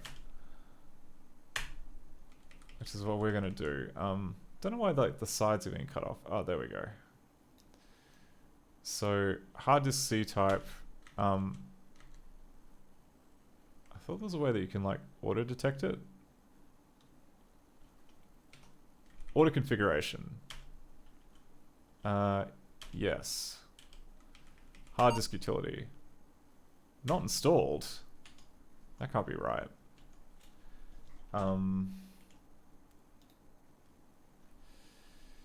Mess. Open menu. Main mess open menu.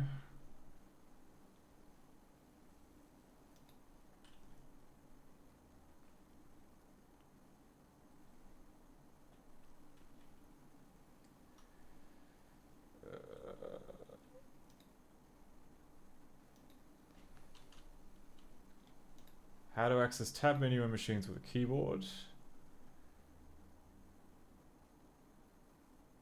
Oh, by default, you need to press the scroll lock key. Thank you. Alright. Jane says, ah yes, you also have to do this if you have a dual boot system. I think this is scroll lock. How about... No, that's the screenshot key. That's... yeah.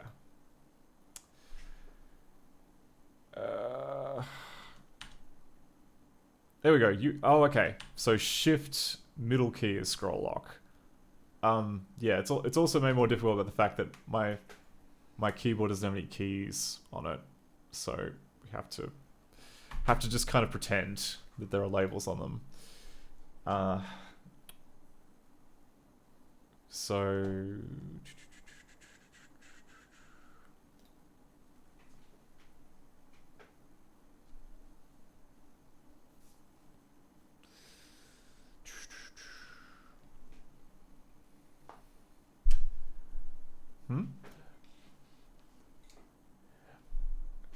Oh, Jane, you mean like you never seen like one of these? Just like a keyboard with no labels on it. Is that actually showing on the camera? Yeah, it is. So I think this is a WASD keyboard, which I just opted for like the I don't know. I wanted it to kind of look like one of those old-timey mainframe keyboards, so I just opted for a bunch of red keycaps.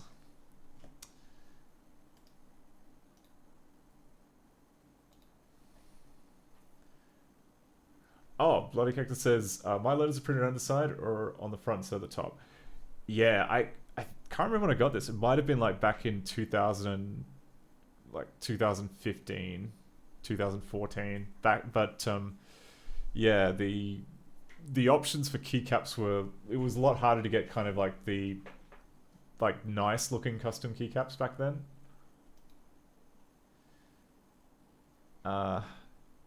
Sorry, what was it? Okay.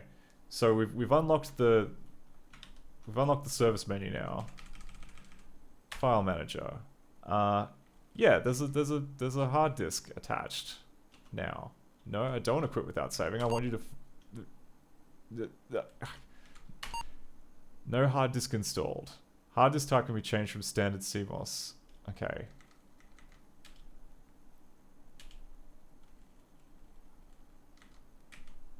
I think you'll find that hard disk type is absolutely installed.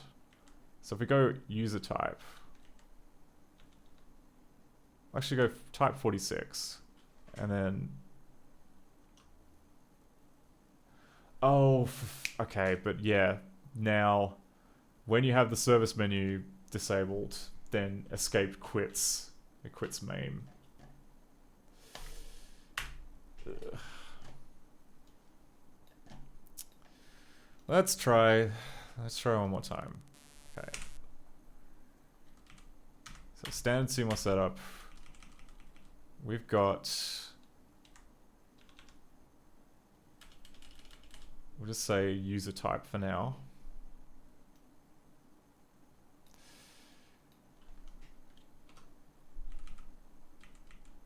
Hard disk utility. Media analysis. Yes. No. Dear God, no. What? Maybe this version of the BIOS doesn't have, maybe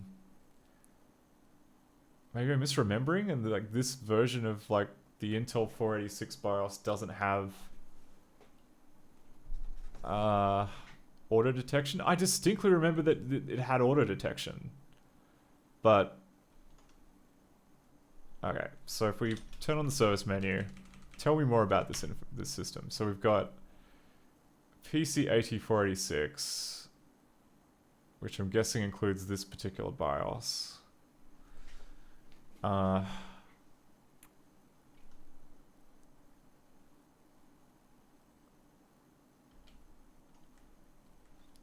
BIOS selection? Ooh, okay, interesting. So we've got... Okay, and that's in the... That's the Tseng Labs card, which is the video card.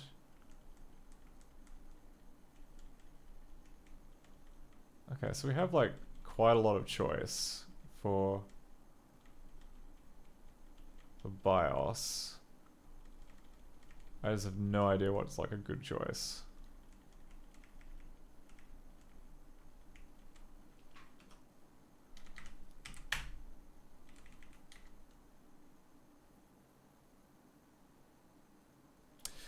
Alright. There is another option, which is that we could just use the MAME tools to figure out how big the disk image is and rely on that, I think.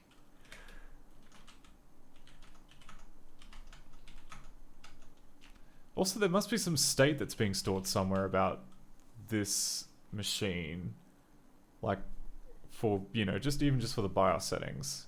And we could also steal that from Multibol. In fact, I like that idea. I like the idea of stealing from Multibol.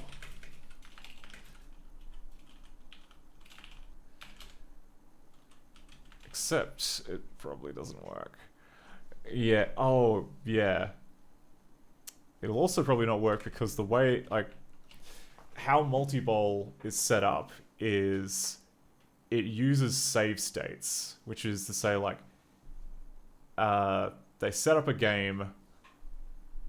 They load, they set up the emulator in the normal way. They load up a game. They hit a save state just at this point where you're about to start playing. And then, the premise is it'll give you like instructions like get this many points before the other person, and you'll have like 3 seconds of time to process that, and then the game runs until it detects the victory condition. So it would probably make sense that this doesn't have any kind of perma config NVRAM, anything in here. CT486. Okay, that's the real-time clock.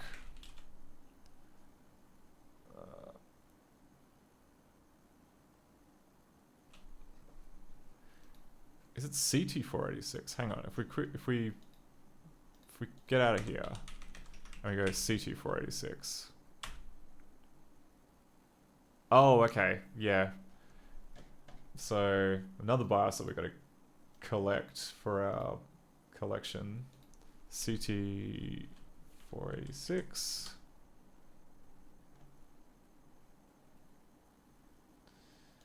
PC486 with a slightly different chipset.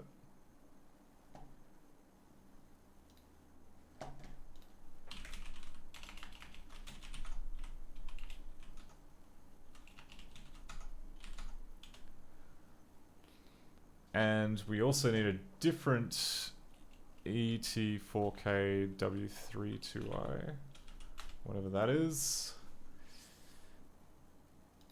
ET4K W32i. That's it.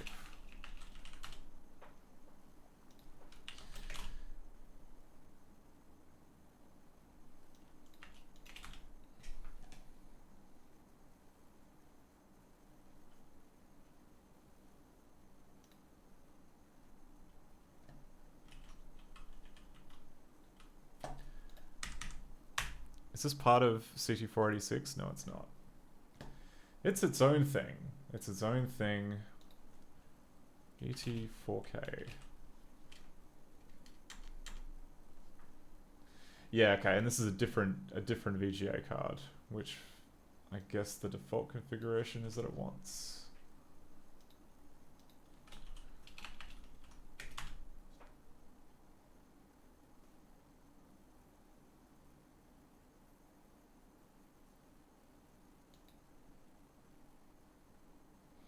Yeah, I remember now. I think CT486 is the good one, but we'll see. We'll see if that pans out.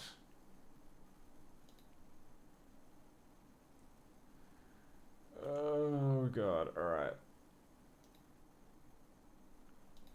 Dot.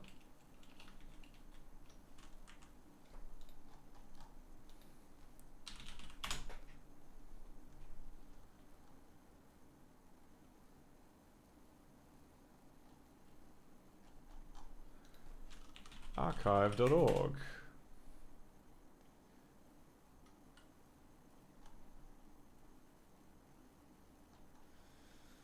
Hmm.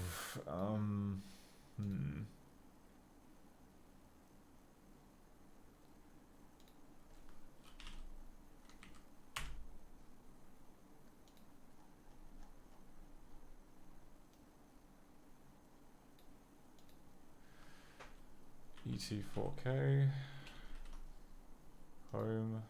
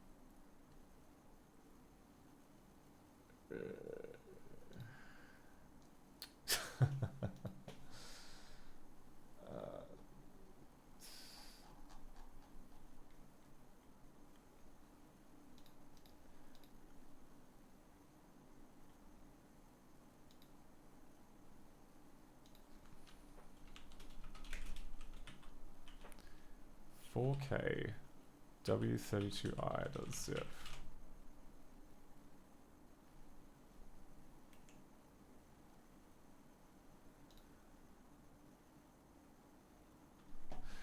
What am I doing? Why am I even... Hang on. We can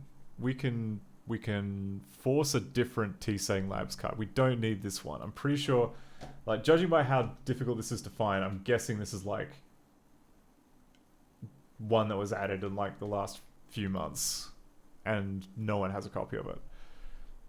But that doesn't matter because we just need to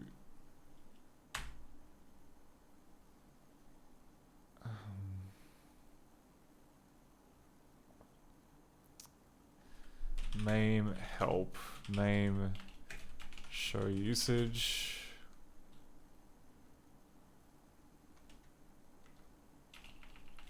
List ROMs CT486.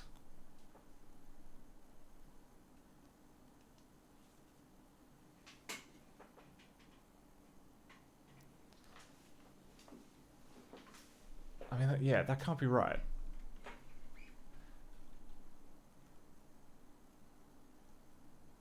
Or maybe they've just recently updated it? I don't freaking know. Oh god. Because, like, multi-ball is old. So I don't know why CT486 would be fine then and now requires this T-Seng Labs card.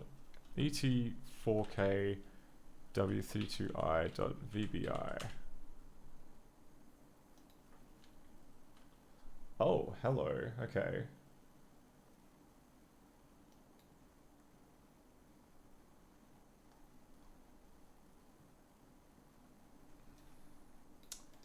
There is an x86 box ROM thing.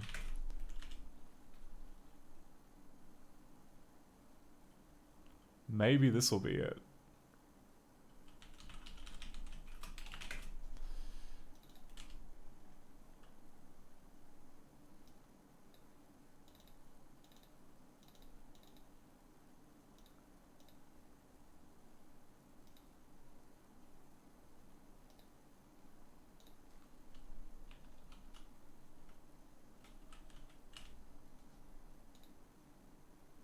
Okay. Doesn't matter. We can go into here. Share ROM.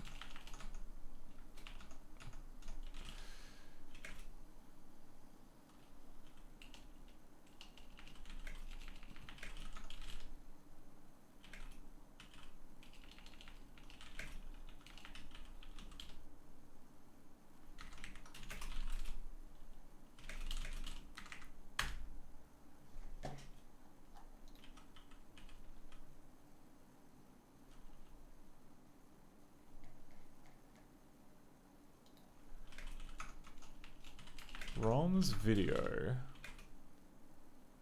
ET4000 W32.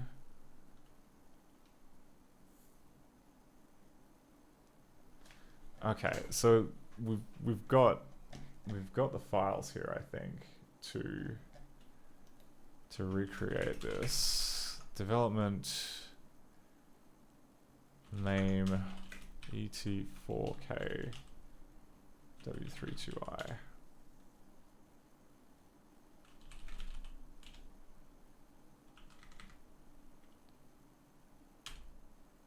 Oh my god, it must be rooting now. Hang on.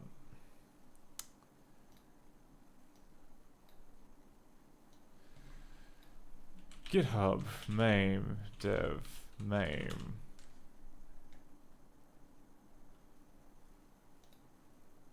ET 4K W32I.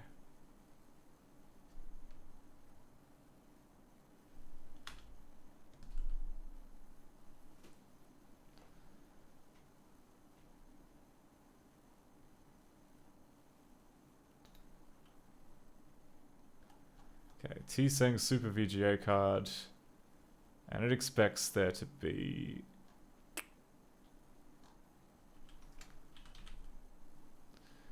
literally just one file. Just the one file, which we have. So we can take this. Oh, sorry, we take this.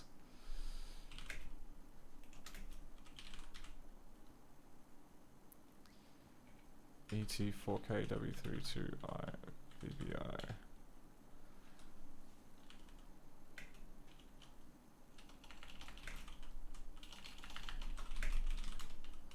Zip.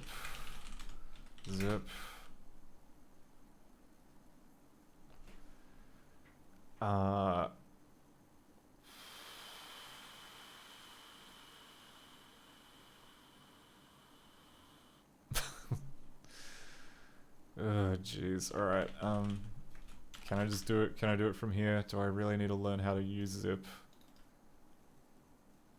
Compress.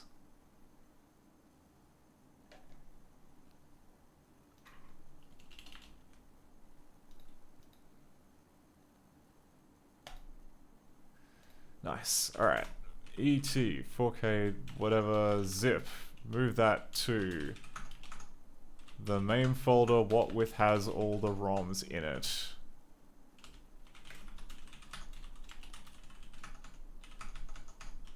Oh wait, I had a mess folder which had all the ROMs in it already.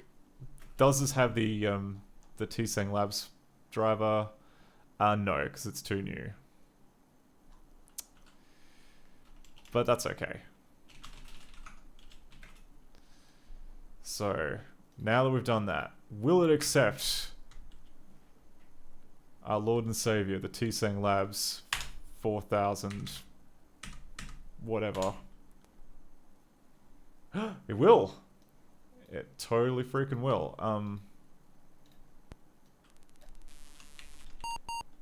Okay. So, no CMOS battery. That's fine. Ah, but 1992 version of American Megatrends. So, and look at this set. Look at this. In the last 2 years, American Megatrends, they've figured out how to auto detect a freaking hard disk. So we are absolutely doing that. Accept parameters for C, yes. Trying to find a different drive which isn't there, sure, why not? Oh, yes, okay, this is good. We're cooking with gas.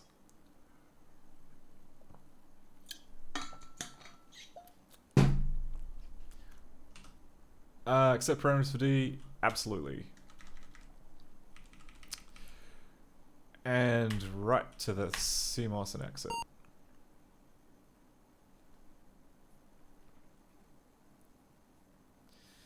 Okay.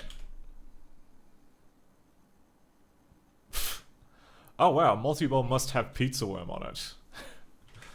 Or a pizza worm challenge at least. So let's test out pizza worm. I imagine it's going to be the old version of pizza worm. Oh no, it's the new one.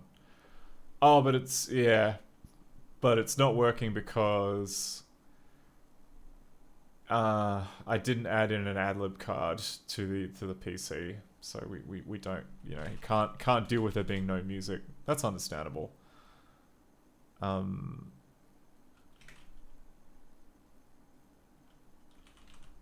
about jump bump? Does that work? Oh, yes it does. Okay.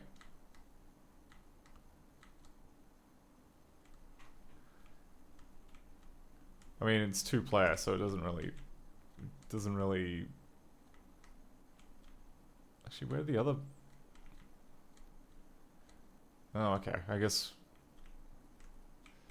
we just move the rabbit around without there being any opponent players, which is... Oh well. Anyway. That sort of works. Now what we gotta do is we gotta find a way to copy test drive 3 into this disk image, which is gonna be something of an ordeal, I feel.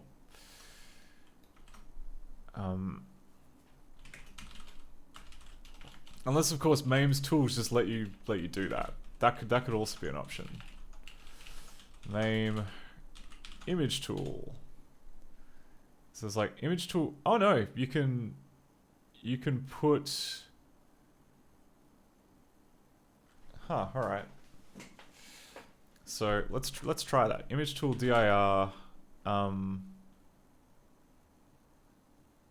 What are the formats? Can we? Okay, list formats. Really? You're gonna do that? Pacman SS image tool. Is there a version that I don't have to install?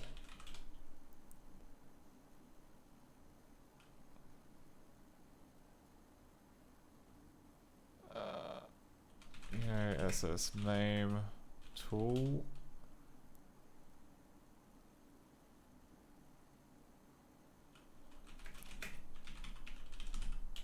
Oh, there we go.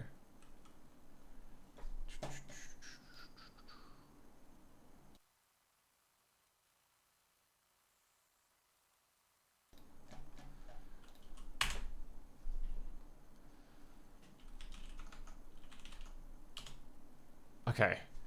I don't want to kind of mess with this this dev build I've made, because that's the one I use for Mac stuff, because there is, I don't know, the last time I tried the latest version, it had a, I don't know, they screwed up like one of the drivers so that mouse doesn't work anymore.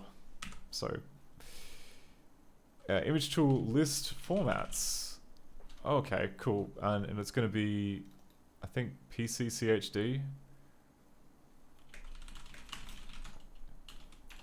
So we go image tool, help, image tool, dir, PCCHD, DOS disk, read error. Oh, okay, come on. You can't even formatted is file dosdisk.chd. Yeah, it's a main friggin' ch. Oh, image tool identify.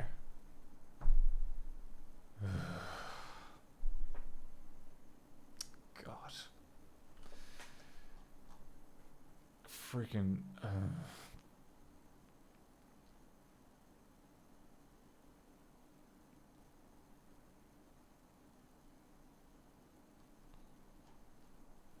Oh wait, no, is it CHD tool? Oh, it's CHD man. Oh, because yeah, okay, because image tool doesn't work on CHDs because God, freaking damn it! All right. So CHD man, create. I don't want to create a. I want to extract a raw hard disk file. Extract HD. And the options are going to be dosdisk.raw or image, and the input is going to be dosdisk.chd. Okay, file dosdisk.image, dosdisk.image. Okay, and it found a DOS partition table, so that's nice. We might even be able to just mount it as so if we go like sudo, okay, let's do a test. Sudo mount 0 loop test DOS disk image test. No, we can't do that because it's not the right kind. But we can now use image tool. Image tool identify DOS disk.image unrecognized format. Woof. Woof.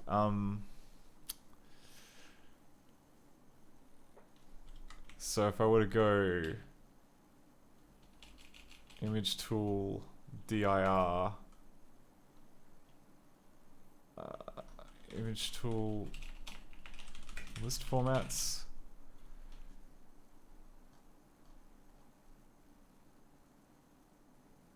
yeah, it's got to be PCCHD.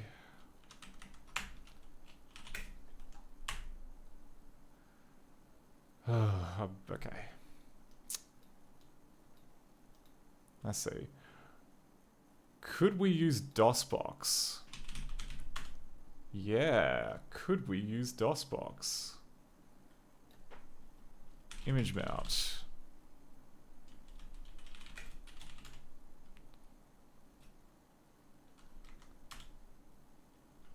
Image mount F. DOS disk.image.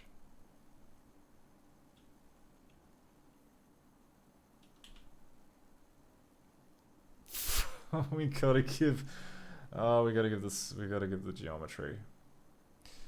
But the VM MAME told us the new good BIOS told us what that geometry was. We'll just nick it from here. Oh my god. I probably should just write test drive to a frigging CD. That'd be quicker. Soft reset. Don't have time.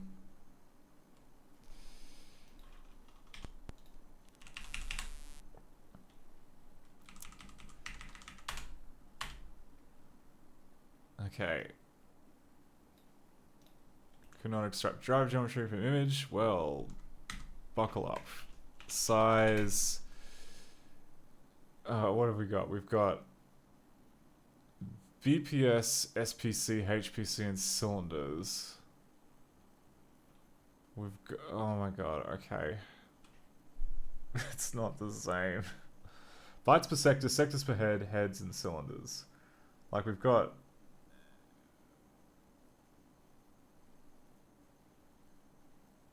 We've got cylinders and heads.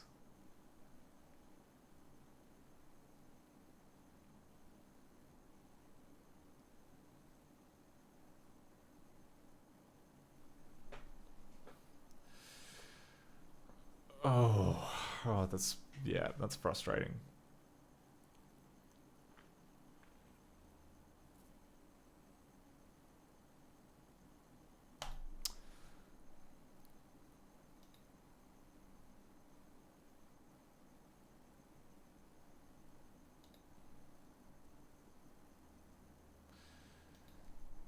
And yeah, okay, we can't put it on a floppy because Test Drive 3 is bigger than a floppy.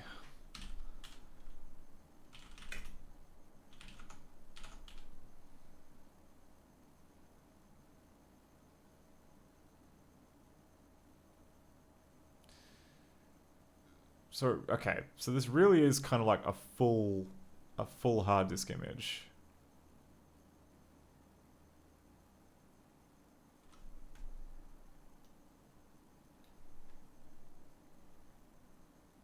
Including partitions.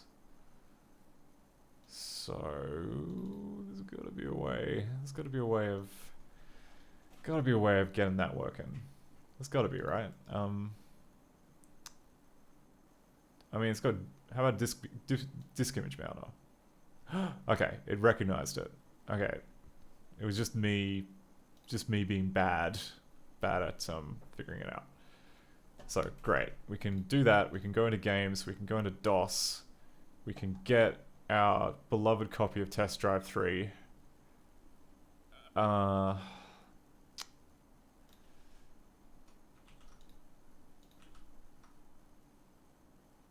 It's probably going to have a...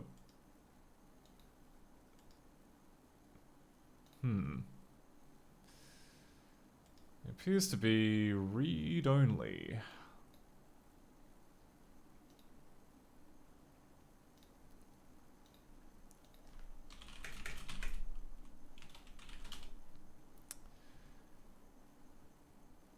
Yeah, I see. Okay, so if we unmount this,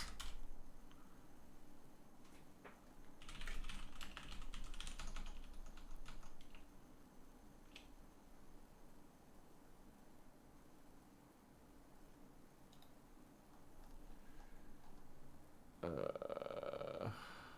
was so close. We could see it. We could see it.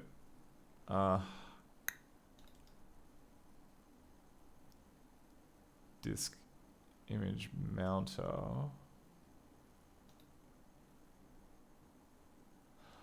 Oh, okay. Disks.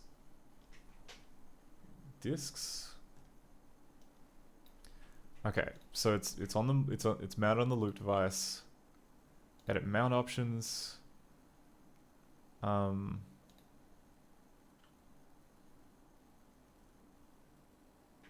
Oh, but the loop device, the loopback device is read only. Okay, so it is trying to save us from ourselves.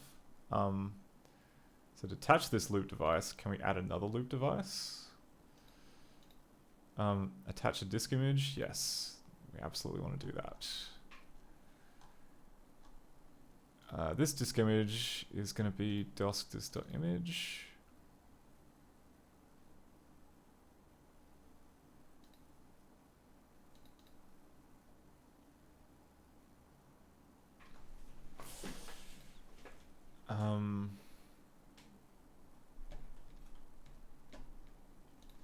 Mount grep loop. Okay, just get rid of that. Hang on. There's got to be, okay. I wanna ruin this. You know, don't try and save me from myself. I just want to mount this read write. Okay, mount disk, entire disk, read write.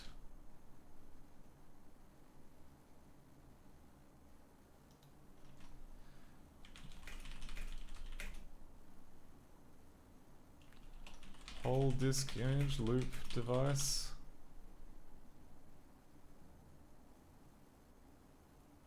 Part scan.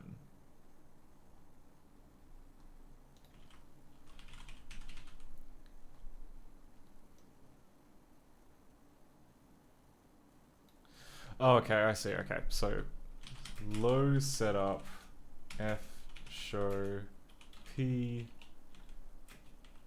DOS.image.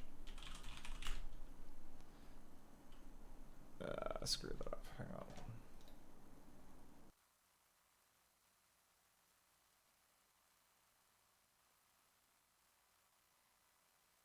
Okay, that's a loopback device now.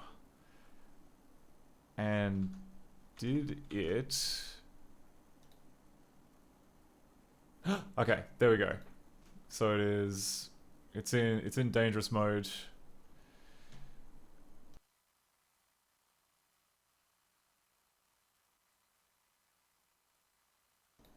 Good. Okay. Now we should be able to write stuff. Yes, we absolutely can. We're going to make a new folder called TD3. I'm going to go and grab test drive. Praying that there's enough space. We don't need all the disassembly stuff. That's just gonna waste. It's gonna waste everything. Oh god, 10 more megabytes of space is required. Well, we're gonna jettison some of this stuff. Pizza worm gone. Don't need it. 300k? No, that's not gonna be enough. How big is jump and bump? Okay, whatever. We're just gonna okay, clearing house. Get rid of this. Get rid of this. Get rid of this. Get rid of this. Get rid of this. Okay, there we go. How big is test drive? Oh, I included that. That's probably, yeah. Okay, we don't need that.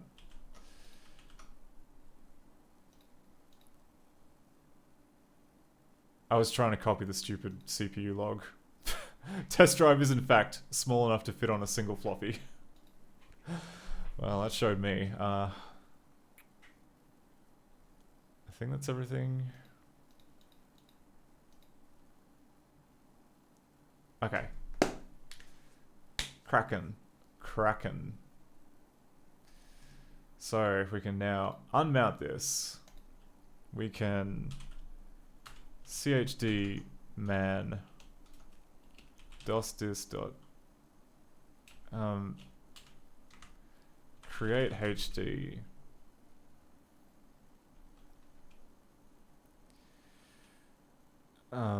DOS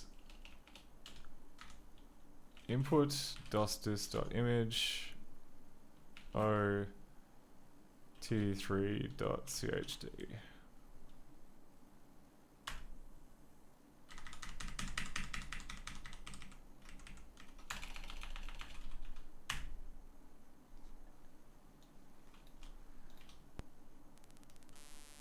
Okay.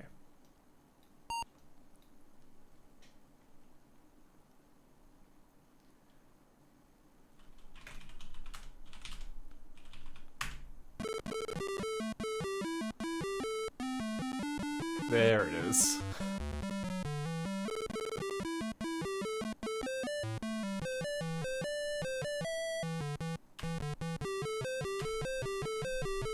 Even without an ad-lib card, we get to hear the wonderful soundtrack.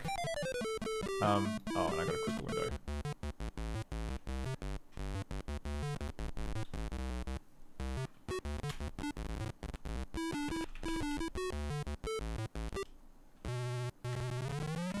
Oh, only in the menu though.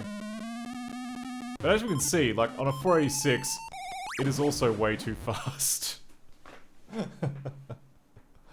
Okay. But, I mean, the benefit though is that we have this. We have the MAME debugger, which is so much nicer than the DOSBox debugger. It's not even funny. Let's where's the memory view? Okay, so we've got main program space memory, IO space memory, and yeah, you can just look at like every piece of memory that's accessible on the machine, because that's what main gives you. We want to jump to, how do we jump? And it's going to be 1 byte chunks.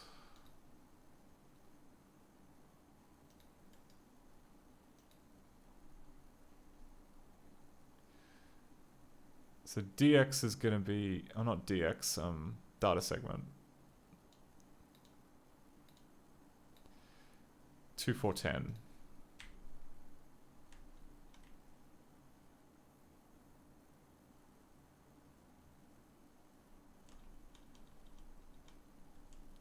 And here we go. We can find the text, which has, you have 4 lives left. So I'm going to put in a memory read breakpoint on the first letter in that message. If I can remember the syntax, help break watch points.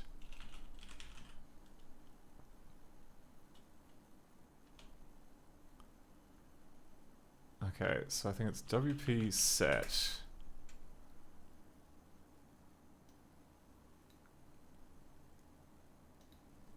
(259C0) length 1 type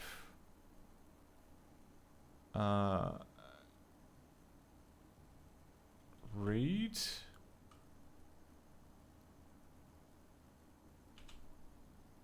Okay, we'll see if that works.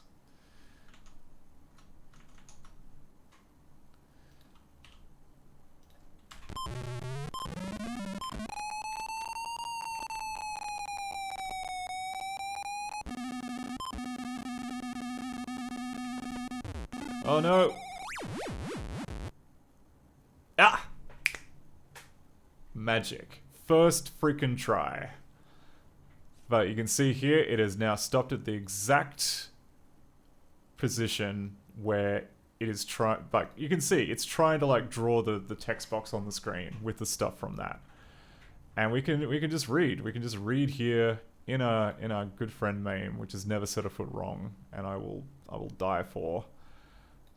Okay, 06cc, which,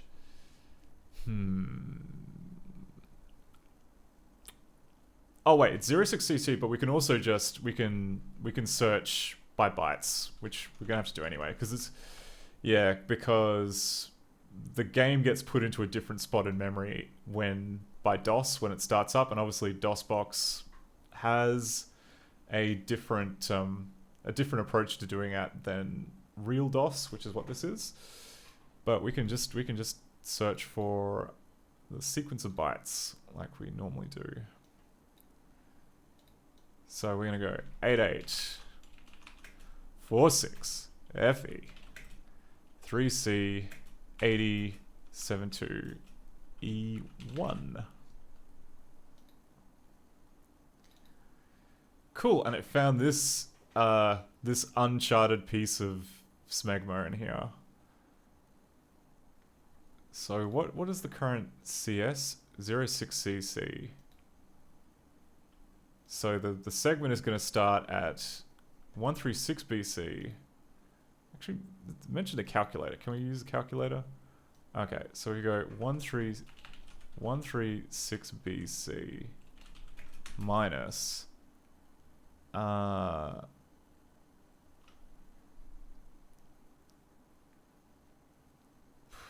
was the 87? Oh no, 877C is the 1AB. Okay, 1AB.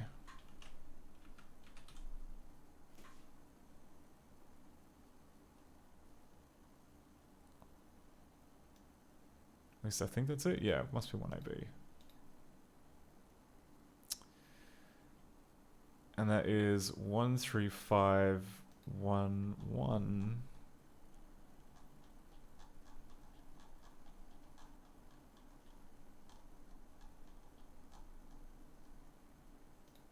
Okay.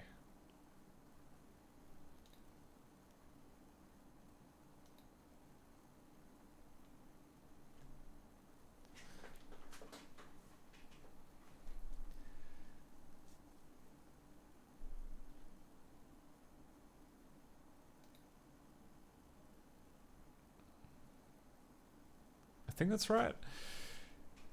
Yeah, because like... Oh, no. No, I got it wrong. So, sorry. This is the... So the instruction pointer is like... What do you call it? So the segmenty type address is going to be CS, which is 06CC, followed by this instruction pointer, which is going to be 18BC. So my math was off.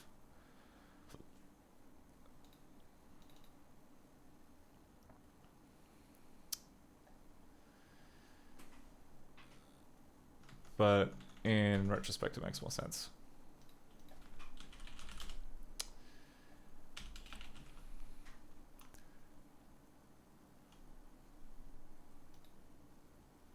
One three six BC minus 1ABC,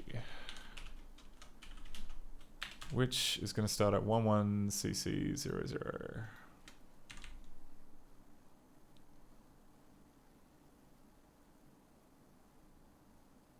We got quite a lot in here. Jeez. I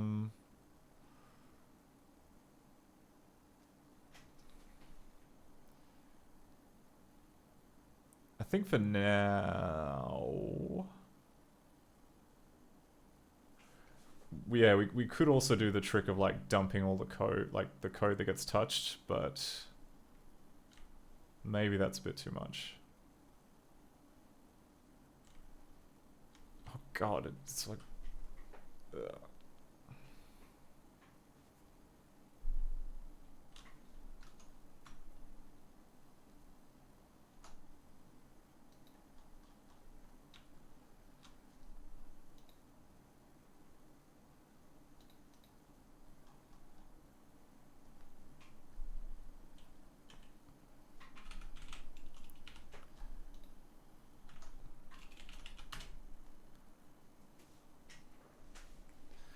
Right, that's the... Okay, that's the start of things here. Oh yeah, we're gonna create a segment. Okay.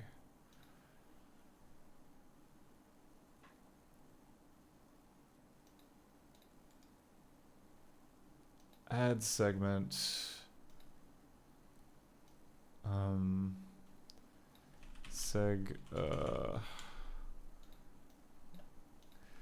Because now all of a sudden the DOSBox ones aren't going to line up quite as well.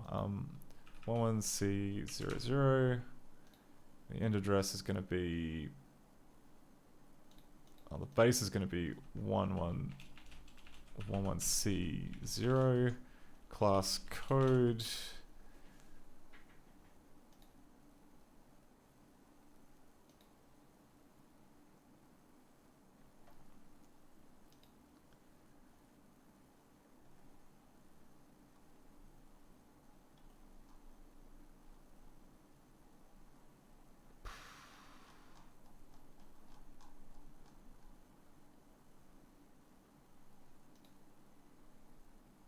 I'll just say...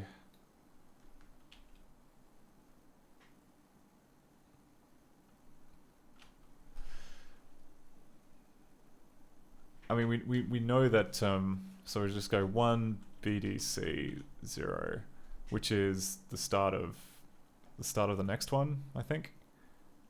Also, it's 16-bit segment.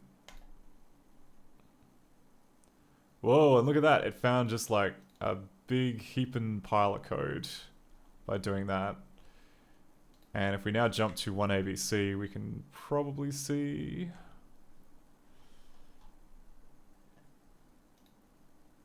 where we're at. Yep, okay, so...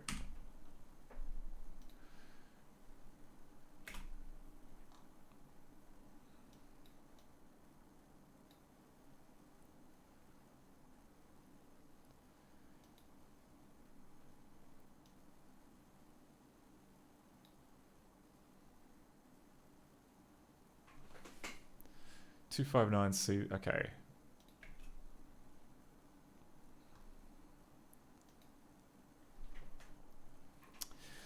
So what do we have? We have this code here, which has B. Okay, so BP is the place where it's getting stuff from. What is BP? BP is currently F91E. Oh god. Okay, it's all, yeah, it's segment math. Who knows? Then okay, it's then looking to see if it can see the euro sign, which I guess is the end of deal. So we'll say check string, check character from string. I'm guessing BP is incremented in the loop, so it goes like all the way up to here, and then they.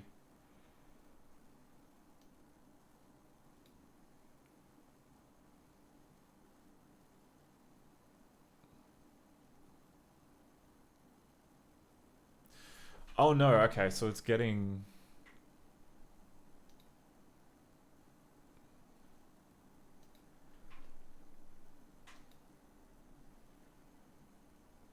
Oh wait, no, that's the inverse. Okay. This means inverse for some reason. But the... Yeah, EBP... Oh no, it's not. It's just shorter. Okay. So it gets that. It checks the character.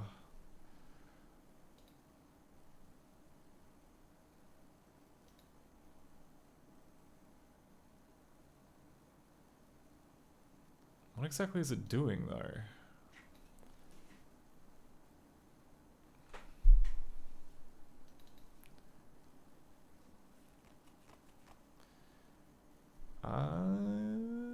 Okay. Oh, it's okay. It's doing some kind of multiplication, so it's multiplying by 8, and then maybe it's kind of like it could be like looking up a thing in a table, like looking up a character in a table.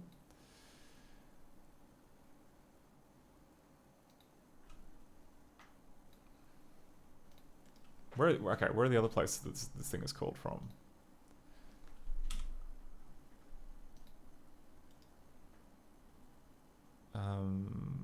Rename to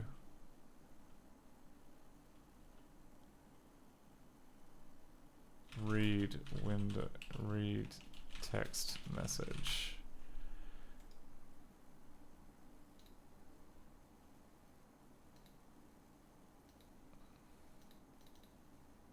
Okay, it's called in a whole bunch of spots. So if we were to look at the stack, so if we were to jump, can we jump? Is that something we were allowed to do?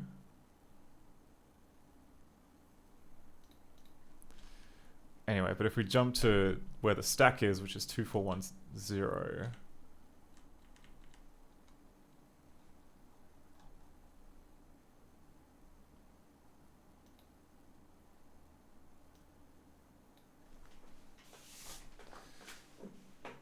then yeah, I'm just wondering, like, how do we figure out where this is being called from?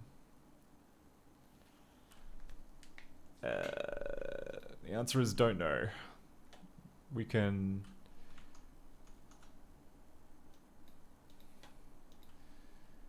we can run to the next sudo, run and hide debugger, or we just step over.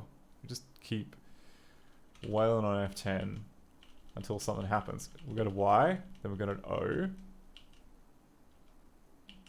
Then we've got a U. Here we go. Okay, so this method here is the one that's responsible for rendering the letter to the screen. That's kind of an important piece of information, I'd say.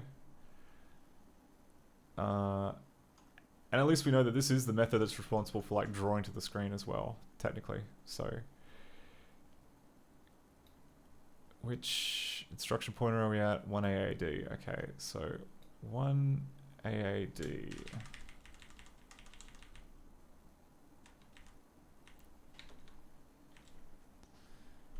So we're gonna call draw letter to screen.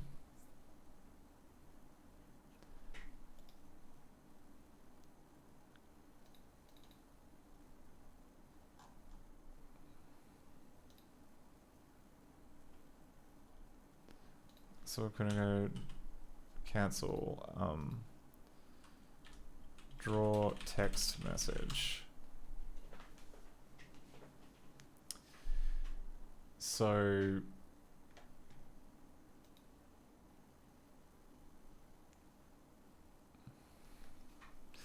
I really want to know where this is where this is being called from though. Do we have an option to step? I mean, actually, you know what? Let's just kind of let's do this softly so that we don't have to like try again. So if we keep wailing on F10, you have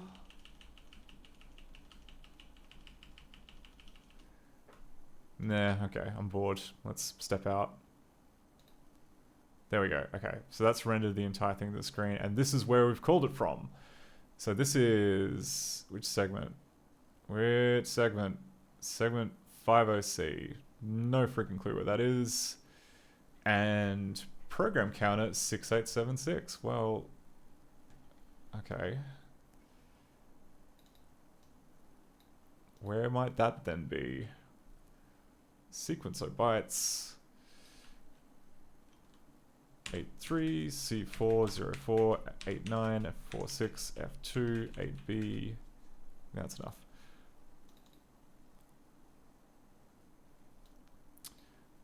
Okay, it's this method here is doing it.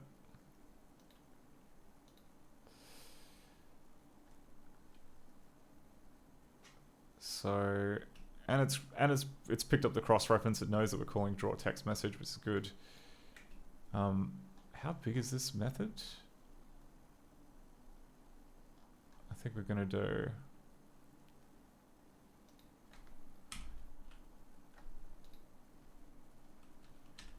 We just crashed.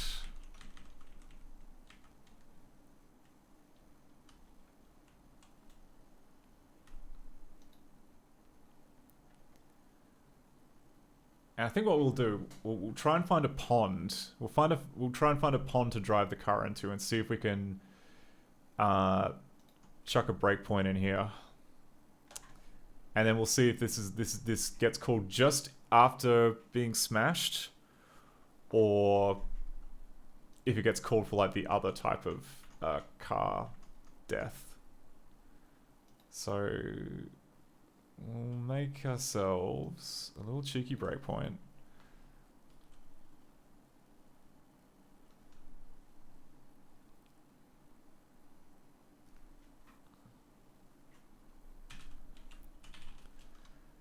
Okay, help breakpoints. BP set.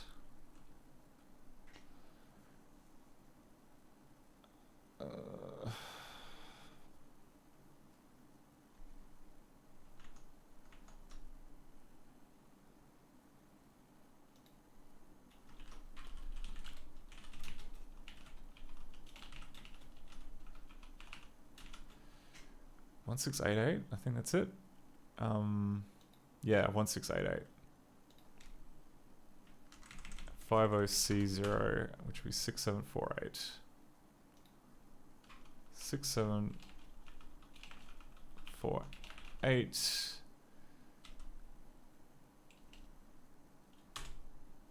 Okay.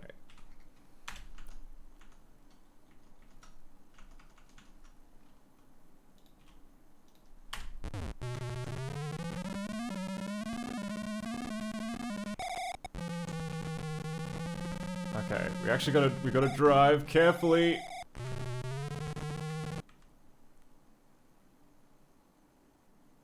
Oh no, why did we stop here? Did I crash the car? Did I run into a tree?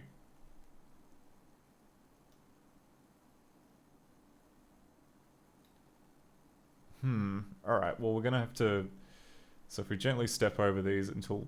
presumably at some point we'll hit... There'll be like... Okay, so step over.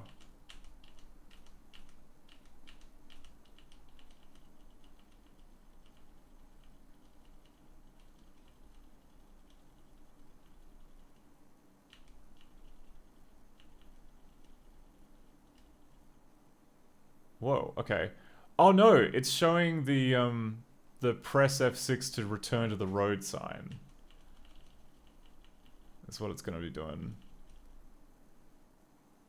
Oh, but we can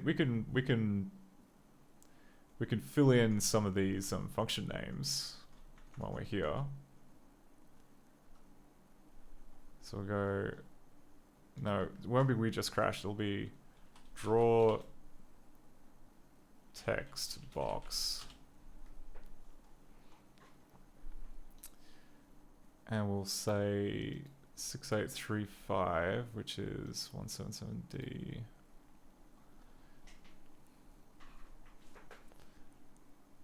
So we'll say that this is draw text box, draw box outline.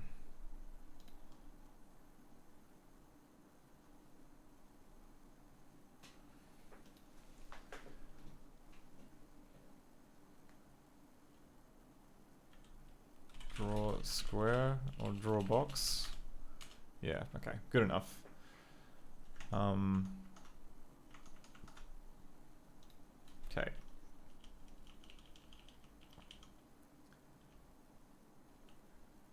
And then again, like PC 6859. Sorry, 1799.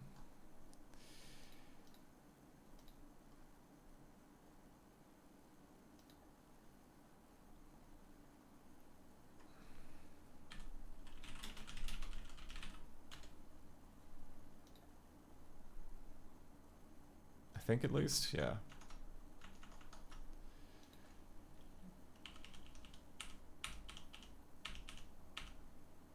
Yeah, and then we finally reach 1B76, which should be, yeah, draw text message. Okay.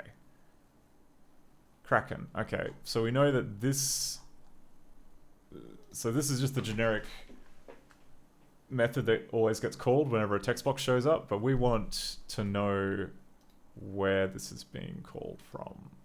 So there is list cross references to. There's quite a lot. There's many different reasons that the engine would suddenly say call a text box, but I think that's okay. We can continue the emulation.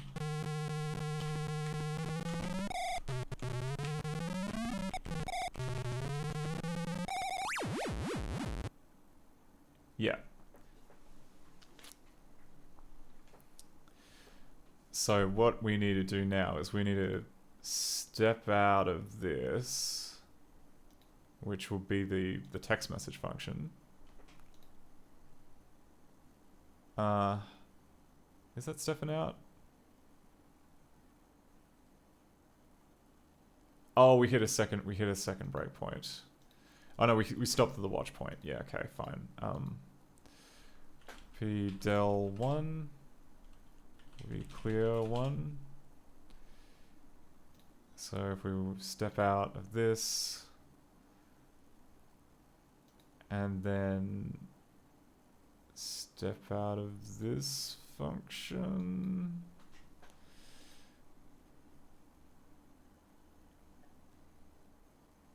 Oh, interesting. Okay. So just okay. I think it's just sleeping now. But if we were to hit enter, there we go. Okay, then we get back into the room. So while the wait message on screen, it just yields to DOS, which is why we just see that loop. But this seems to be the real spot in which the crash, the "you just crashed" message gets called from here, and that would be in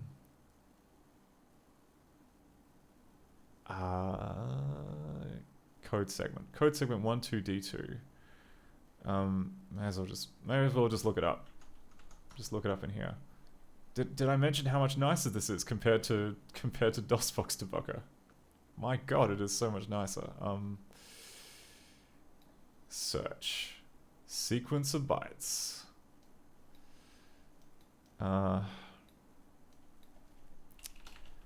83 C4 02 83 7E 0600.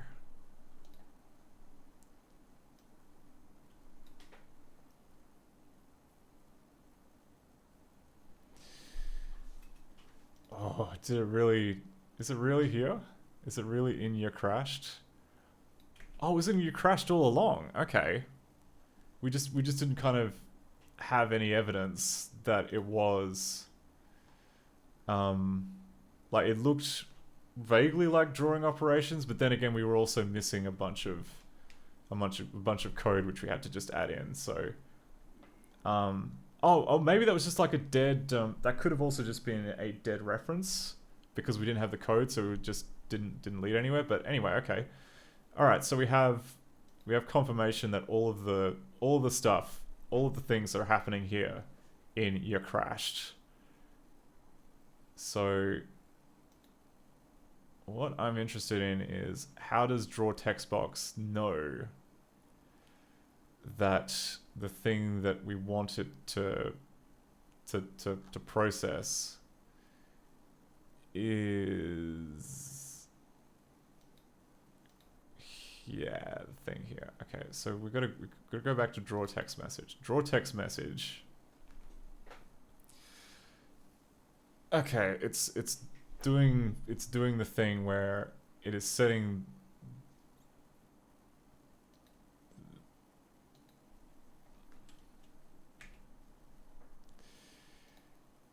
what's it called?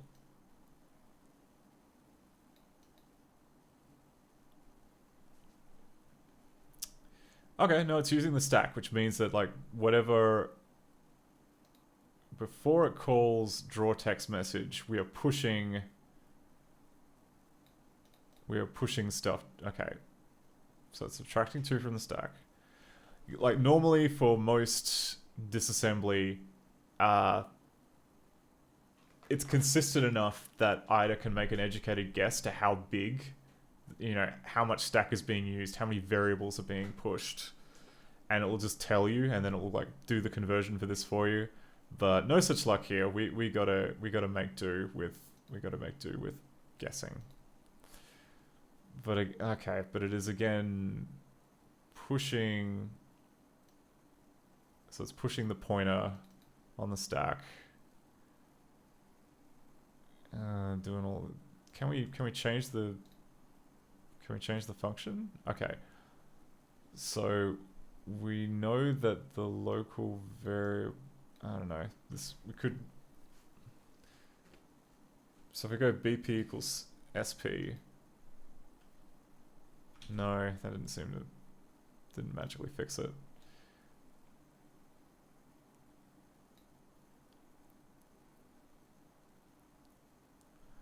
Local variables area. I guess we'll just say 2.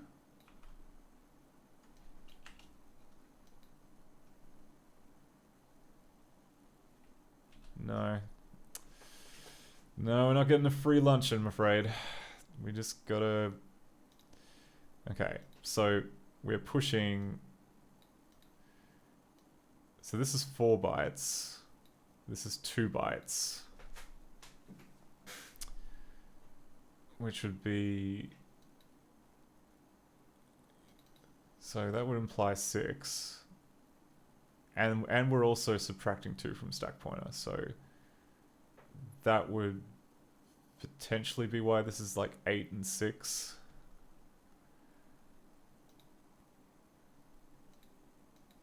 But anyway, okay, I think we can make a guess that this is going to be the string that we're moving into it.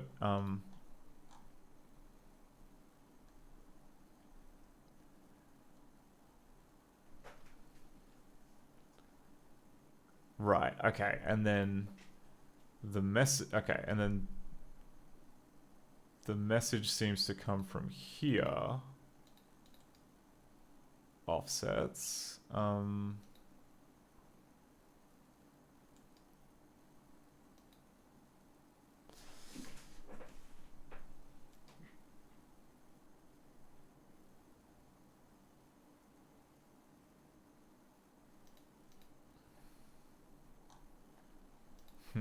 right. Maybe we'll have to just look at this bit extra closely the next time we crash.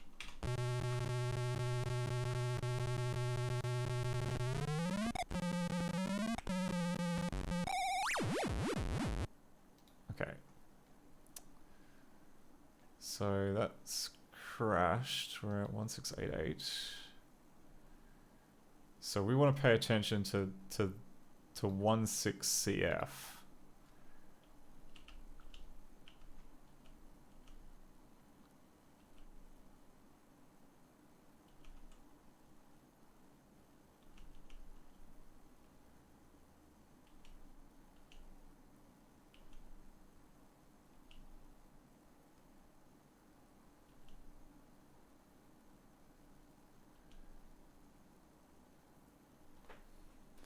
Right, so we have AX, which is like F00. That doesn't matter, it's being overwritten by this. Which is going to be 2A plus 167EH.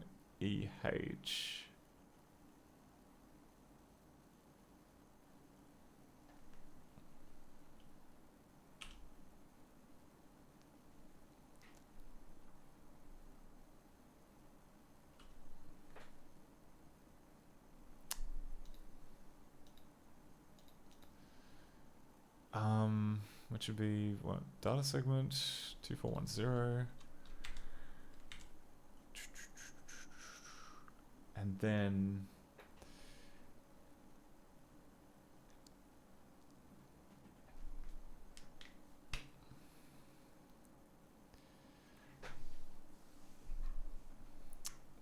okay, what's going on? What's going on?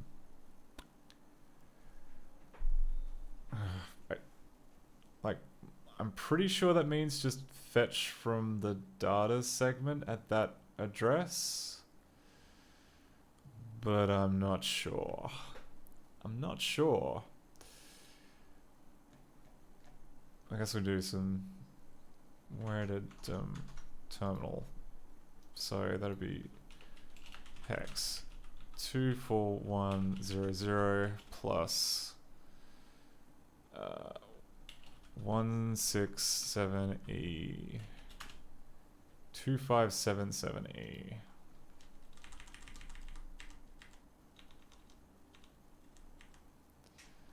Two 2577E would be here, which is, yeah, okay, that's one.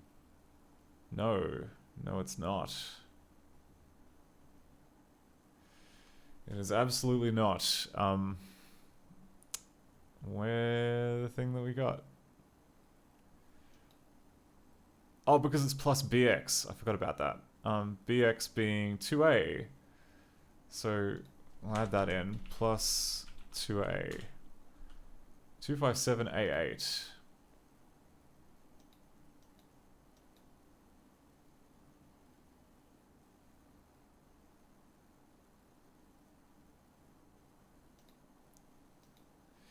Yeah, alright.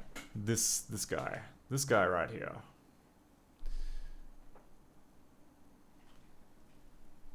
So what we can take away from all of that is we can go back to, well, firstly, that's definitely referring to the data segment. So we'll chuck that in here. We'll say that this is going to be an array of some... I'm guessing this is like the lookup table for all of the different pieces of text.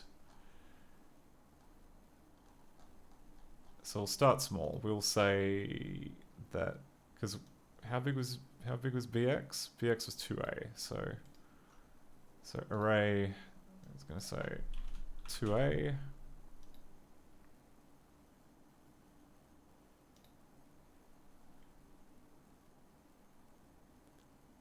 And there's clearly a few more. So we've got 1, 2, 3, 4.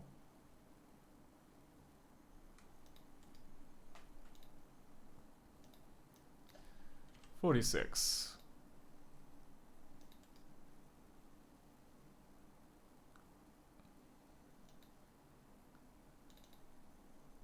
And these all refer to strings. So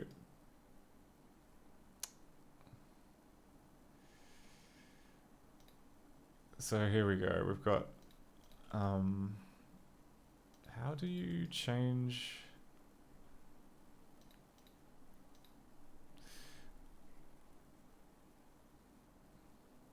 So there's edit, segment, struct, operand type, strings.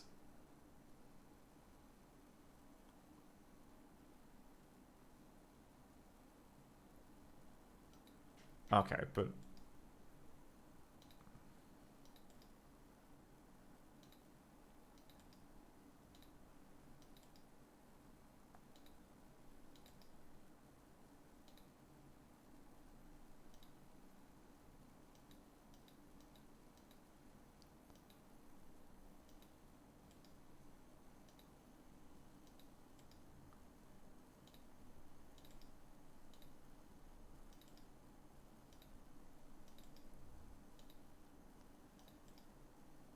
oh yeah, I forgot you can do like split 2-player on this.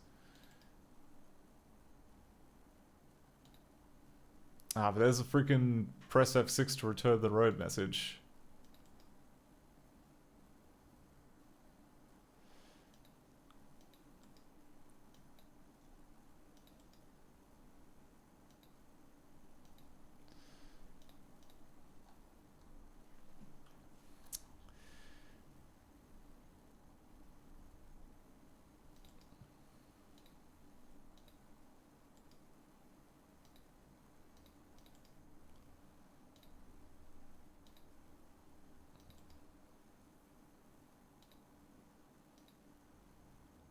Insert 1, 2, 3, 4, 5, 6 in A. Okay, and there we go. Then we've got, this is your last life, that you have 5 lives left. But, alright. So the offset the offset that was used when we crashed was BX, which is 2A, which is going to be 1, 2, oh, hang on. 2A, which is going to be 42. 1, 2, 3, 4, 5, 6, 7, 8, 9, 10, 11, 12, 13, 14, 15, 16, 17, 18, 19, 20, 21, 22, 23, 24, 25, 26, 27, 28, 29, 30, 31, 32, 34, 35, 36, 37, 38, 39, 40, 41, 42.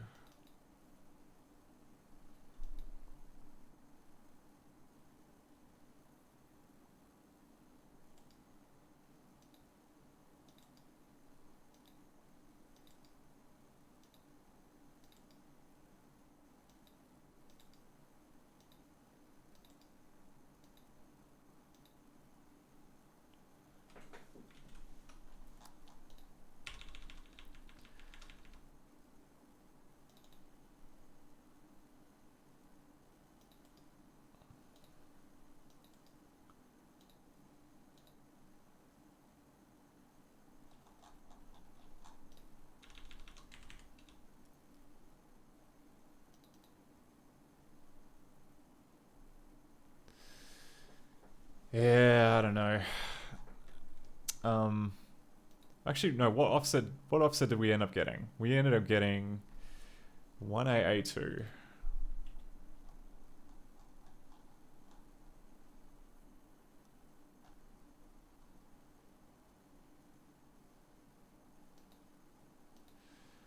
Okay. Undefined? Yes.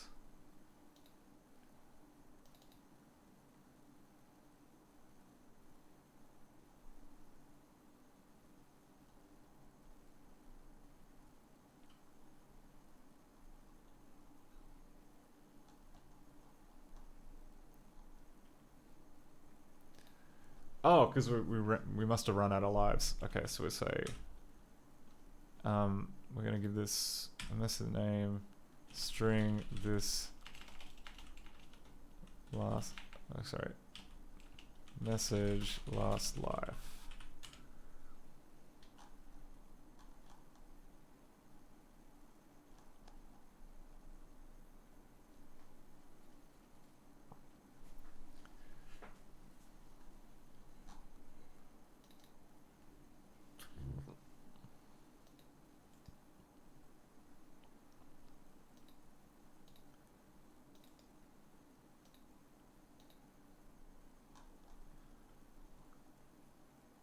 Oh, okay.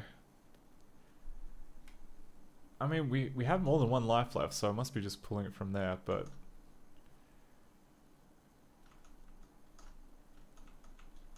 Well, let's check anyway. So if we restart this... Oh no, it is our last life, okay. So...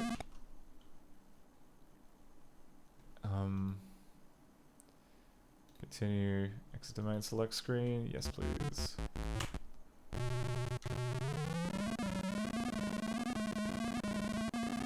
Oh, you can just run through the first car, I forgot about that. Second car you can't though.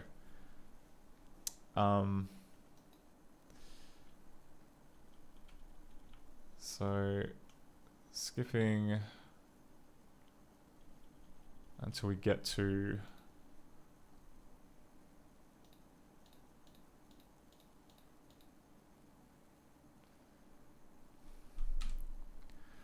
And we'll change this name to... Sorry, message table CF. Okay, so it's this next. Yep, and BX is 2C, which should then be 18BE.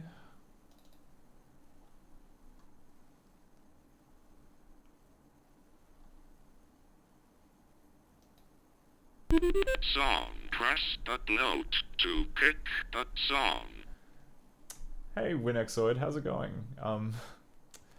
Yes, doing a little bit of reverse engineering work. Oh, and yes, what are we doing?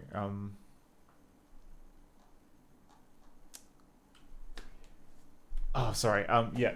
So just to recap, what we're trying to do is we're trying to fix some game-breaking bugs in Test Drive 3: The Passion by Accolade from 1990.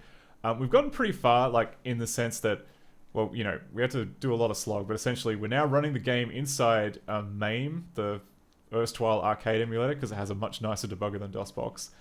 And we've just figured out the method that's responsible for giving you the little message after you crash. Or more importantly, we found the entire method responsible for dealing with having a car crash.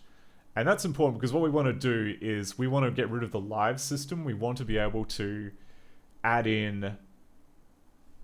I mean, ideally, we'd like to use this for kind of tournament, you know, like competition type purposes, which would mean instead of having like a live limit, we would want to just have like a time penalty attached, which is similar to like, I don't know, in the game, basically, if you speed too much, then the cops will chase you down and give you a ticket, and that amounts to getting 20 seconds docked off your time. So it would be much nicer rather than, you know, running into, you know, having five 5 collisions, which seems unfair given... I mean, like, we'll play the game and you can see why it's kind of unfair to have just 5 collisions, but actually, let me just quickly name this. So we just say message, lives left. But yeah, if we play the game, we can see even on this emulated 486, it's running way too quick. Like the top left, you can see the is meant to be seconds on the clock, and it's completely unbounded to anything. But honestly, like, this game is pretty damn good for like a 1990 open world game. Okay, we've got... Now it's just telling us that we want to return to the road. That's another thing I want to turn off. But look, you can just drive off road, you can like run after like a freight train, you can find a nice, cool, refreshing pond.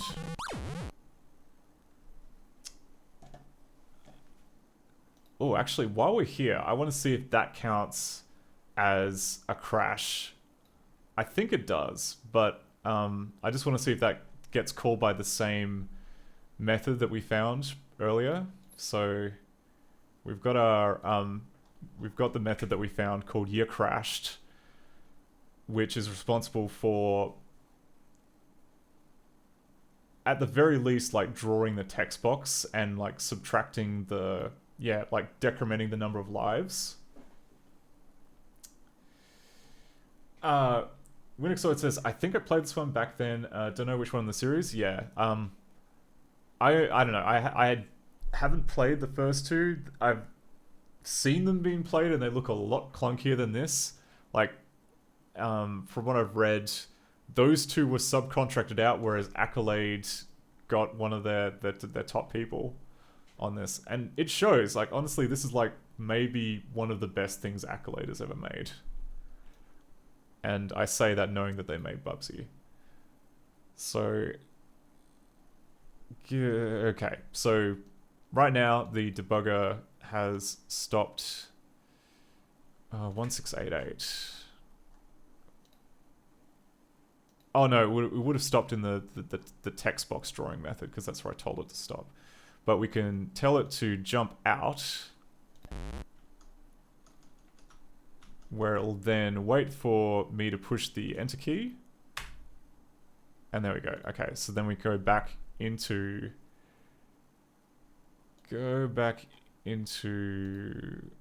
44A, which is going to be... Honestly, yeah, like with fixing, like reverse engineering DOS stuff, the worst thing about it is the segments. And this is...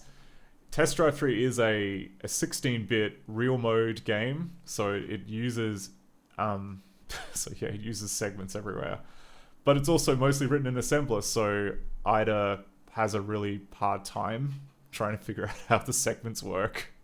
We had to like manually go through and add in a bunch of blank spaces that I had no idea how to read. Winixoid says, our first IBM compatible computer was an 8086. You played Goblins on an 8086. Man, I would have thought that Goblins would have needed at least a 286. Like, I mean, 8086 would be like XT, like IBM XT. And I kind of assumed that the Cocktail games needed at least, like... But I mean, maybe they didn't. I could actually be just... Yeah, I could be wrong about that. Because they wouldn't use protected mode, so technically you probably could get away with an 8086, though you'd have a miserable time if you didn't have, like, an EGA card, at least. Okay.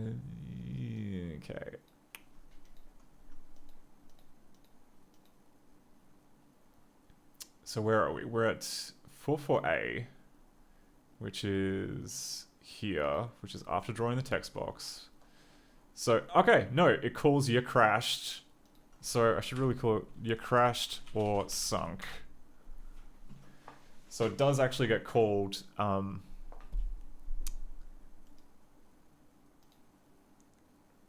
if you smash up the car or if you sink the car in a pool. And I am also kind of interested to see where this has been, this got, well, you know, where this got called from as well. So if we go to step out again, we should be able to see that, which is code segment C65. Yeah, okay. It's almost always quicker to just search for the exact series of ones and zeros than it is to try and mathematically figure out segments. 83 C4 02 EB 1D 2A C0. Okay, so it's here, wherever here is. Oh, and it's, yeah, and it's right in the middle of this. Yeah, it's in the middle of this other segment, which encompasses a bunch of other things.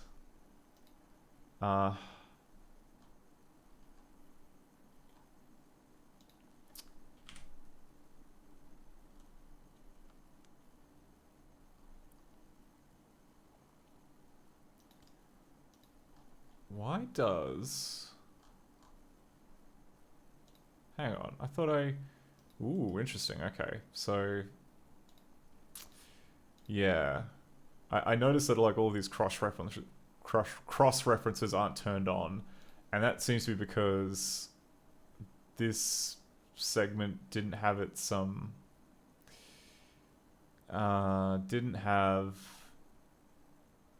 the data, yeah, DS set, which is something that you've got to manually do in IDA. You have to go in here, you have to go to segments, you've got to say change seg register value and then change that to dseg.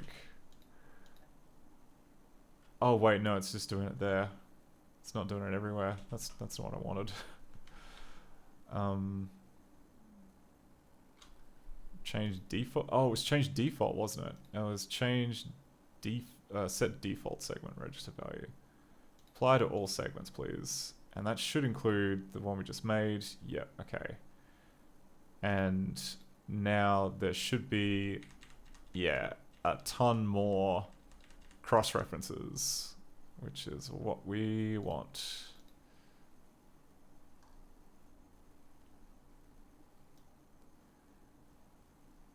Okay, but okay. I think we're good. I think we know. I think we know the bit of the code that we want to kind of mess with, and that would be this method you crashed or sunk. So the two things that we want to do is we want to no-op this. Absolutely no-op this. Get it, sack it right off. We do not want to decrement the number of lives under any circumstance. It would be nice. It would be nice if we could change it to change the time, or to increase the time by an amount. But it would rely on, would we be able to make enough room? Oh, but we have like we have some space that we can free up here because we're not going to be using all of this mess to check the number of lives. Oh, Winoxoid says switch to i4086 was pretty fast. I don't remember if we ever had i386, but we had a few ZX Spectrums, and before that, USSR's PK01 LVIV and one Monochrome Spectre 001. I really want to at some stage look into those like Soviet era clones of other systems, because they look really interesting, and I'm hoping that like by now all the chipsets will be dumped and you'd be able to kind of like explore them a bit in MAME. But yeah, super cool. Visual Tree looks very informative. Sometimes it can be.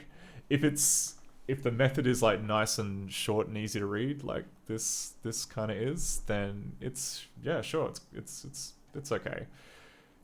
But in this case, yeah, I think that most of this method we don't need.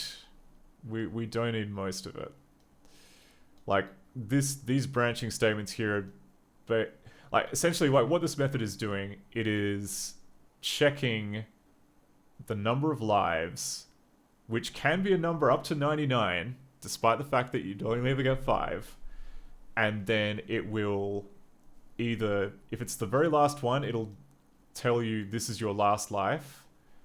But if it's another number, it will count the number of, it'll count the number of 10s. So that's what it's kind of doing here. It's like splitting it up into like multiples of 10 and then figuring out like how many, what number needs to go in the tens digit and what number needs to go in the ones digit. And it's then sticking that into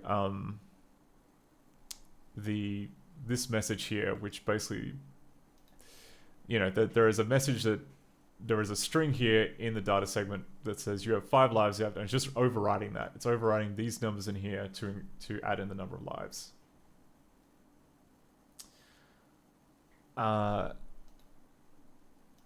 So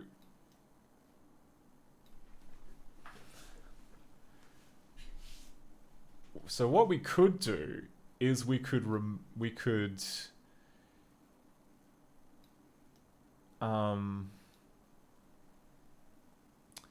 overwrite the message in the data segment that says this is your last life and replace it with something else. Assuming that I still have that around. Maybe no.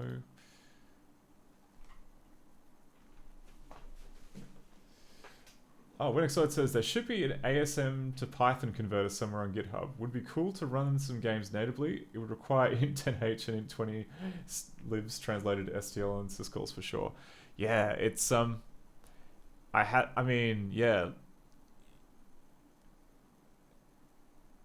like the idea. It's got promise. It's got moxie. The place where I think it's going to fall short is that quite a lot of the DOS API is cooked, and it's not just a case of like running the code in situ. You also need to run the DOS, you gotta run the DOS API, which is like a series of interrupts and ports and random pieces of hardware attached to, interfaces. Occasionally it's memory mapped like VGA, and then other times you just gotta, what's it called? Oh yeah, and you also have to support being able to just monkey patch it. Like a large number of more advanced DOS game stuff is about ripping out the timer and replacing with your own timer. Like I'll give to give an example. Like I've been working on a game in DOS, which is using modern. Well, it's using DJGPP, which is 32-bit, which makes it a lot easier. But, hang on. God, I haven't updated it here for a while. Development DJGPP is setenv.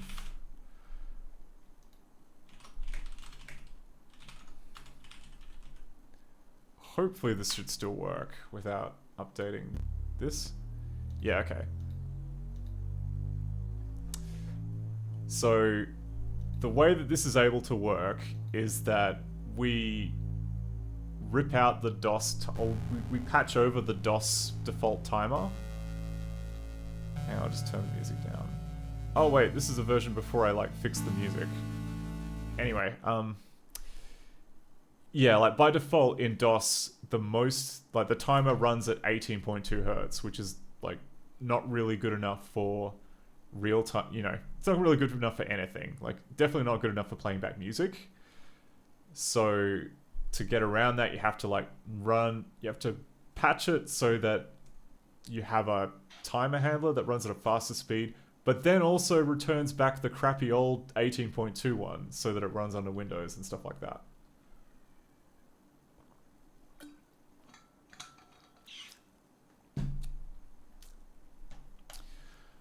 WinXO says, is it a rewrite? Sort of. So there is a piece of, what do you call it? I can show you the code.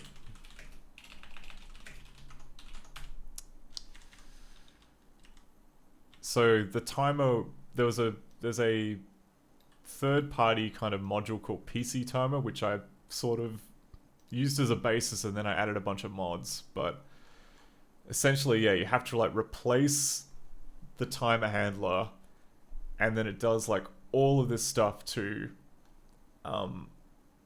emulate the old crap timer, and also, basically like if a program expects the old crap timer, it'll get the number from the old crap timer, but for the game, it increments this number here, which is I don't know, this way essentially the game can run at 1000 hertz for the timer. It can then also do these callback things, which is like a special way of hooking. We use that to hook the sound card so that like the ad-lib music plays back at the correct speed. But then, yeah, I mean, WinXide says, "Oh, cool! I see output B. That's so old, my friend. That's how you use DOS. Like all of DOS is output B, and I mean, like, what's it called? DJ GPP makes like the interrupt handling bits slightly nicer. Like they give you these kind of methods to write over it, but in terms of pinging the hardware, you still got to use import B and output B. That much has not changed. But yeah, it's a whole ordeal just to get like nice timing and sound, and yeah, like I couldn't live with like 55 hertz just because I wanted to play back music, and B, inside the engine, which is all Lua, you can say I want to wait for this many milliseconds, and I don't want to round it to like 55. That sounds bad.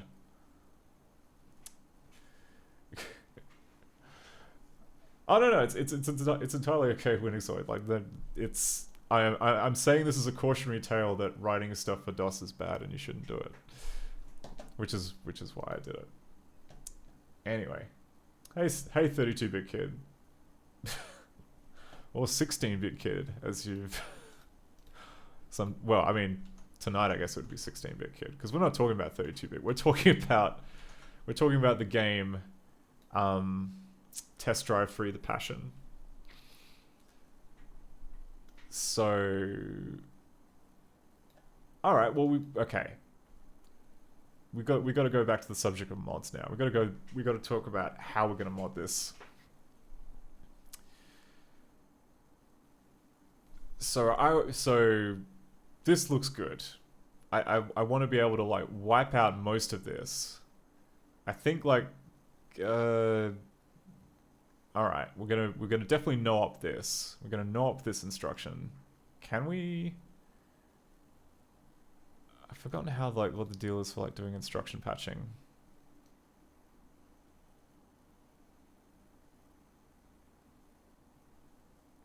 Patch bytes.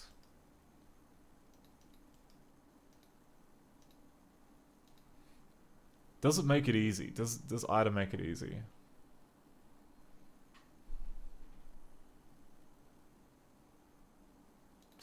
Okay, the other option is we can use NASM. We can use NASM to cheat and get the.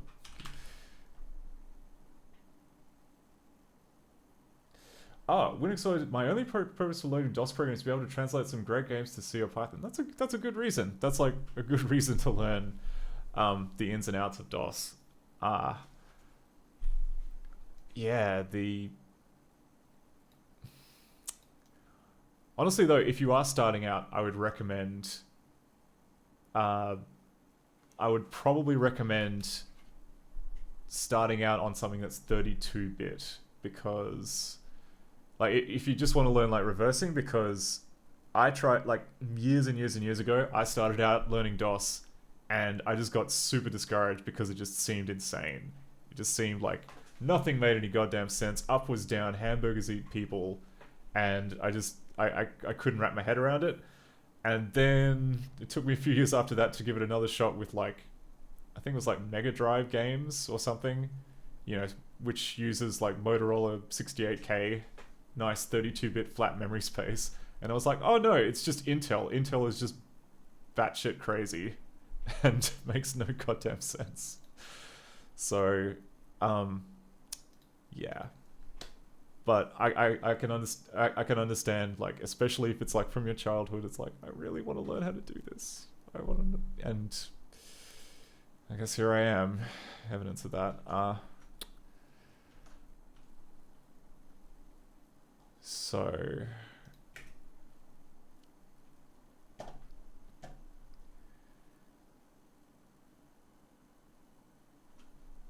okay, so let's just, my brain's starting to shut down after a few hours of streaming, so I think we're gonna have to like spell out what exactly what I'm gonna do. So infinite lives replaced with 30-second time penalties. So that means we are going to have to nop out anything to do with changing the lives count. Because I'm pretty sure there'll be another bit of the code which is checking to see if live count equals 0 and terminating the game. Oh, Winixoid says, once I read about 32-bit versus 64-bit ASM differences. I don't know... Oh, I didn't read everything, but it's good that that changed, but it's also hell for 32-bit people. It's...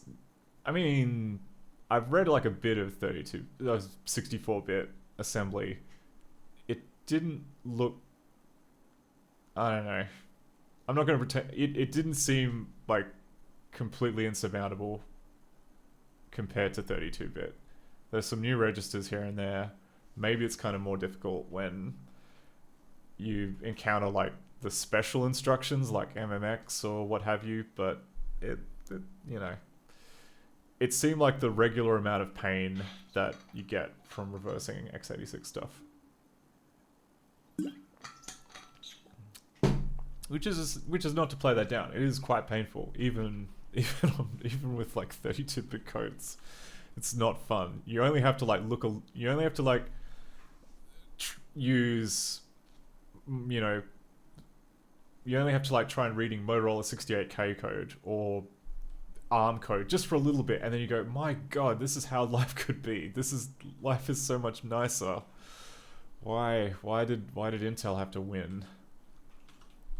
Well, I guess, you know, what goes around comes around, and looks like they're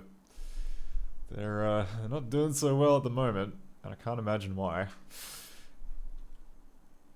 So we need to knock out anything to do with changing lives count. We need to replace the last life string with a helpful message.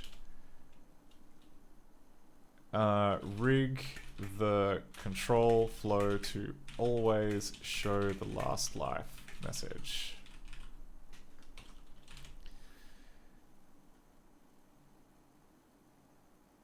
And then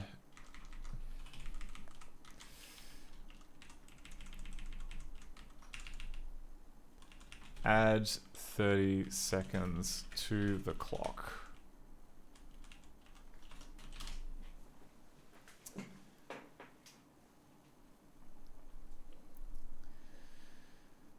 So this last one's probably going to be much harder.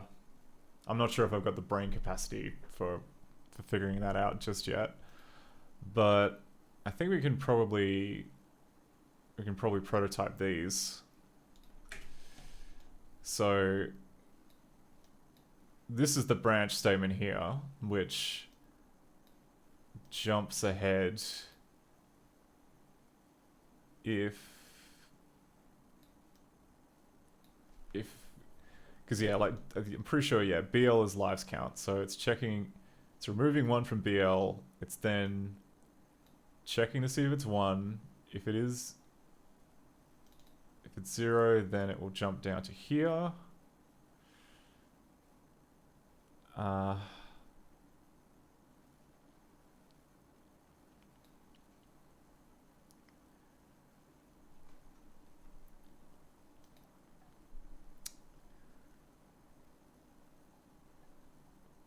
So is there a push instruction anywhere? Because I was under the impression that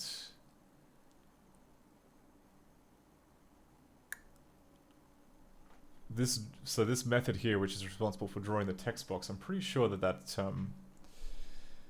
we had to push something, which then gets. Oh no, it's just fetching crap off the stack. Okay.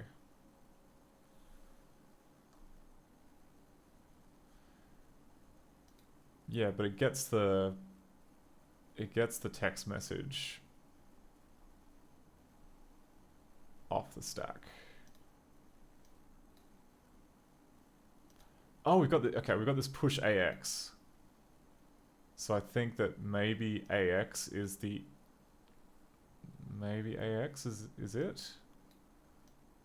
What is AX? AX is 15. Oh, yeah. Okay. That could make sense. So close all this. So if this is like the index to the message list, so if we jump, okay, no, not that. If I create a new view, new IDA view. How do I make a new IDA view? There's Windows list, next window, IDA view. Search, jump. Subviews. No, not subviews. God, why am I struggling on like the easiest thing, like opening another damn window? This is like Windows list? No. Oh. Okay, that's over here. I just want to open a new, like, how do I open another?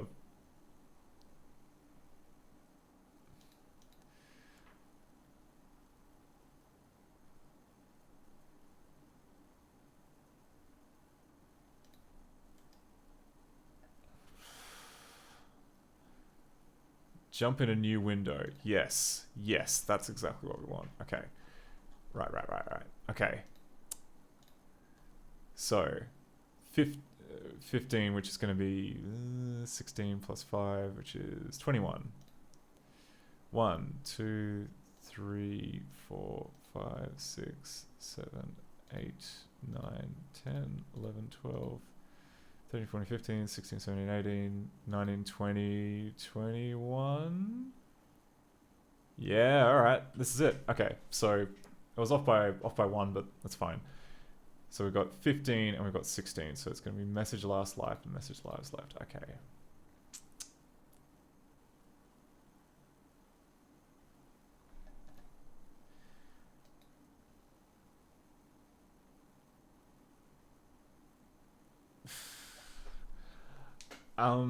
Oh, one says, on your site, turning off pulse audio flat volumes. God.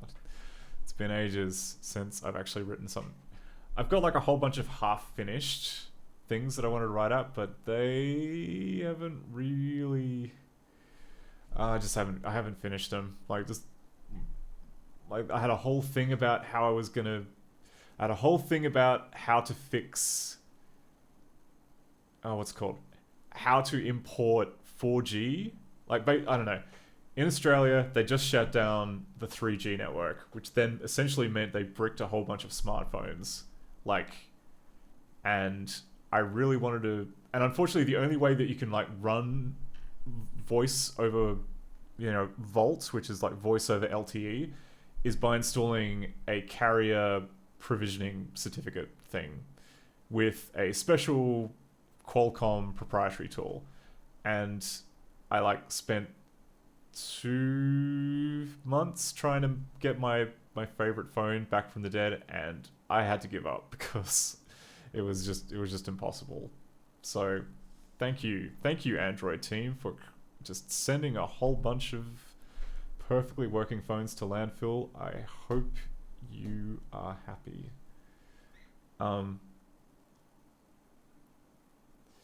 Oh, one episode says, how come music goes along with reverse engineering? I play guitar.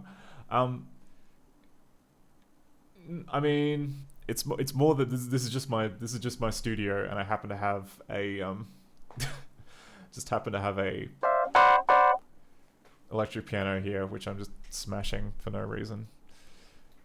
It's good. It's like a good kind of like thought concentration type thing to be able to kind of smash.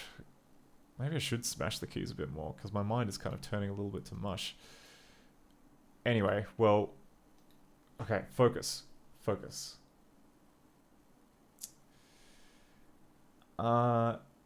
We got, so this is definitely the index of like, so I'm gonna write this down as like,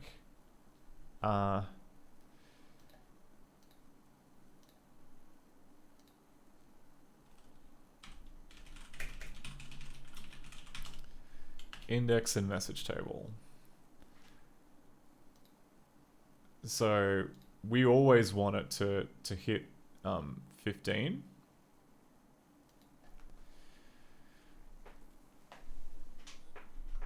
So we could probably okay, so we have like from 1 EO90 to, actually no, hang on, so 1 EO90 is 0430, and technically we have all of this space to do whatever we want.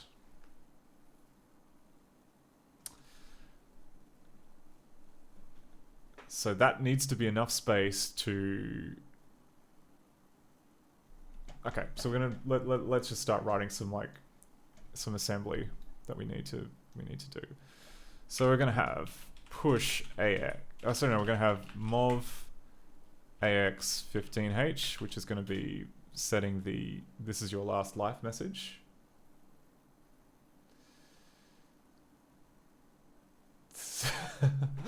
We're excited. Says sometimes coding makes brain overload like hell and it must rest. It's what the musical instruments are for. I don't have a better explanation.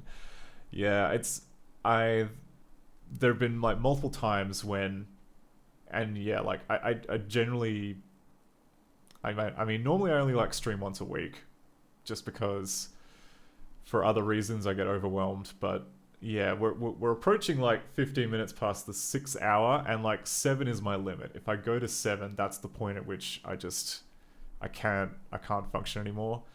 And some might say that's because I just don't have, like, I haven't coded up a break timer yet, so I just don't take breaks. So maybe I should be kind of looking into something that's relatively easier than all this, and just fix the damn break timer so I can leave. But yeah, there've been like yeah. Now that I think about it, there have actually been like multiple times where I've just gone off streaming, I've just like collapsed, and then 10 minutes later I've found the thing that I was struggling over for an hour. So maybe I should just take the easy advice.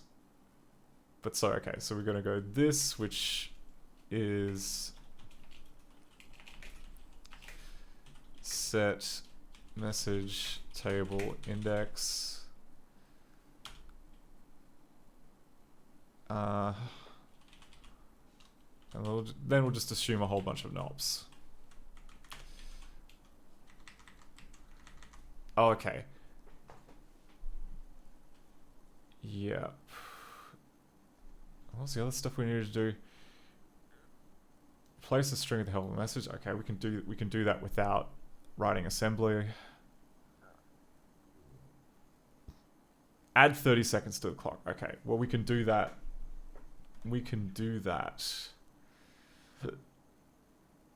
Actually, yeah, what is the deal with the clock? So we found out earlier that the little kind of clock in the top left corner,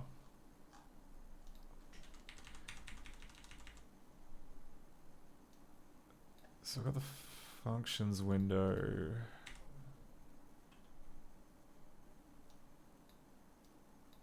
Okay, come on. Come on, guy. It's defined down here, I think. Like, real close to the end.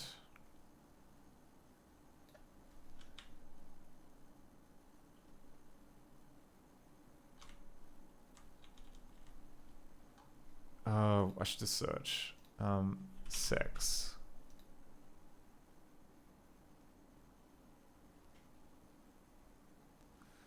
Clock sex. Okay, here we go. CJ Play says, I know the urge to want to do things custom in your way, but you can also use an existing Pomodoro timer. Yeah, that's true. It's not so much about like setting up a timer, it's more about like, I don't know, I have... I don't know, everyone seems to have like cool weight screens, and that is possible, but it also means spending time on getting the techs. Getting the tech in place. So, okay, how many places refer to this? Now that we've fixed like a ton of cross-references, my god, so many spots check the timer, which makes sense because, what's it called? You know, it's what you use to, it's the score, it's the game's score counter. Yeah, and it's got some logic here to set up, what's it called? Yeah, set up overflow with minutes.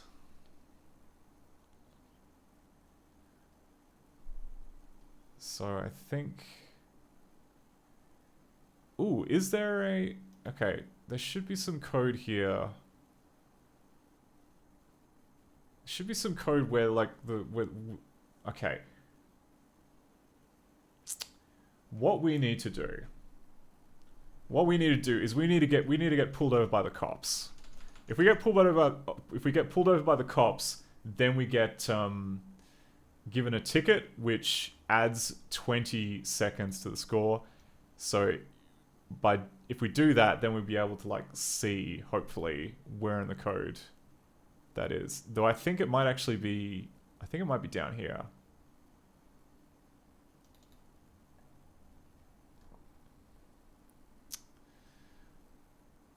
Sub DH 14? 14 is the number 20.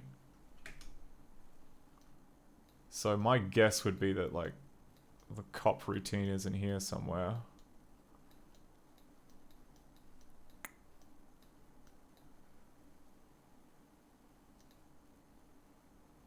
But that just, I don't know, that just seems to be doing... It's like checking the clock and it's like potentially adding 20 seconds, but...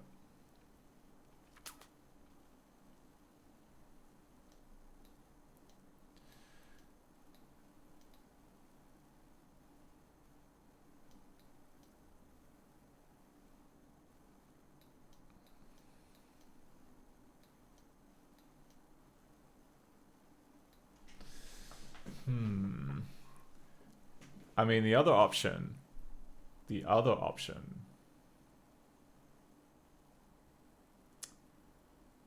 is that we could make the penalty a minute.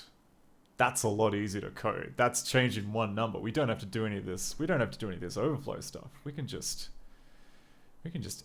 add one. Add one. That's one instruction. That, I mean, it's probably unfair if you're playing the game. I mean,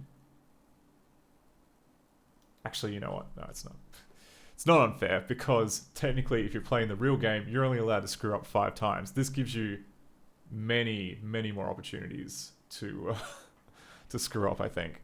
So I think we're gonna do that. We're gonna add 60 seconds to the clock, and then I just have to add 1 to the minute counter. That's okay. So we'll do that.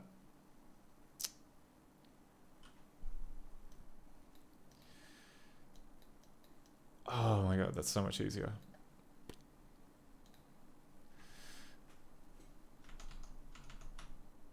So we'll set the message table index. We'll then overwrite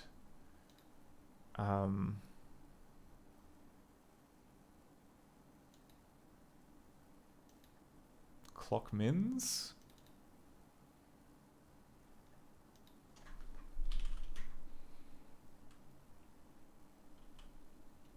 So it will be like move. Oh, and we gotta figure out how to do it. We gotta figure out how to do it here. I mean, we can just figure out the hex. We don't have to like pass it through NASM. We can just figure out the hex bytes. Figure out the hex bytes by just stealing. Oh, and I think there's actually okay. There may actually be a way of in options general strings browser.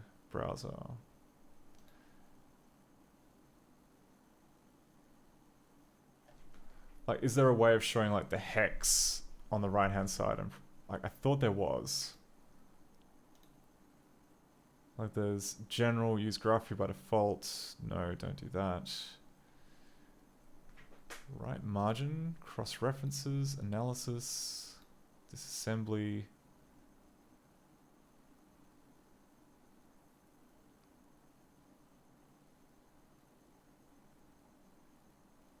Display disassembly lines. Source line numbers.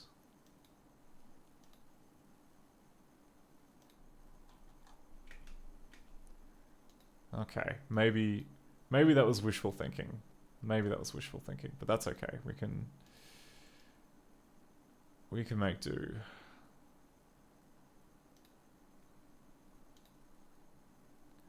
Okay, it highlights the instruction. That's important. So we'll go mov AX15H, B8 1500.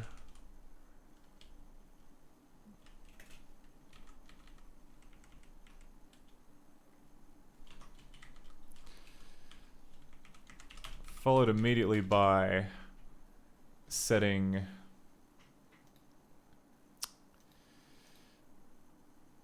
clock mins, which I think that other piece of code did.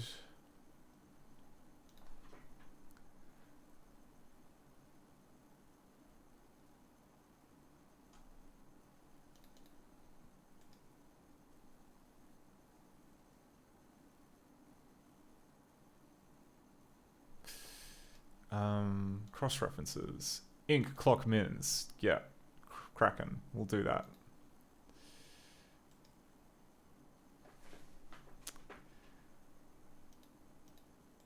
And then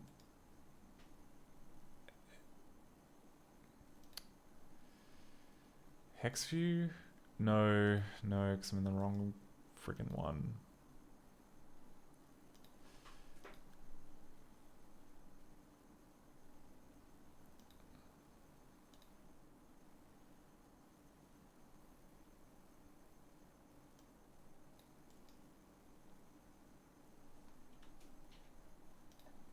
Windows as I to view A and I to view B. Where's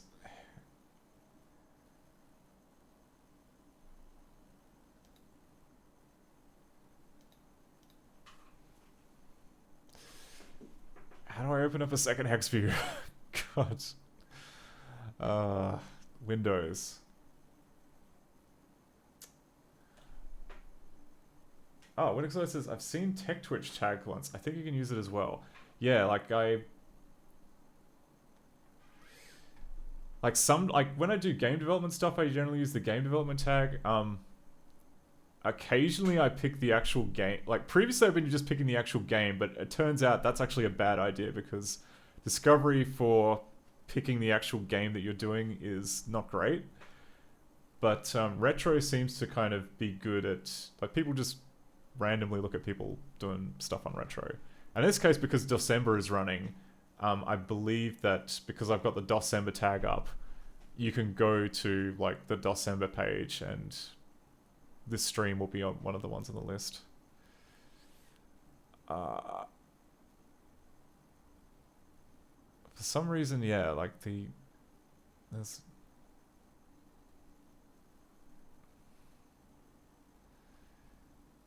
open subviews. Hex dump. Oh, thank God. All right. There we go.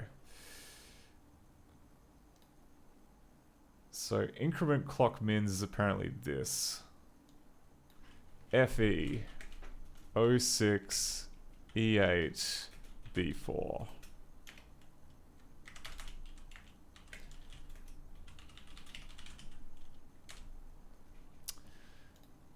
So how many? How are we doing? How are we doing for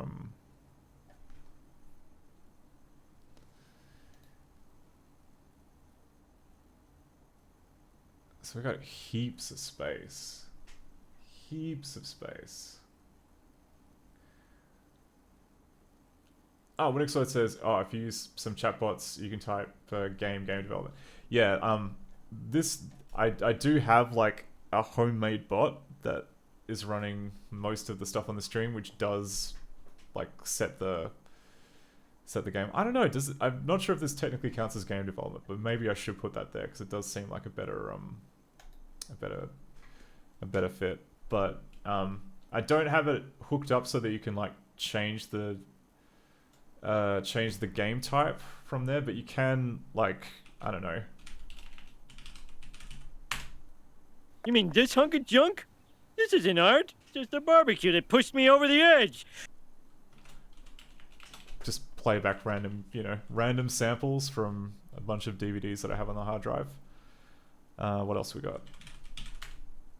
And the biggest angle of all is a clean, quick getaway. Hey! Someone's a-coming!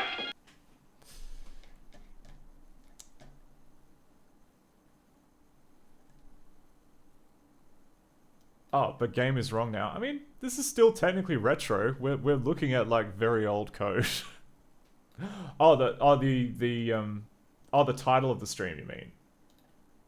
Sorry, yeah, we do have Pizza Worm obscured. Imhotep is taller than Jean, but shorter than Lord Scotland. Yep.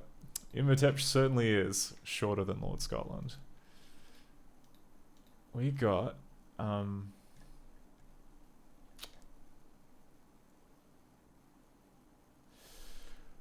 oh yeah, like actually yeah. Winixoid says you should add in your sound card works perfectly. And I have been meaning to add some actual games to the lineup of sounds. But that's actually not a bad idea. Not a bad idea for that. I do have all of like the voice clips from Darkseid. So I've been meaning like just get around to kind of like wiring those up so that you can just, whenever you feel the need to just say, these nightmares are giving me a mean headache. My head is killing me. My head feels like it's going to explode. Yeah, any kind of like headache related quip. Mike Dawson will have you covered. So, come on, we're nearly there. Okay, we're gonna. But this really looks like all we got to do. We just got to like patch this. We just got to fill the rest with NOPs. I'm feeling confident. I think that we can just open up games. We can open up Test Drive 3, make a copy of TD3, TD3 mod exe.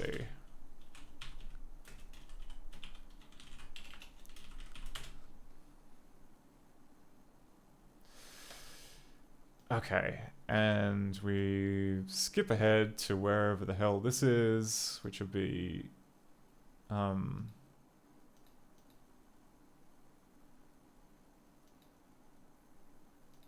god, am I in the right spot now? We're near crashed or sunk.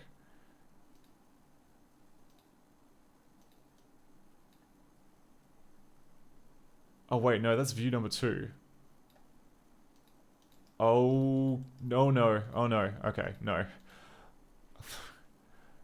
Thought we might have lost some progress. No, gonna hit save. I'm running this in Y, and so sometimes it's a bit dodge. Okay.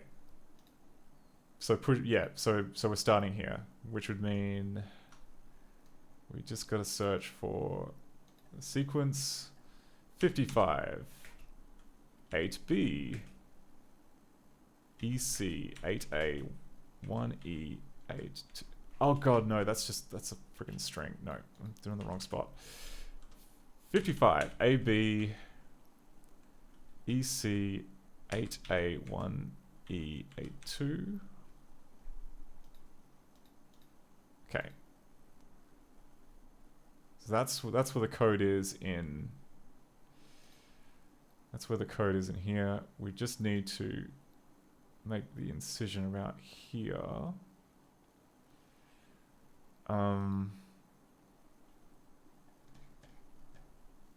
What's the bytecode for NOP again?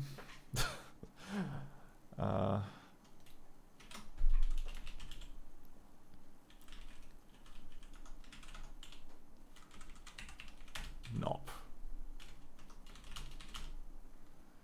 NASM test.asm source reversing then MRC dump test. Okay, 90. 90 is NOP.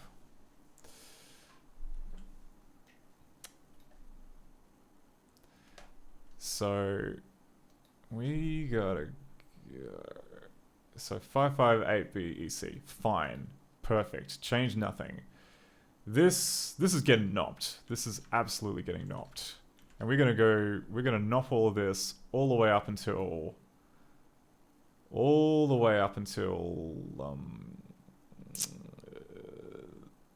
this instruction here. So that's going all the way up to 50. So we've got quite a lot of knops here. So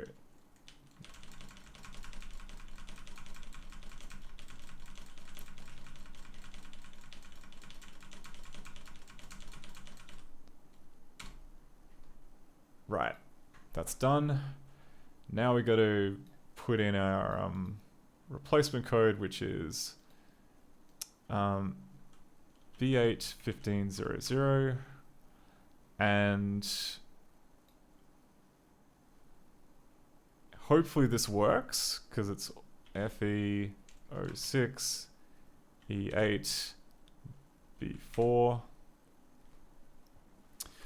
So that'll increase the clock by 1 minute. And then we got to change the message. We got to change the message for "this is your last life," which starts at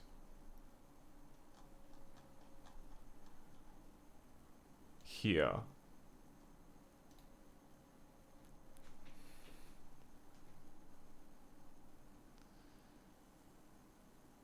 So 18A. Okay.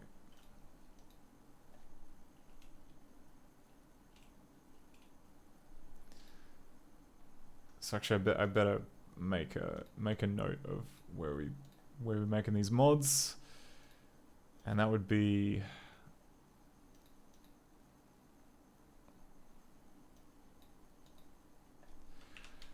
okay. Mod made at F6B0 to F6F0. And then we're going to search for the text. This is your last life. And we're going to now make this skill issue. 1M pen alt.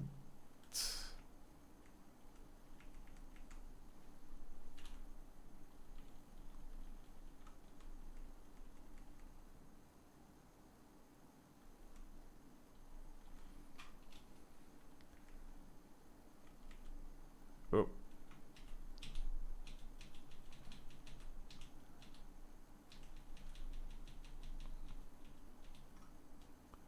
Oh no, did I screw it up? I think like backspace. Oh no. Okay.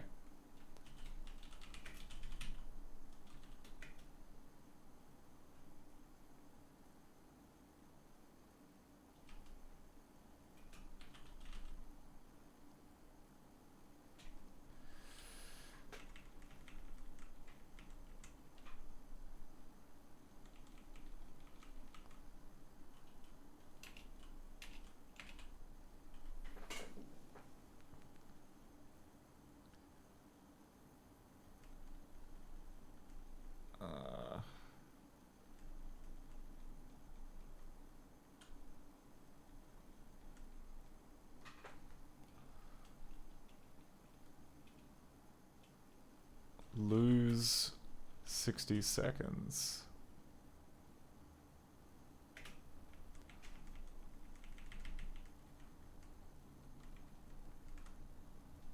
Okay, that sounds good. Winexoid says, why was the crash? Segfault? Void null? Like the... Well, in this particular instance, we're talking about, like, the car crashing. So... And yeah, that's like what all these other messages about, like, wrong way, replay requested, bath, bad course data, reboot. I really wish I knew how we got those messages. They sound cool.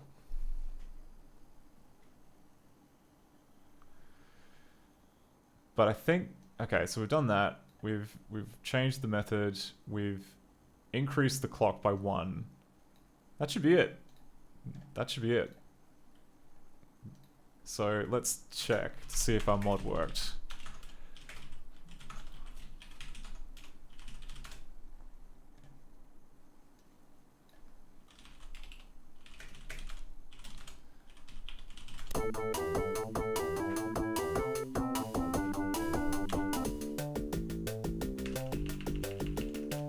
Okay, get those cycles nice and high.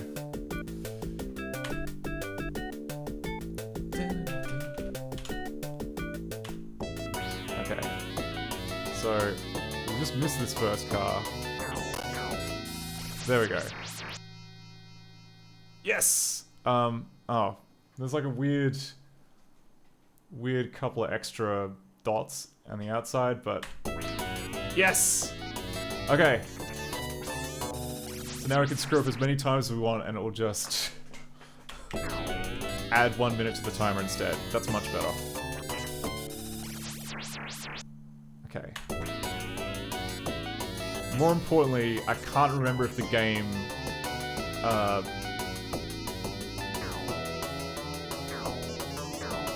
fails if you take longer than 10 minutes. Or if the game, like, ends for another reason. Oh, I want to get rid of that return to the road message too. That's kind of annoying.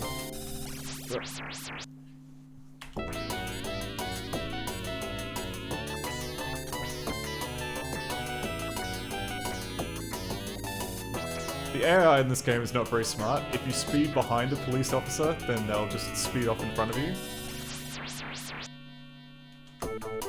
Oh, yeah, okay. Wait a second. That felt like 5.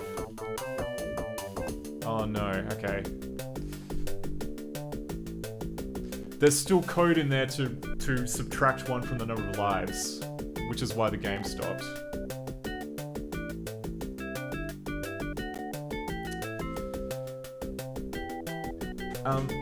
Winexoid says, I tried DOSBox and DOSBox X. Do you recommend DOSBox staging? It's okay. It's essentially just kind of stock DOSBox, but with several improvements. Or you know, it's a trade-off. It turns out that there's like a bunch of things that original DOSBox does better. In this instance, I prefer DOSBox staging mostly because they've ported it to SDL2, which original DOSBox they have not, and it means like stuff like full screen doesn't work properly. Yes, and the steering sensitivity is just bonko. That is on the list of things that we want to try and fix, along with figuring out what the kind of what the deal is with the time step of the simulation, because you can see like if we I'm running it on like 10,000 cycles, and we start it up, and look at that. Look at like the timer go up real quick. So obviously, yeah, this game doesn't, being a real mode game, it doesn't have a proper timer. It just pretends. It just guesstimates it based on the number of cycles that the game is running at. So I'm questioning whether or not it'll be like possible to put in a shim to fix that. But anyway, there was one other mod we needed to add in that I forgot about, and that is, go back, please, go back. This decrement instruction here we need to knock out. because the game was still decrementing the number of lives by 1 each time, and when we ran out of lives, it ended. So we can fix that.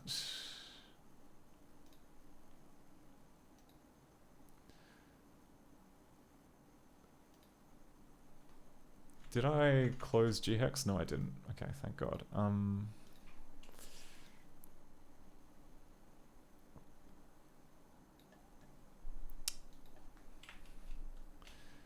FE. Oh no, I'm gonna do it in the right window. FEOE 820974ODC706 OD. Actually, just previous. There we go. Okay. So this has now got to be not.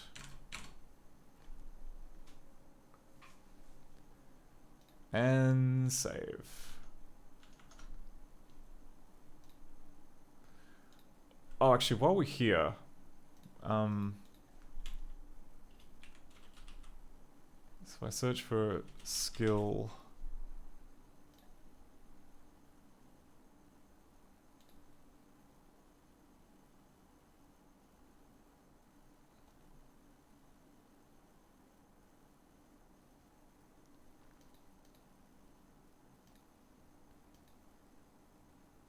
Oh, that's right, and it's got to end with, like, AA, I think.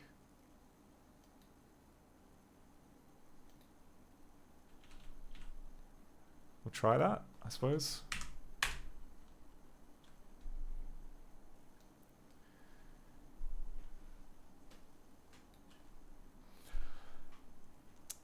Oh, 10k CPU cycles for 486. Yeah, it's not an exact mapping, I feel, but I mean, yeah, my plan was basically just to kind of slow down the number of cycles until we figured out at what speed the timer incremented normally, and then use that maybe as a basis for how fast it's supposed to be running. The answer, I mean, if you do that, it's like an absolute, it slows to a crawl. So I don't know. I don't know if it can be that, but it came out in 1990, which means pre 386, I think. So it'll be 286 at best.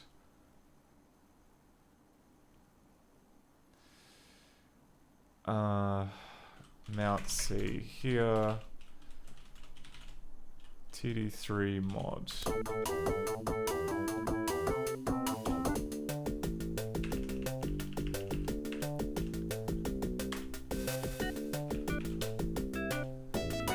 Okay. Now, we've got to crash the car 5 times. Okay, that's 1.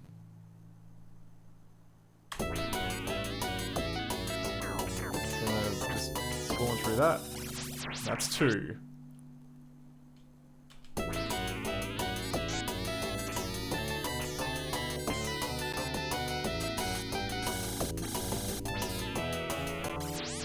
That's 3.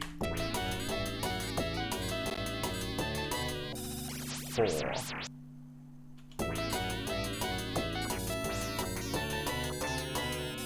5.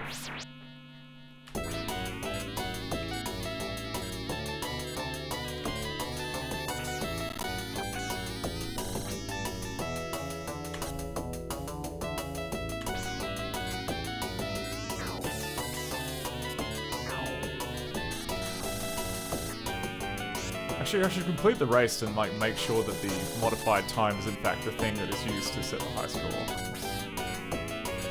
But that would involve driving very carefully. Oh shit, who am I kidding? Whoa. Okay.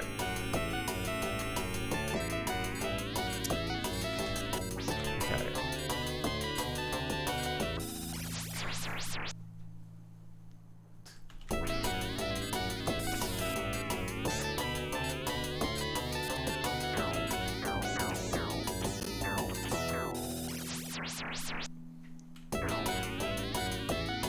I'm just being sloppy now that I have infinite lives.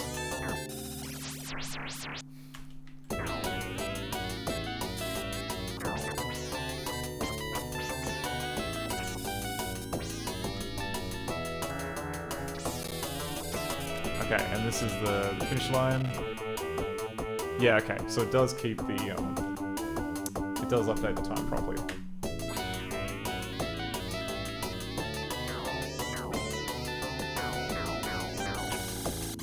Okay, good. Good start. So we can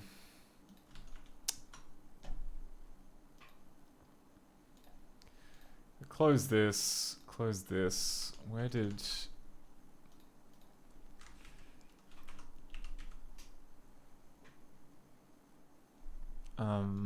and the other mod was at, I can't remember, doesn't matter.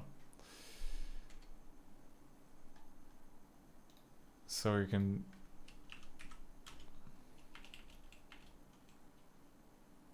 okay. That's done. Find a way to kill with the press F6 message. Find a way to make the steering less mad.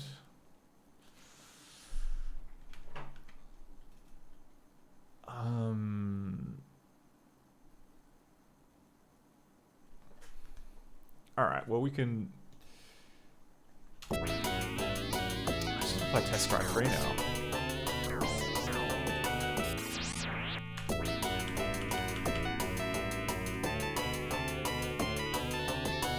What's meant to be like the actual speed of the game? 6, 7. Yeah, this is about like 1 second per in-game second. And we can see this is like plainly too slow. There's no acceleration at all. But if we maybe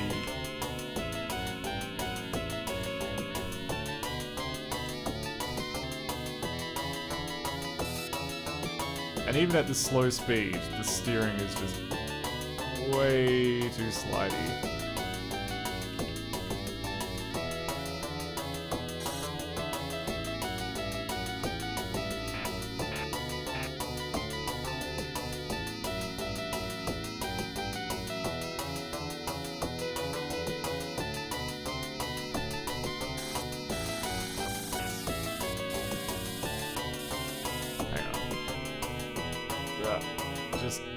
Here we go. I'll just park it in front of this tree.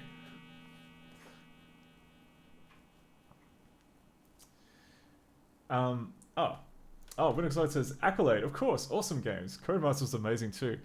I think that Accolade gets like an unfair rep, honestly. Like they get dunked on a lot because of things like, well, I guess Bubsy and like Les Manley in Search of the King, but they made this. This is not nothing. This is good.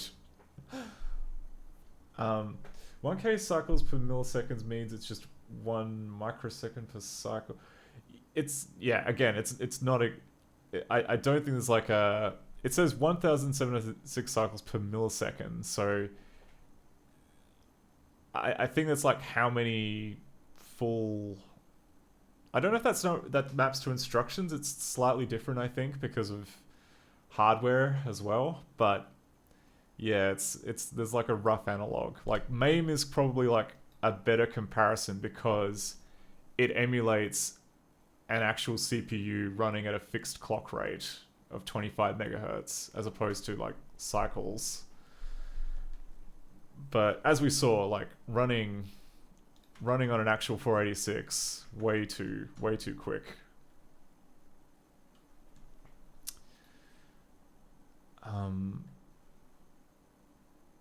Okay, we'll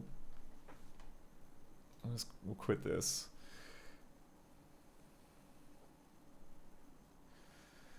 For 86 Amy from IDA Debugger.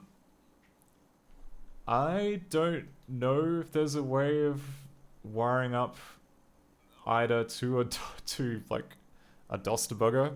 At least none that I'm aware of. Especially just because like IDA has its own weird address space, which doesn't match up with whatever the emulator has.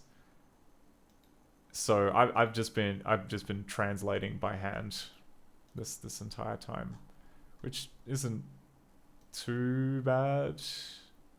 Okay, who am I kidding? It's kind of bad. It's not great. It's not. I wouldn't recommend it. It's kind of sucks. But yeah, like in the last few minutes, I really want to see if we can just knock out that press F6 to return to the road message. Then I'll be happy. And then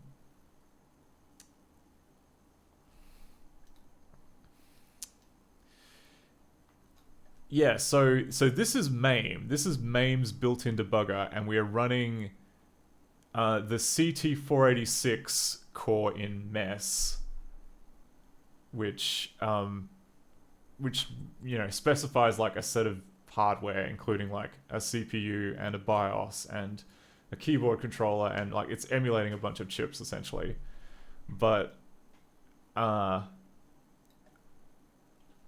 main thing though is that the debugger that you get in MAME, amazing. Frigging every debugger should aspire to be as good as this one. I am, compared to like the DOSBox one, which is just made out of like it's this thing, and it's, I guess it's okay, but it's also just so many sharp edges. So many sharp edges, and more importantly, it's missing the ability to like listen for memory access. You can listen for like memory being written, like it's got breakpoints for that, but it doesn't have for memory reads, which just makes things take like an order of magnitude longer to figure out. Like I spent like quite a lot of time setting up MAME in this stream, and it was worthwhile because I would have easily have spent 3 times as long, if not longer, just desperately scrabbling around looking for memory.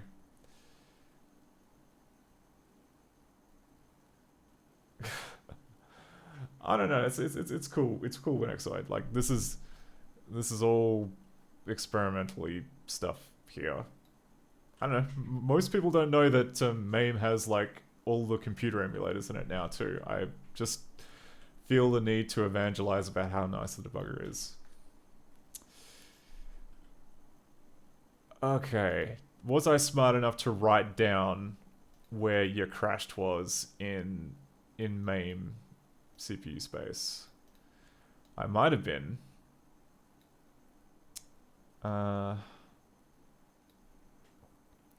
Oh crap, but we're not looking for your crashed, are we? We're looking for the message. The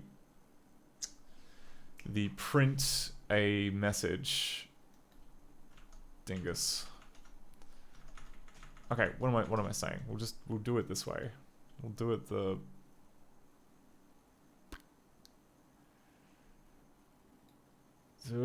this way.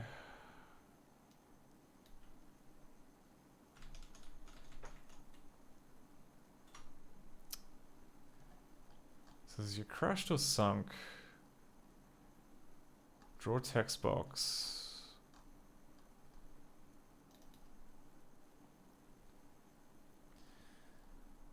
Yeah, so we want to put a breakpoint on draw text box, which contains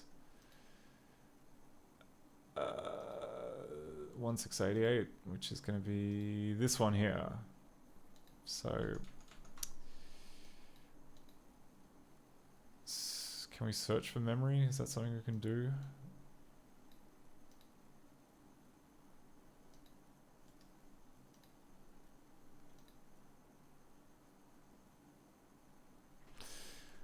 All right, it's not entirely perfect. You don't get like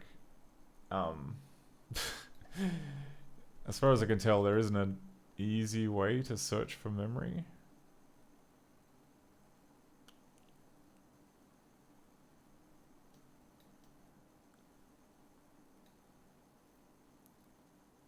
Oh wait, maybe I set a breakpoint for it. Hang on, let's play the game for a little bit.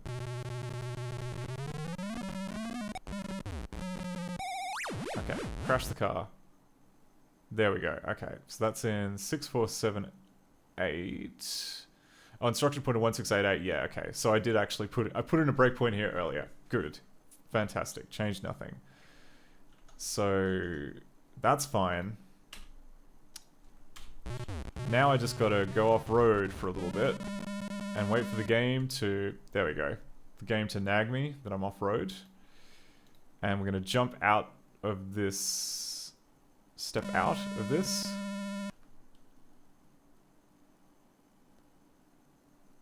Okay, here's the code. Here's the code that is taunting me with that press F6 message. And it is at E45 F7B2. Where is that? I don't know. I'm just gonna search for it by bytes because that's quicker than doing the math. Sequence of bytes. A3C402 C606AF B401.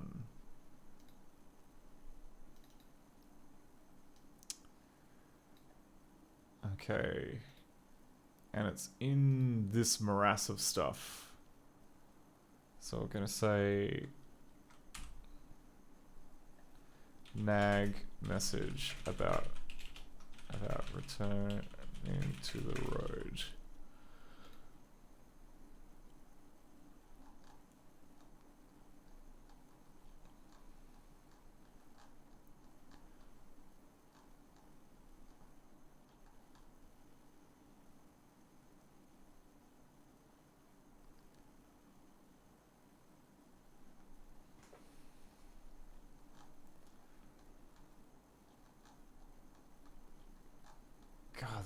God, this function's like friggin' huge.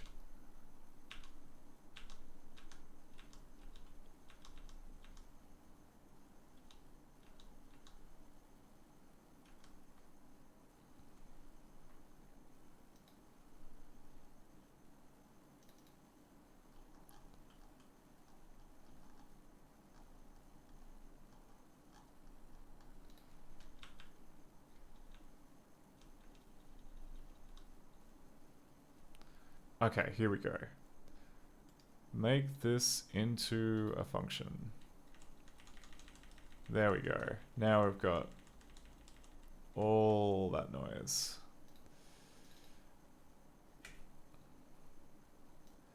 And we can see, like, this is the entire function. It is a chonker. I'm guessing this is like maybe the main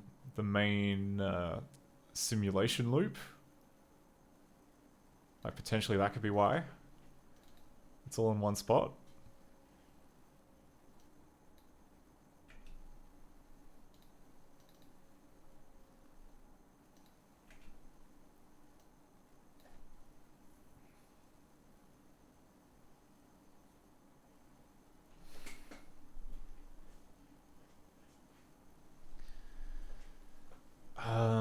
All right.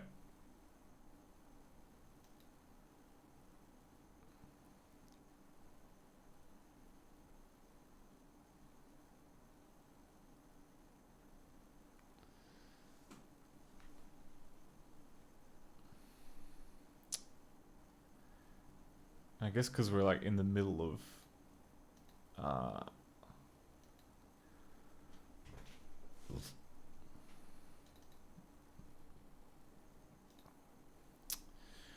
right, okay, and it's pulling this variable, which is God knows what, and it's anding it and then comparing it to see if it's 40? Oh, I'm glad you liked it, Winoxoid.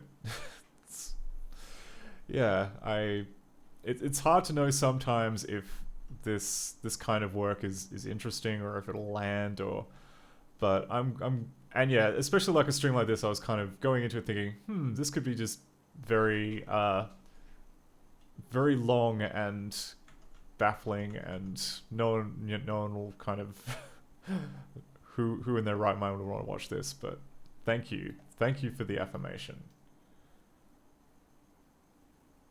Mov1 doesn't seem like the end, it's more like pre-fill vars. Yeah, I mean like this bit here, is the code that is calling the text box. Like this, I think, is going to be the index in the message list for the press F6 to return to road, and then it'll call this, and we've got I think what it's doing here is that it is taking... Is this... Ooh. Is this maybe the main tick counter? Because that might be... Because, like, it's what it's doing here is it's basically showing the message, like, every 40-somethings. And, like, if that's kind of, like, what the game is using as the simulation timer, that's real good piece of knowledge to have. So I want to confirm that. Absolutely want to confirm that. So where is DSEG 11EC?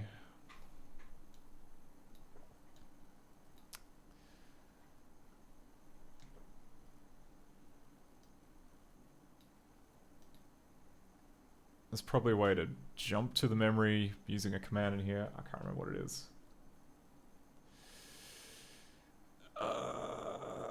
DSEG 2410. Okay, so 2410 means it starts at 24100. And then we add 11EC to that. So it would be 252 EC.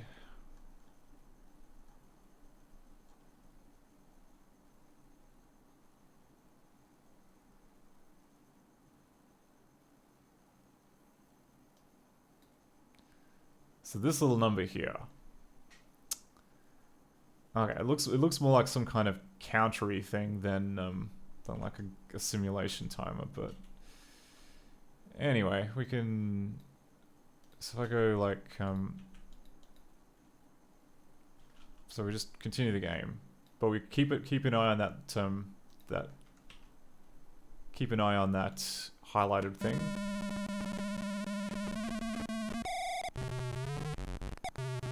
So it's definitely counting how long we're spending off the road. And when we hit 40... Oh, interesting, okay.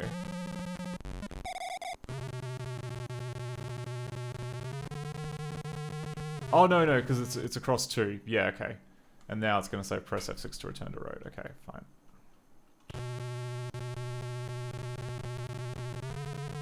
Well, actually, let's return to the road.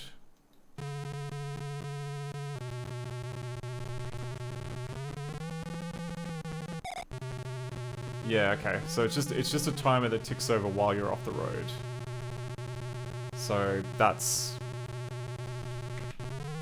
Hang on.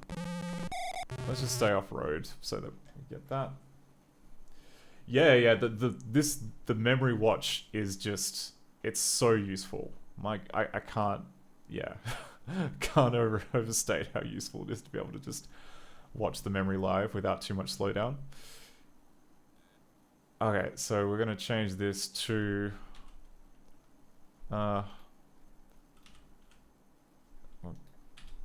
off-road timer.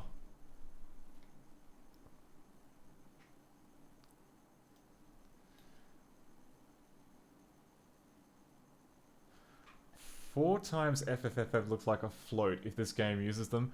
I think this is going to be all fixed point. I don't think there's any floating point in this game. It is, again, 1990. It's before the math coprocessor became standard. It's got to run on like, yeah. Oh wait, oh 4FF.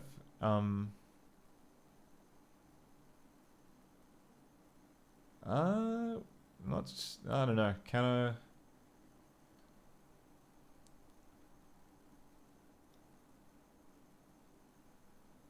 I'm not sure where I see what you're talking about. Like, there's FFs up, like 4Fs and FFs up here, but that's just because it's text. Yeah. Anyway. So we've got the off-road timer. What other interesting looking stuff is there? So, return to the road. Okay, so we're on the road. We're just gonna move the car along at a snail's pace.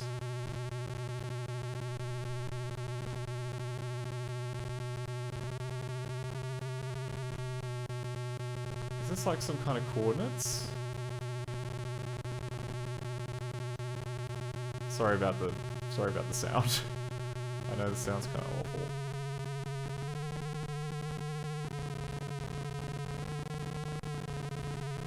Or maybe it's steering.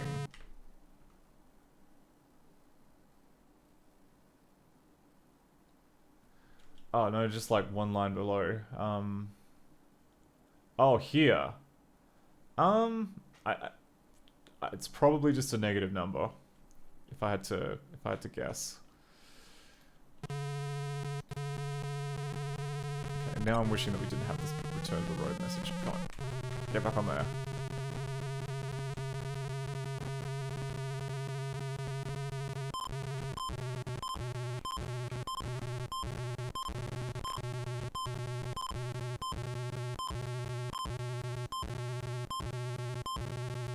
Brad, could Homer have made it this far without the engineered nutrition of 6 kinds of apples?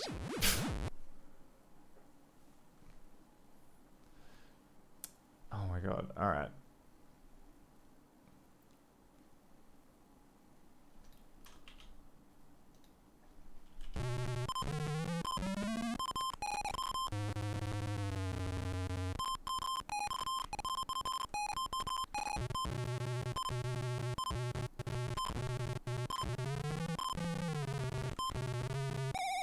I think that this might be like related to the angle of the car, because it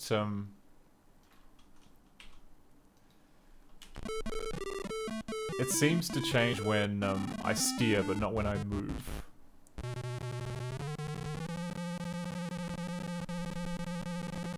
Yeah, like this.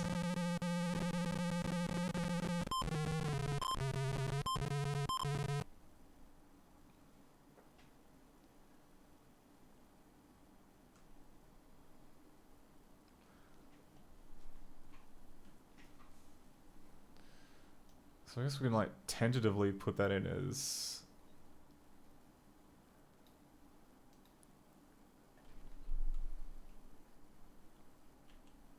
like how many cross references have we got?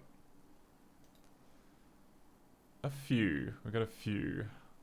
Nah, it's too we can't just because a number goes up and down doesn't necessarily mean that it's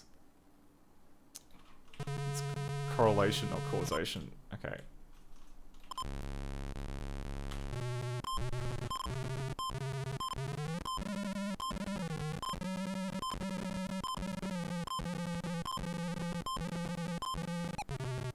Okay, so facing this way in the road is 3E. 46, 4C, 89, B5.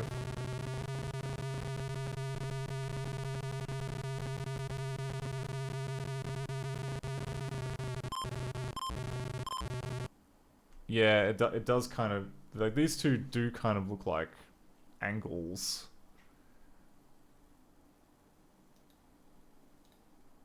Maybe this one's gonna have more cross-section? I don't know, they're about the same.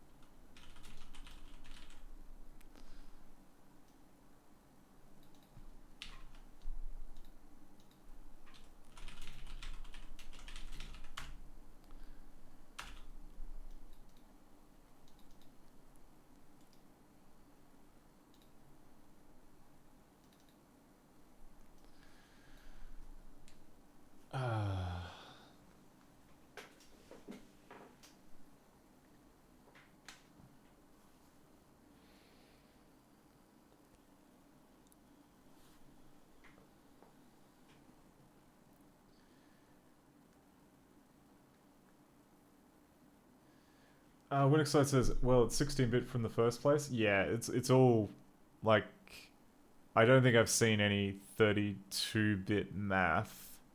Oh, sorry. No, let me clear. There are no 32-bit instructions in this, so the default int type is going to be 16-bit. And I imagine for speed, they're probably like angle would definitely be they'd be 16-bit because they want to multiply with other things. I see you, Jane. Thanks for stopping by. I'm probably going to wrap up the stream now because it is quite late, and we've done quite a bit.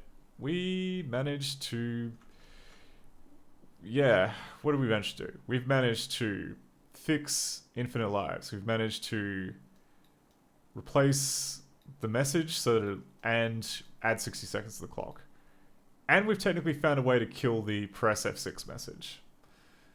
So I think that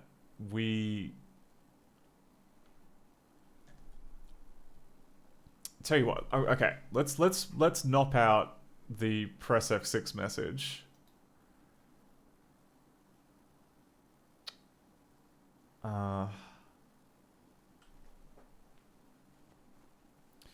Oh no, there's another thing we could do. What we could do is remove this AND instruction.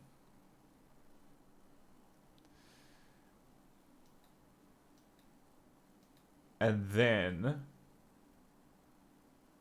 but it'll eventually wrap around. I was gonna say then it'll just take like a lot longer to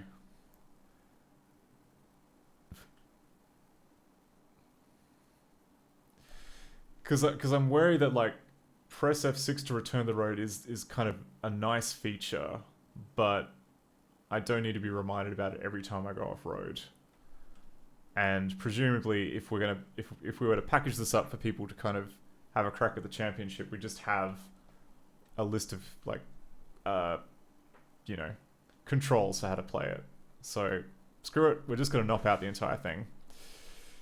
We'll knock out the entire thing, make sure that works, and we'll call it there for the stream, I think, because it's getting late. It's gotten late. Whatever.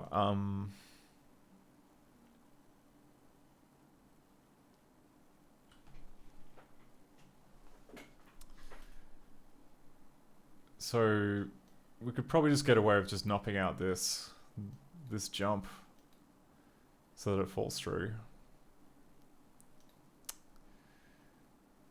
Which should be those 2 bytes there. So 113D 40007403.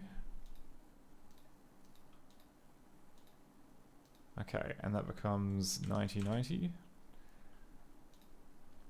I'll just double check in DOSBox to see that we didn't screw it up.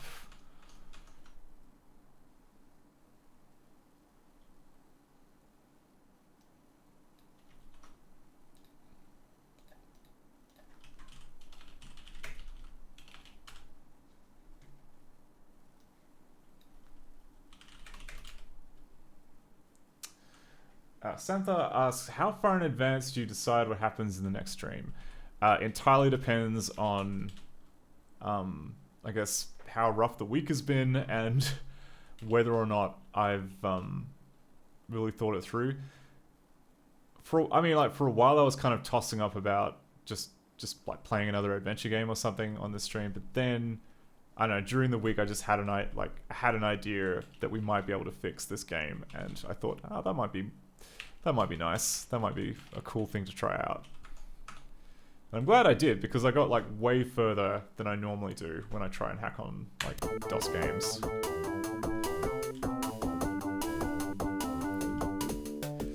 Okay. So let's see if we can do off-roading now without being nagged. Yes! We can just drive wherever we damn well please. I'm just gonna drive in a straight line over these fields.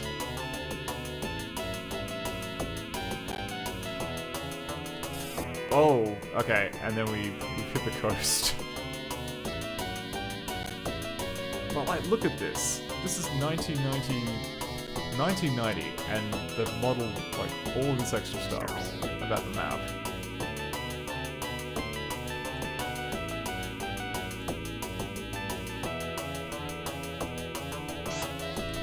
Whoops. And as soon as you hit a road, then it starts becoming hard again, because... Oh yeah, we're not in Australia. I keep instinctively driving on the left-hand side, because that's, you know, that's how you do it over here. Ooh, is that like a cool-looking mountain? Oh, and there's a train. Okay. Oh, I wonder if you can get enough airtime to land on the train. That would be cool. I don't think that's the case though, but okay.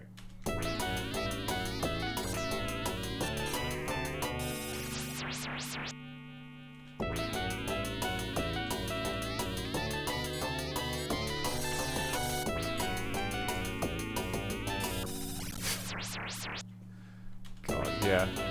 The steering is bad. It's like a loop. Just a big loop in the middle of nowhere with one car running on it. Yeah, that's what this is. That's pretty funny.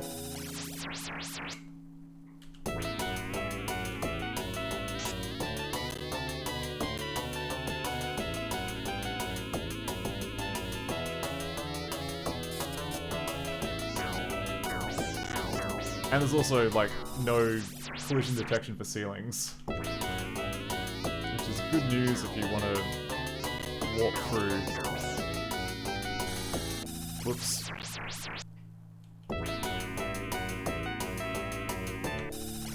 Wait, what? I didn't crash into anything. I was just... But there is a chicken on the road. Which you can run over.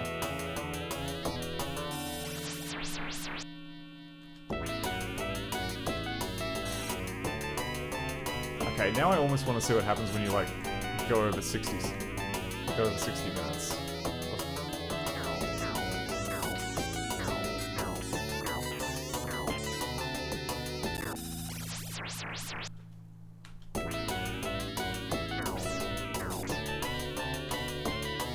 Okay, and there's a quick way of doing this, and that is go to the water and just keep driving.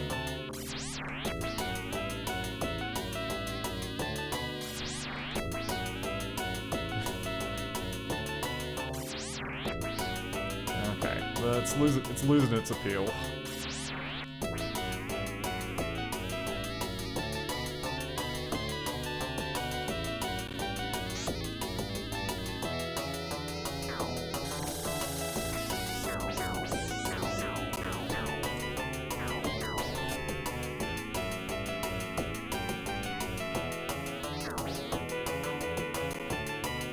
Is this... Oh, okay. This might actually be... Okay. We're back on track. We're back on track to finishing the race.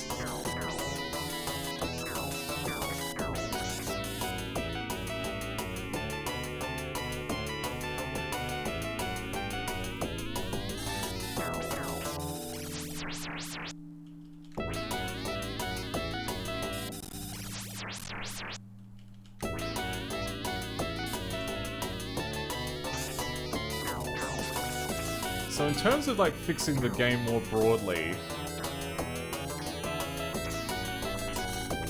I'm wondering that if we were to, like, reduce the time step for the simulation, would that just make the game feel nicer to play? Or would we have to, like... Because it feels like the janky turning is a symptom of, like, the bad simulation time step.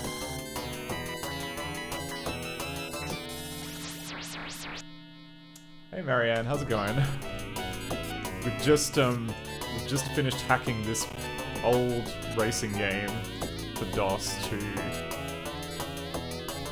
basically just not be so stingy and with lives. Like previously you had like you were allowed to crash the car 5 times and then the game would kick you out, but now it just charges you like a 1-minute penalty.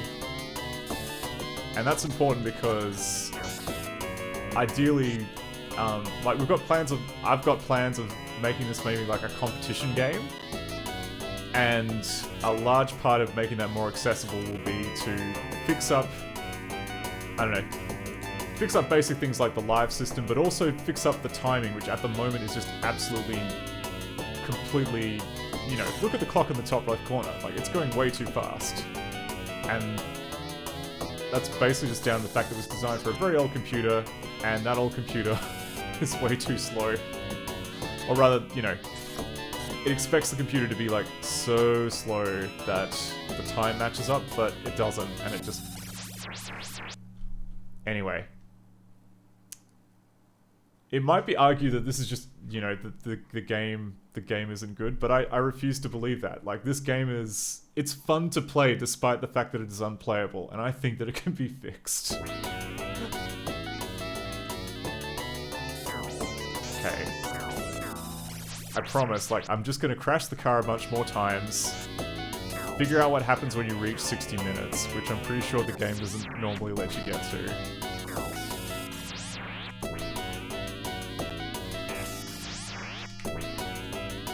Okay, 10 more times.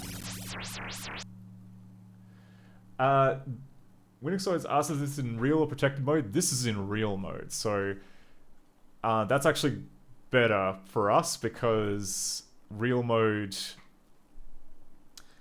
everything stays in the right spot, or rather, like, everything goes to the same fixed spot in memory.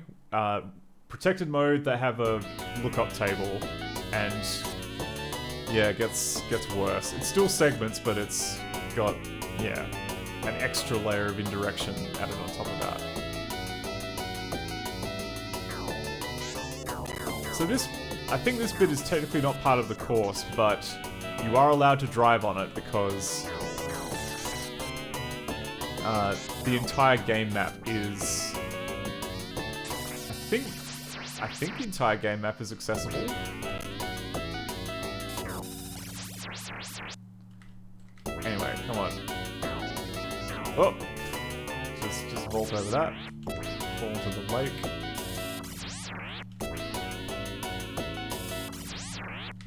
Okay, 2 more times. Okay, let's see what happens. Will it wrap around? No, it okay, excellent. So it just adds to the time,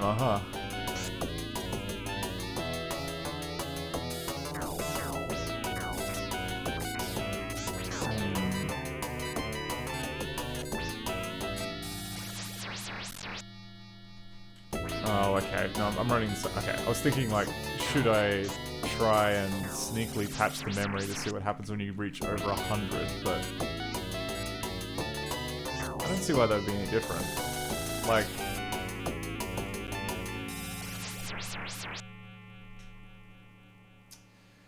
yeah. Winixoid says, I hate those games that didn't use differential based on the time elapsed. They just multiply by some magic numbers tweaked for CPU speed. Total hell. And I mean, I don't blame them, honestly. Like, it's like, for a game, it really just kind of comes down to the fact that if you were using the one timer that you get on an IBM PC, it's expected to run at like 18.2 hertz, which is nowhere near fast enough for, you know, running a game most of the time. So even if you just hooked up on that and tried to get the times out of it, yeah,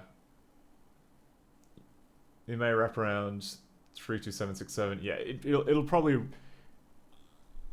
I think it's a single byte, so it would wrap around at 256 minutes. But you would have to crash the car an awful lot of times, so I'm almost willing to say that, you know, if you were trying to get a high score and you decide to crash the car 256 times so it overflows, I'll grant that. You just need to be very patient.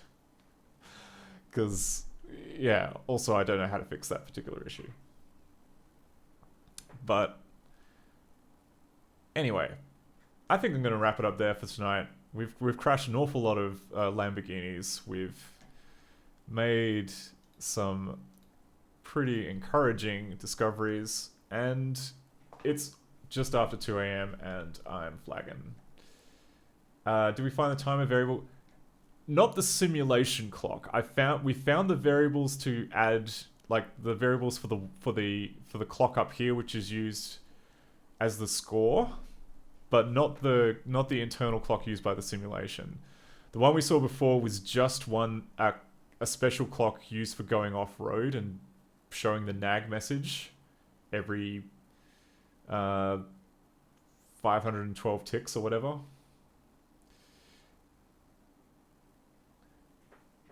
Winixo says there could be no clock var. No, there's got to be a clock var. I refuse to believe that there's no clock var. Too much stuff relies on there being a clock var. If it's just, I mean, for one thing, they have to have a way of ticking up this timer bar here, so that implies the existence of a delta T. Anyway, I've spoken too much for tonight. Who is playing DOS games tonight?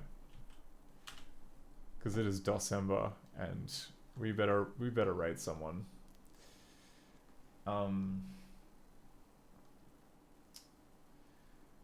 Got some interesting choices here.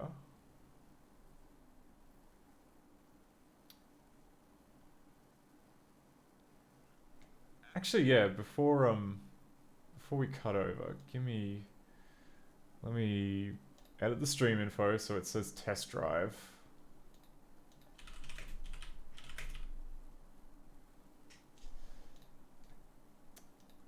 That'll just make it slightly easier. I think we're gonna raid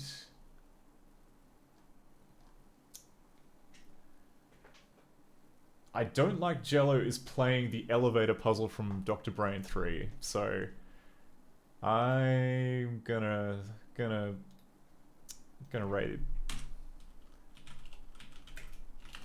Assuming that hang on. God, one of these days I'll figure out like the raid interface.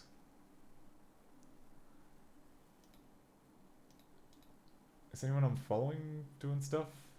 Oh wait, no, what am I saying? Summer B76 is playing Adventure X game, jam games. We are gonna raid Summer. Please say hi. But yeah, thank you very much for watching. This has been fun. I will see you all. When am I having a next stream? Probably, maybe early next week. Maybe like a Monday stream or something, as well as a Thursday stream. I have not decided yet, but yeah, I will see you all next time. Take care. Have a wonderful rest of your evening. Later.